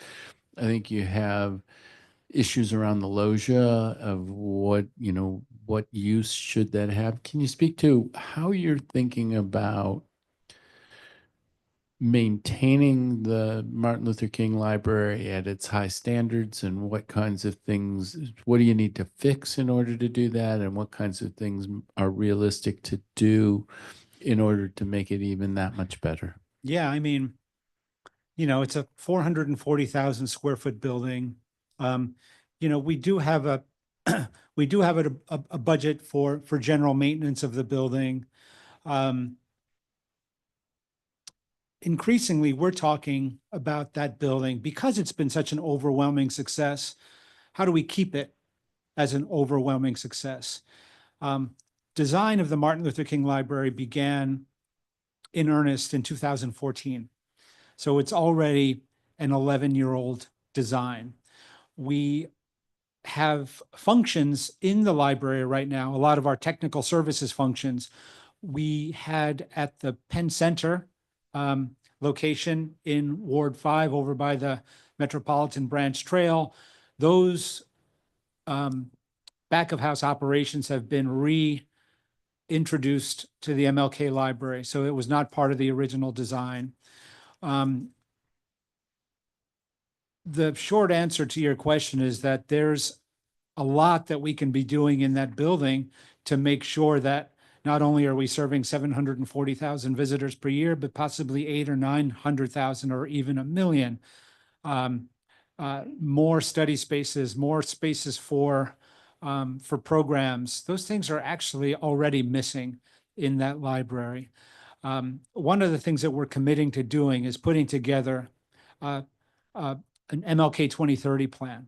We've got some work on it has already been done. But I mean, I think it's important when you make an investment in a building like MLK that you don't just sort of sit on your hands and say, okay, you're done. Even if it's somewhat of an aspirational plan, you've got to say, this is fantastic, but how could it even be greater? How can you serve more people? Because we could. I mean, there's no one is ever going to get the design so perfect that the building doesn't risk some level of obsolescence after a decade of use or 15 years or however long it's going to be. So that's our commitment to at least, put it down on paper how this could be better. And it kind of goes to, I'm having a hard time picturing where you could have more meeting spaces and things like that, but I'd be curious to see what your thinking is on that. And it goes to what I was saying about the DC History Conference, where I stood by the door trying to listen in on a couple of different things, and it's great. It's a great problem, but I will be curious to hear what kinds of ideas you have. I mean, there had been, I don't know that you can't go up, can you? No, it would be less about going up and more about looking at the existing spaces that we have and deciding that we may have allocated too much space for certain functions. And how can we be creative in terms of creating even additional public space within public spaces that may not be getting optimum use. So, it takes time and it requires some study, but I mean, I think it's a good challenge. I mean, I've broached this with certain folks and they've been, well, what do you mean you have to study how this building is doing? I think that's our role as stewards of all of our facilities. And we're doing it as part of our master plan for our neighborhood libraries too. It's our goal with Shaw. That's our goal all over the place. Okay, couple more things. I see I'm in the process of being joined by one of my colleagues, so I'll give her a little time to get situated and just finish with a couple more questions. On the MLK library, I think there's $700,000 for repair to latent defects, including to the cooling tower. And then I think you did have issues with the steam-based heating system. Wonder if you can give an update, help me understand what's going on with the cooling tower and how we can be assured that the steam-based heating, that we won't see future problems on that. Sure, I'll turn it over to you two if you want to address steam first, maybe. I can address the steam and I'll turn it over to my colleague to address the cooling tower. In terms of the steam, we are amongst several buildings downtown that receive our steam capacity consumption from GSA every year. We have, I guess for the last 2 years, had some challenges with disruptions, one through a major leak in a pipe about a year ago. And again, most recently, about maybe 3 weeks ago, we had a disruption where we had to shut down for the day. We've been told, and we're hoping that things are still the same, that GSA is planning to initiate a cutover or basically take us off of the steam, for providing steam to our building. Hopefully that is still on track. We don't know with certainty. We haven't heard anything recently, but we will hopefully be taken off of steam and we will be operating outside of GSA's service. So that will help us tremendously because that's totally not in our control and it has been disruptive. All right, thank you very much. Sure. And then on the cooling tower? We are in the process of rerouting the condenser water system that is integral to the cooling tower.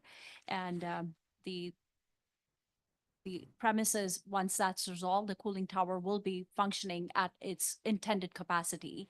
We have 4 chillers that support the building and cooling towers, and the piping between them just needed to be rerouted vis-a-vis the design that was originally done. All right, well, thank you very much. I have been joined by my colleague, Ward 4 Council Member Janice Lewis-George. Council Member Lewis-George, if you would like to make an opening statement or do a round of questions, I'll turn it over to you. Just a quick round. I just came from chairing DGS hearings, so I'm going to be quick. First of all, again, our DC Public Libraries is the best in the country.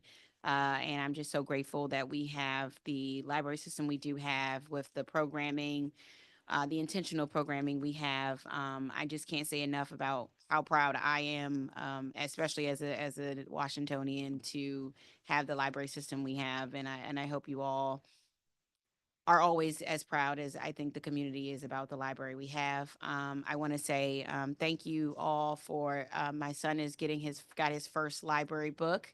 He is 4 months old and he is already ready to be a DC Public Library user. And so I just want to say thank you to you all for that continued work and programming. And we were so excited to get his first book, and he already loves reading. Because I don't know what he's looking at, but he is looking at something. Okay. He gets excited. Just a few things. Every year I always come back and talk about and talk to you and WMATA about trying to transition and making sure that the seniors can get their WMATA cards at DC Public Libraries. Are we any closer to getting to some of the sites being able to have our seniors get their smart access cards? I know we were doing that at MLK, but do you know? I'm sorry? Oh, Megan? 1 second, Council Member. Megan problem. O'Connor, our Director of Service Design, can talk about the WMATA partnership. Good afternoon, Council afternoon. Member, and I am actually one of your constituents. Oh, wonderful. The update is that we have done a number of pop-ups where WMATA has brought staff in to distribute right. the cards, but we have not yet cracked the nut of how to have DC Library staff distribute the cards. We're in ongoing conversations about that. Okay. Wonderful. Continue to do those partnerships and that work they have done. I've seen some pop-ups happen, and every time I see a pop-up, we send it to my, Ward 4 seniors and make sure they know, and they're always excited. They're not going downtown, but they will go to the pop-ups. And so, continue to work towards cracking that nut, but also continue to do those pop-ups and let us know. They get really excited and we get to have that happen there. So thank you for the progress you've made and continue to make more progress in that area. Petworth Teen Space. Wanted to see if we have an update on our Petworth Teen Space and when we can do our official ribbon cutting grand opening for that teen space. We are as excited about Petworth as we were when we toured with you. I believe it was back in March of last Right. year. That's right. Right now, we're working with the administration to identify some additional funding That's what I heard. to execute the vision that we shared with you, council member. Jaspreet can maybe give you some more details, but the fact of the matter is what we want to do costs more than what we've got allocated in the budget, but we are still committed to getting that done. Absolutely. Congratulations, Council Member. Thank you. As Rich said, we are truly excited about the design that the design team has done. And just as a chronology, when we met with you in March, we had just onboarded our design construction partner in February, and we evolved the design with them, detailed the design. And while we talked to you about things that were going to be visible, there are things that are invisible that also need to be altered as part of that. And fast forward come July, when the design was ready enough to be subcontractor pricing, that's where we found out the gap in what we have funded versus what it takes to get done. And in September, we put the design firm pencils down. We've got the permits, and we are hoping that the funding request that we've made comes through, and the team will be ready to roll as soon as we get those additional funds. Okay. But we are confident that you'll be happy with the outcomes that the design and the construction achieve. Okay. And so the attributed additional cost is just the design and sort of some of the aspects we could not see initially when we visited. Correct. Okay. And correct. And what is that additional funding amount? I'm sorry? What? 2.4 on top of the 1.5 that we have currently allocated. Okay. And so I will find out from the mayor's budget, whether it's initially in her budget or as a Ward 4 council member, I will need to go searching. I'm happy to do that. I just need the nod that yes, that's probably what you got to do. We appreciate that. Okay, great. Looking at other places where I may need additional funding, want to talk about sort of where we are in discussions about sort of creating some type of library resource for Kennedy Street, and what additional resources and funding I would need to provide there to bring that, to make sure we can bring that into reality for our community, who was very excited, so excited that they didn't let me announce. They were the first to announce. When this came out, it was released. They tweeted it before I could tweet it, which was great. Always love Ward 4. And my ANCs were like, and so can we say this? I'm like, oh, wow. So help me understand sort of what budget gaps I need to fill there, and what conversations have looked like. It's been a real budget hearing today around staffing and everything else. So currently there's $2 million in our capital budget, ostensibly for a project at in Brightwood Park. We've talked to you about this, council member, understanding the very serious funding issues that the library has and will have, especially with a number of the projects that are already in the pipeline that are going to require additional capital resources and additional staffing resources. So Southeast, Congress Heights, Edgewood, Rosedale, Shepherd Park are all going to require significant capital infusions over time, as well as annual operating impact. We have come up with an idea of, based on what we heard from community members, that is the most maybe important things that they could possibly use. So we called it a community commons. And we outline what that looks like. It's, study space, it's technology, it's space for government partners. We don't have funding either on the capital side or on the operating side to deliver that program. And again, and this goes back to our conversations for years, is my concern is adding at this point when I'm worried about all of our current projects. I'm worried about our staffing, and I'm worried about the district's finances. So those are all the issues regarding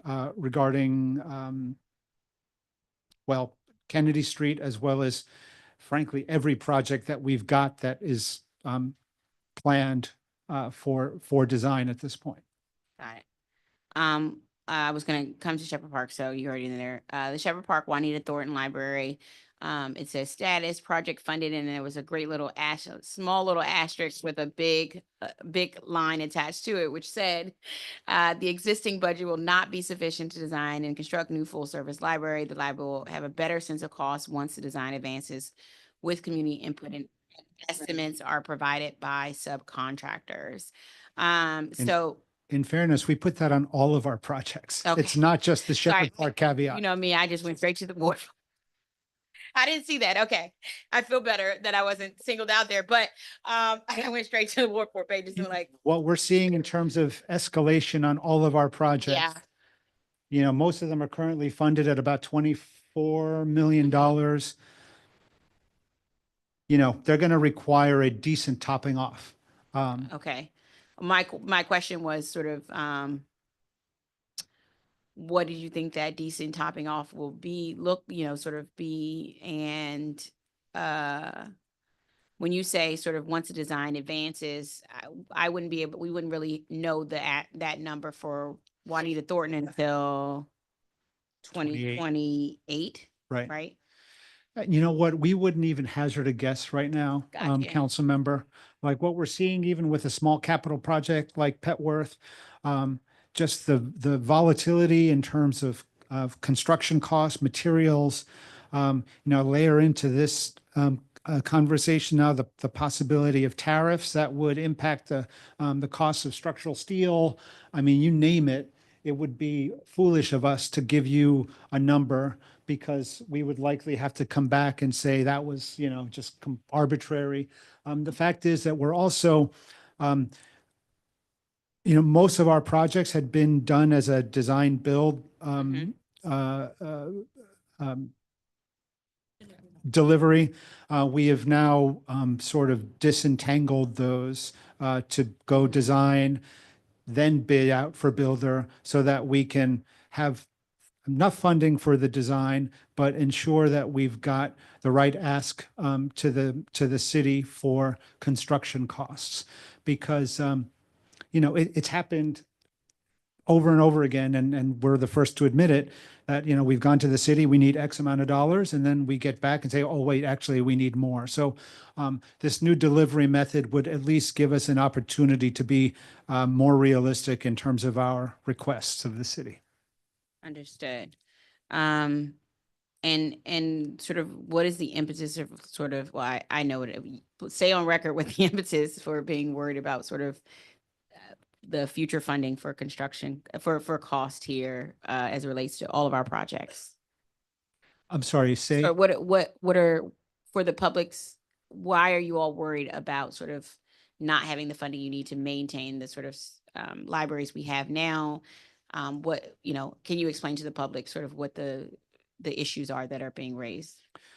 Sure. Well, I mean, we're seeing escalation at 8 or 10% pretty regularly. So a project that could have been delivered some years ago for $20 million is now costing $35 million. And you multiply that by the list of projects that I provided you, including Shepherd Park, and Rosedale and Edgewood and Congress Heights. It's a concern because it's more than one project. It's coming to the city potentially for tens of millions of dollars over the course of all these projects. And then the operating costs, which are also not insignificant. Council member, you weren't here for the hearing today, but over and over again, whether it was public testimony, my own testimony, back and forth, we've been talking about staffing shortages, late openings, early closures, retention issues, budgetary issues, and layering in that all of these projects, the Southeast Library, the Congress Heights Library, Edgewood, Eckington, Rosedale, even Shepherd Park, the useful space in the current Shepherd Park Library is about 11,000 square feet, which is why we only have maybe, I think, 12 or 11 dedicated staff. When that building is redone, we're going to need probably at least 3, 4, 5 more staff because it's going to be a lot bigger building when it's rebuilt. Yeah. So all these things are an issue, and clearly, in 2025 February, it's particularly worrisome. Yeah. in the DGS hearing, we were talking about sort of construction costs and tariffs being a factor in what materials currently. So that's also another factor that all of us will have to weigh in as the tariffs continue to be sort of negotiated across countries right now. The last question I have, I guess this is our one contentious issue. Not really. Chevy Chase development. Matt has the Ward 3 side of advocates, and I have the Ward 4 side of advocates. So you guys can figure it out. Let us know what you want to do. This is what we're trying to do. I noticed in the report that you all, DCPL has sort of a representative that is a part of that process. One of the concerns that the Ward 4 side of the Chevy Chase community has is that the library would be losing footprint space, losing space as a result of a multi-development. And I just wanted to see sort of, is that a true and accurate statement, or will we be losing library floor space, programming space? I know this is one of the most utilized libraries in the city because it actually services 2 wards and multi-neighborhoods. So I just wanted to hear from you all sort of what you're adding to the conversation around any of the redevelopment that is happening there, and what you all are experts in sort of knowing, about the usage of space as it relates to libraries. Yeah, so our program requirements don't change regardless of the delivery mechanism. So Jess Breed happens to be our representative on the is it the technical selection panel? Okay. We were very clear with DEMPED what we need from a new library, just in broad strokes, which is the roughly 20,000 square feet, give or take. Okay. The study rooms, the amount of space for children, teens, and adults, Okay. collection space. So no concerns there. Okay. And I'll speak on behalf of the library board, we wouldn't go through with a project that would result in less space. It doesn't work for us. Okay. Great. And I think it would compromise our ability to participate in some of these mixed use projects in the future if we couldn't basically deliver what we've been held accountable to. Like we've been saying, and we've gone to some of the community meetings. Councilmember Fruman, you and I were together at the Chevy Chase Recreation Center for those 2 days. I spoke regularly about this. This is like our program requirements are what they are, regardless of whether we're building a new library, Right. a standalone, or part of this development, and that we will stick to. That's what I wanted to hear on record. I think that's what my community of Hawthorne, Barnaby Woods, and Chevy Chase wanted to hear, was that you all weren't going to sort of change your standards to fit this project. And it sounds like that is not the case. Correct. Great. With that, I don't have any further questions. Again, thank you. And I look forward to continuing to work together to make sure Ward 4 library service needs are met. Thanks, Thank Councilmember. you. Thank you very much, Councilmember Lewis George. As you're leaving, I think my sense is that the community and I and you will see what the proposals are sometime before we get to a budget hearing. And so to date, the conversation about Chevy Chase has been all about abstractions. And soon it will be about specific proposals. And so I'm going to put a pin in it. If we got a compromised library out of these proposals, that's a no-go. And I had said earlier that somebody was here talking about that as a matter of principle, there couldn't be housing or some other use above a library. I don't share that principle. That doesn't mean anything goes. We need to see what gets proposed and make sure that it is a thing that works and achieves the goals that are being sought. But I think better to have that conversation in the context of specific proposals than in the abstract, and we don't have to wait that long for that. So looking forward to that. All right. I will turn back to some other projects. the Northwest One Library in Edgewood and Eckington, we heard some testimony about this. And ultimately it was, we really need it and it's in the budget.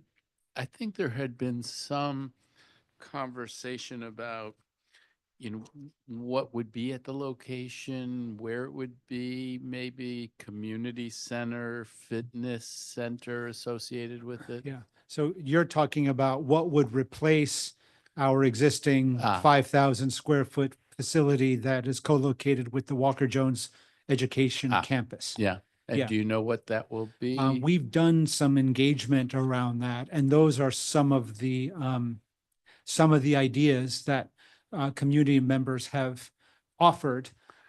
Space for kids, fitness center, a few other things. So that's, I think, certainly what people would like to see in that 5,000 square footprint that we are leaving. But it's not been decided what it's going to be. What's No. the timeline? What do you think? I mean, ultimately, that's not going to be our responsibility. We have said that we would, lean in and have those conversations and help facilitate them if need be. But, those are different projects. That's a different stream. Okay, and then, so one stream is the design of the new library, another stream is what happens with the With the site, vacated space. the vacated correct. space. And where are we in terms of the design of the new library then? We've spent a long time having community conversations. We've done a sort of a neighborhood-wide scan about what the spaces are that could be viable for a new library. We are currently negotiating between two spaces along Rhode Island Avenue that we think could be viable for a new library. And now it's just a question of terms. I don't know, Jaspreet, if you wanted to offer anything else. That's it. And then, so then the question, first you have to batten down the site. And Right. then you have to develop plans and construction documents. What's the timeline to get this project done at this point? Jaspreet's got her little handy chart. She'll tell you. Council member, what, as Rich said, we are in the process of figuring out which one of these site entities gives us the most beneficial terms. And with that projection wrapping up by end of summer, we hope to onboard a design partner sometime this year. Again, we are factoring the same formulaic 18 to 24 months for design and then 2 years for construction. So if things go according to the plan that we've published, we are looking at 2030 for the library to open. Okay. And then the talk to me about what's going on with the Rosedale project, which I guess it's another one where you have a small existing site. Are you gonna co-locate with the DPR facility? How's that all gonna work? Ultimately, our goal for Rosedale is to rebuild on the recreation center campus, but as a separate facility or possibly co-located. What we learned at Rosedale is people are committed to that exact site for that library. And by virtue of our environmental scan, we did not find a really suitable location for a library that would be considered a Rosedale library. So with the blessing of our partners at the Department of Parks and Recreation, we will be embarking upon a full-service library on the site of the existing 6,000 square foot space. What it looks like, whether it will be physically attached, whether it will be standalone, I think we're not there yet. Okay, so and then in terms of timeline, if it's 18, 24 months for design, 24 months for construction, it's another one where we're looking at what's the hope? So council member, there's one additional complexity at Rosedale. there'll be a zoning variance needed. So, Hmm. and before we get to the zoning variance, we need to get a consensus from the community, as most likely a formal ANC resolution, that they would be fine with a reduction / elimination in parking, because that's the only way to expand the Rosedale Library footprint on site. So all of that being said, currently, and this project is very likely to have a change in its roadmap based on how things go. But currently, we are also looking at a late 2030 opening for that library. All right. Very helpful. Deanwood for a couple of minutes. So I guess that's also 7,300 square foot library, replacing with a 20,000 square foot library. Working with WMATA, I take it on this. Yeah. So you have a lot of partners. and I guess what was the other one where you have to deal with being over the tunnel? Congress Heights. Congress Heights. So you must be spending a decent amount of time with WMATA. So what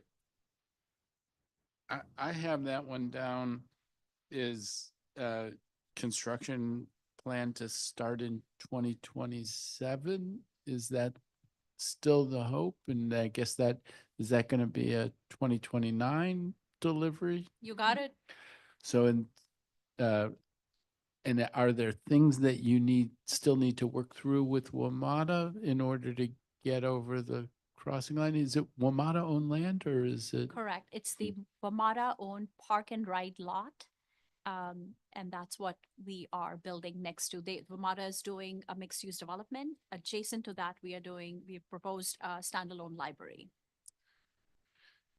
And I'm curious, I mean, what's the arrangement with WMATA? Are we purchasing the land? Are we leasing the land? Is it like a 99-year lease kind of thing? Correct.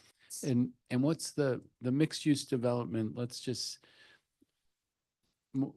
What's the WMATA charge? Is it the full market value of that land if it had been developed for what folks in the industry would say is the highest and best uses, and maybe the zoning would allow for an 8-story building and say it would be residential, and then you would determine the value of the land based on that use. And yet we'll put a library there that won't use all of that. Or do we have to pay for the unused capacity on that site, or are we getting the right to use the land for what I would think would be a more reasonable price for public use?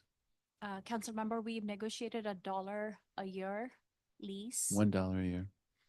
But we do have significant WMATA oversight in terms of engineering and stuff, including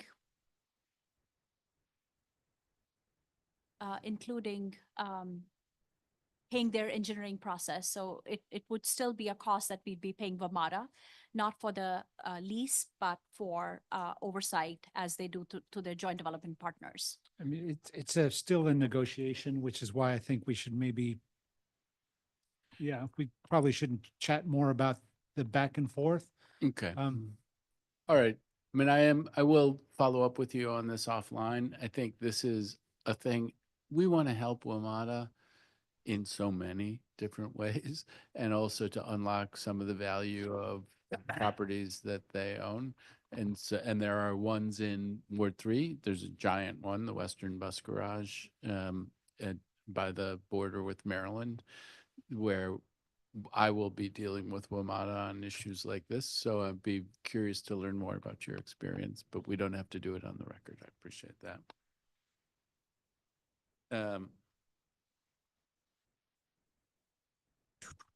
So the Shaw Library, I mean, I don't know which came first, Shaw or Tenleytown, but they're early in the process, I think, of doing new libraries, but they get a little old after a little while. So how are you seeing the needs at Shaw, and what kinds of things are in the pipeline to be done at the Shaw Library? A lot. The Shaw Library needs a lot of love. few things that come to mind are sort of radical sightline improvements in that building. Much more space devoted to the needs of young children and families. And I think Shaw is a great example of this concept of design obsolescence that we were talking about when we were talking about MLK earlier. You know, these buildings are designed, in the case of Shaw, this was like 2008 or so. Neighborhoods change, the needs of the residents change, but you're stuck in that same footprint. So this major renovation will allow us to modernize it for the current needs of that community. And what about Tenleytown? Am I right? How close in time did they come online? There's just keep it on. Shaw is 2010 and Tenley was 2011. So is Tenley in need of similar kind of love at this point? Yeah, I mean, you know, if we had all the resources in the world and we could clone Jaspreet and a bunch of other folks, yeah, it definitely does. But it's not currently in the It is, plan. no, but we have not sought funding for this project, but we will. I mean, all of the original libraries as part of the modernization project need help. Sort of Benning in that conversation as well, and Acostia too.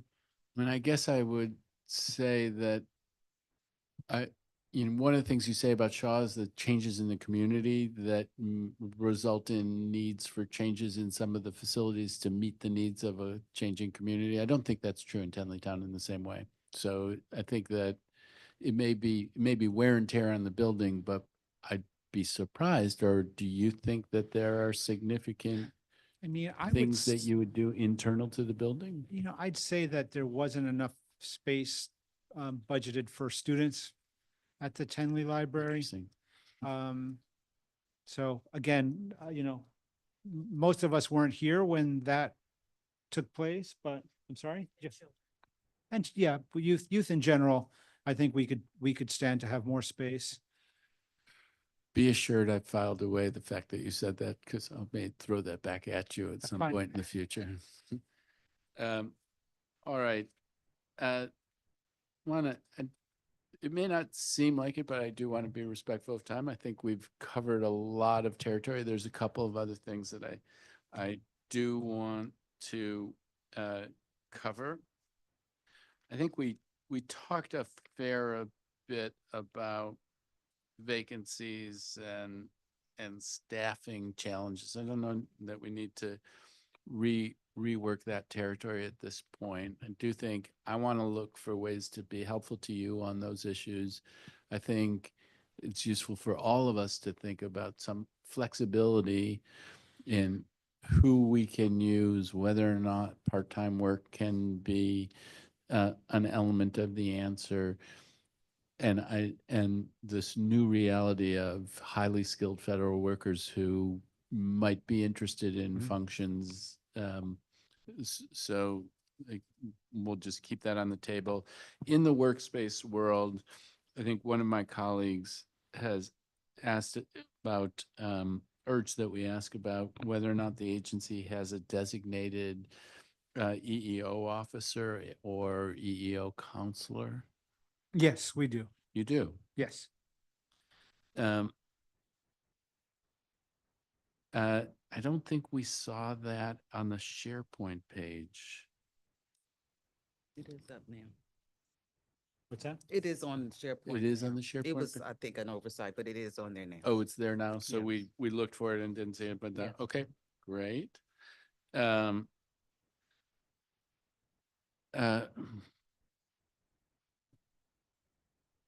Okay. And then I take it the agency, you listed 2 grievances dated May 30th, 2024 and September 24th, 2024 as digital navigators, retroactive pay, and pay disparity respectively. Have those been addressed, and how have they been resolved? And Yeah, they've been resolved. They've been, and Sure. were they reported in response to question 38?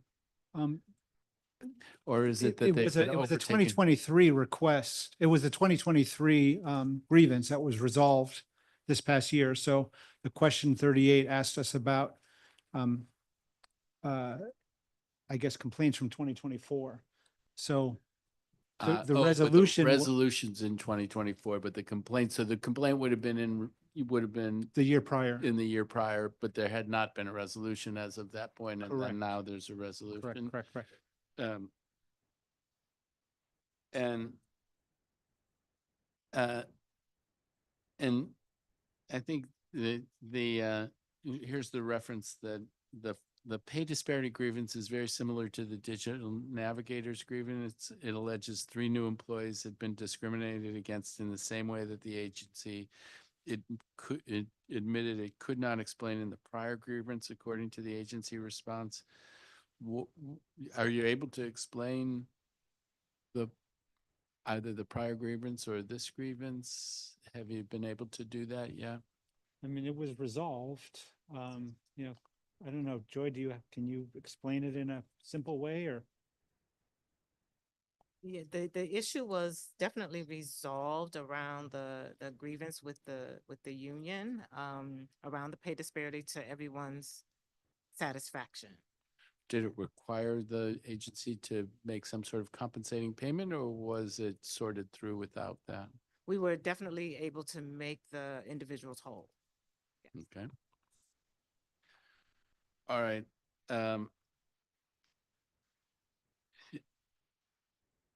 I think that the oversight responses say that you have 32 full-time and 2 part-time special police officers that provide security within its Office of Public Safety, including an additional 5-time FTEs that are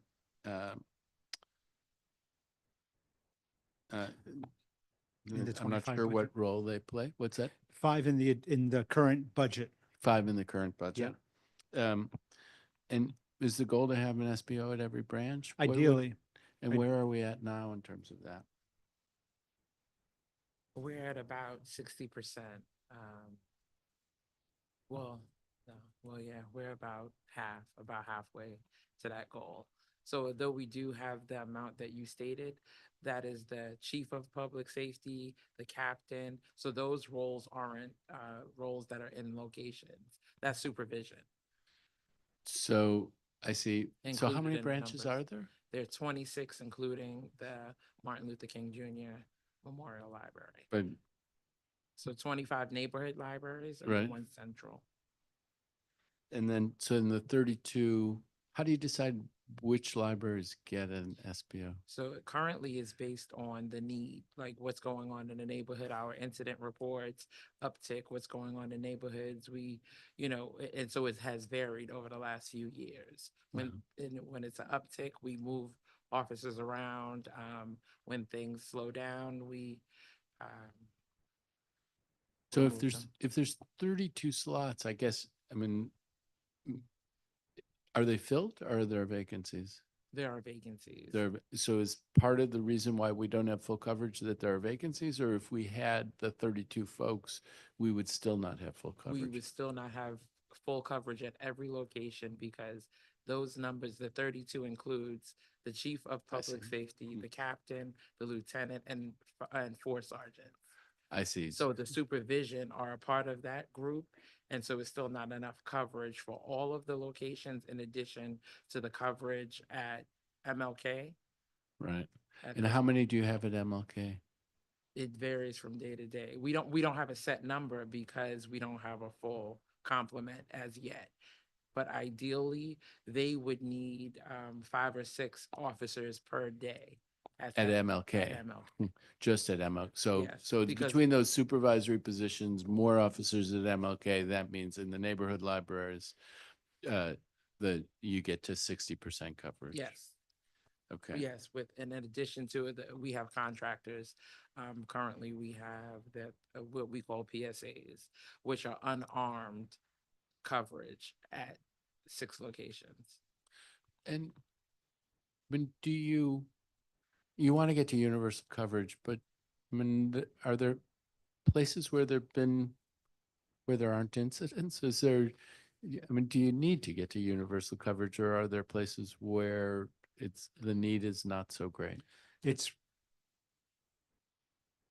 rare that there's not a need. I mean, I don't want to pick on any libraries. I think we hear that there's always a need, even threats, even threatening individuals that doesn't escalate to an incident report.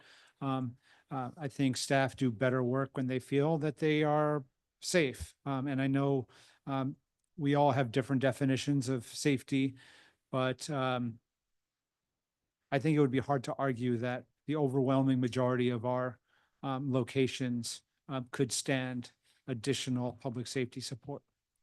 Okay, so I mean, that's interesting and helpful.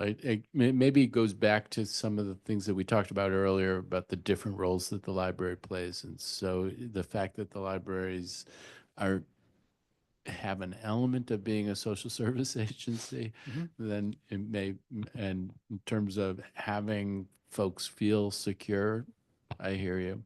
But it's not in the budget, and was it a budget request for you? We make budget every year. We've been asking for additional, and typically because it's been such a high priority for us that the city has funded most of our requests. We also ask for additional officers as part of our capital budget operating impact requests. So for example, at Southeast, we'll be asking for an additional officer. And for some of the, basically for every project, we'll be asking for additional staff. And we did get 5 positions this fiscal year,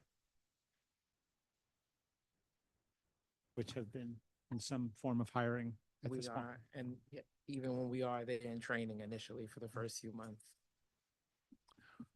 All right, just a couple more questions and then we'll call it a day. So on the Board of Trustees, I think there's 2 vacancies. Correct.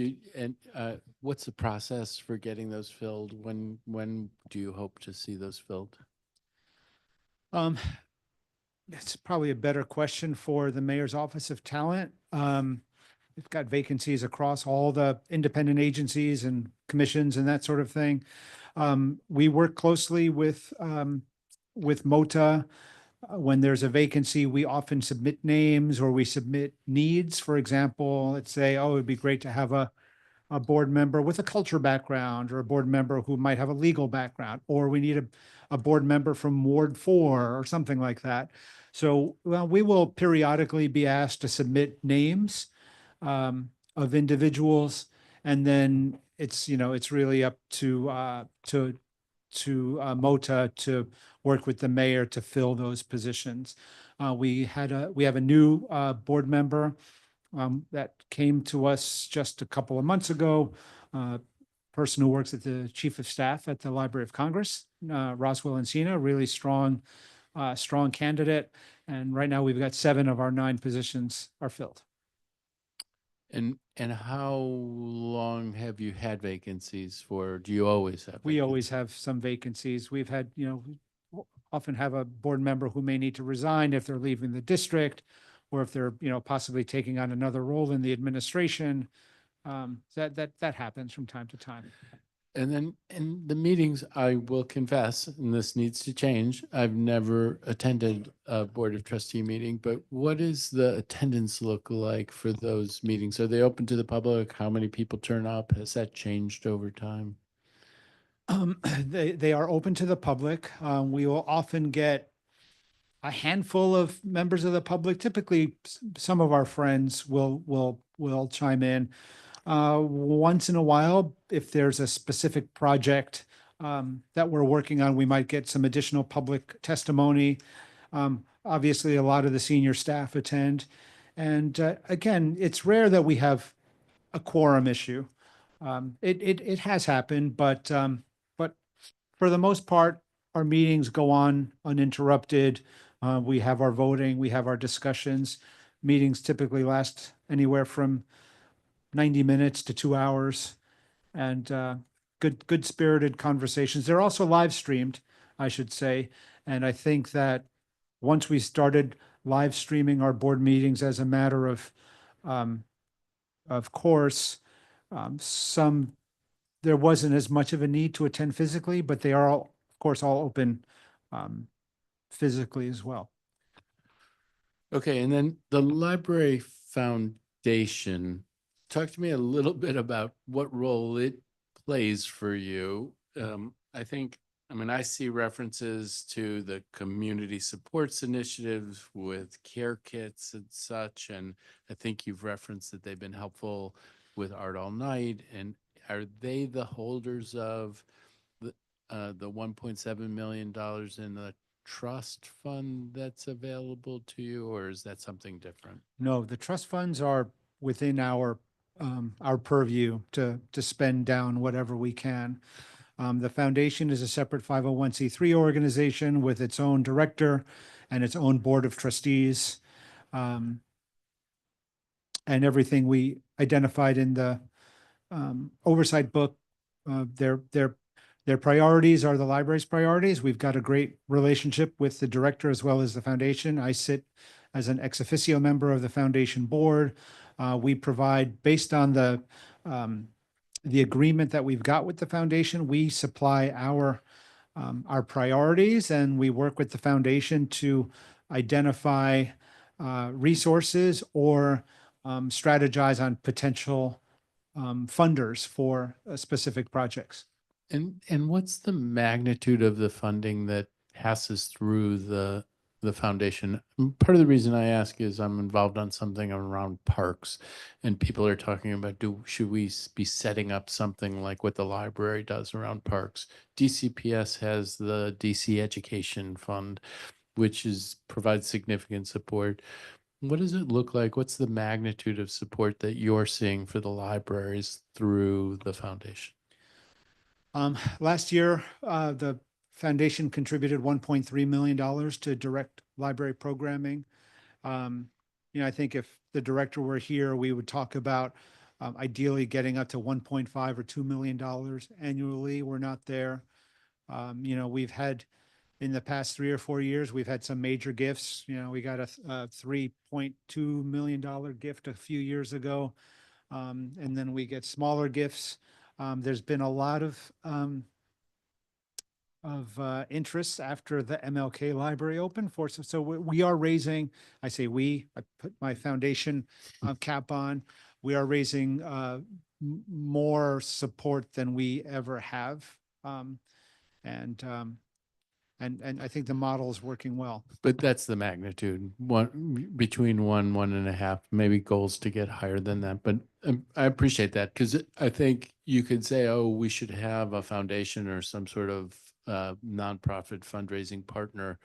What's realistic about what you can achieve through that? So it's helpful for me in that regard.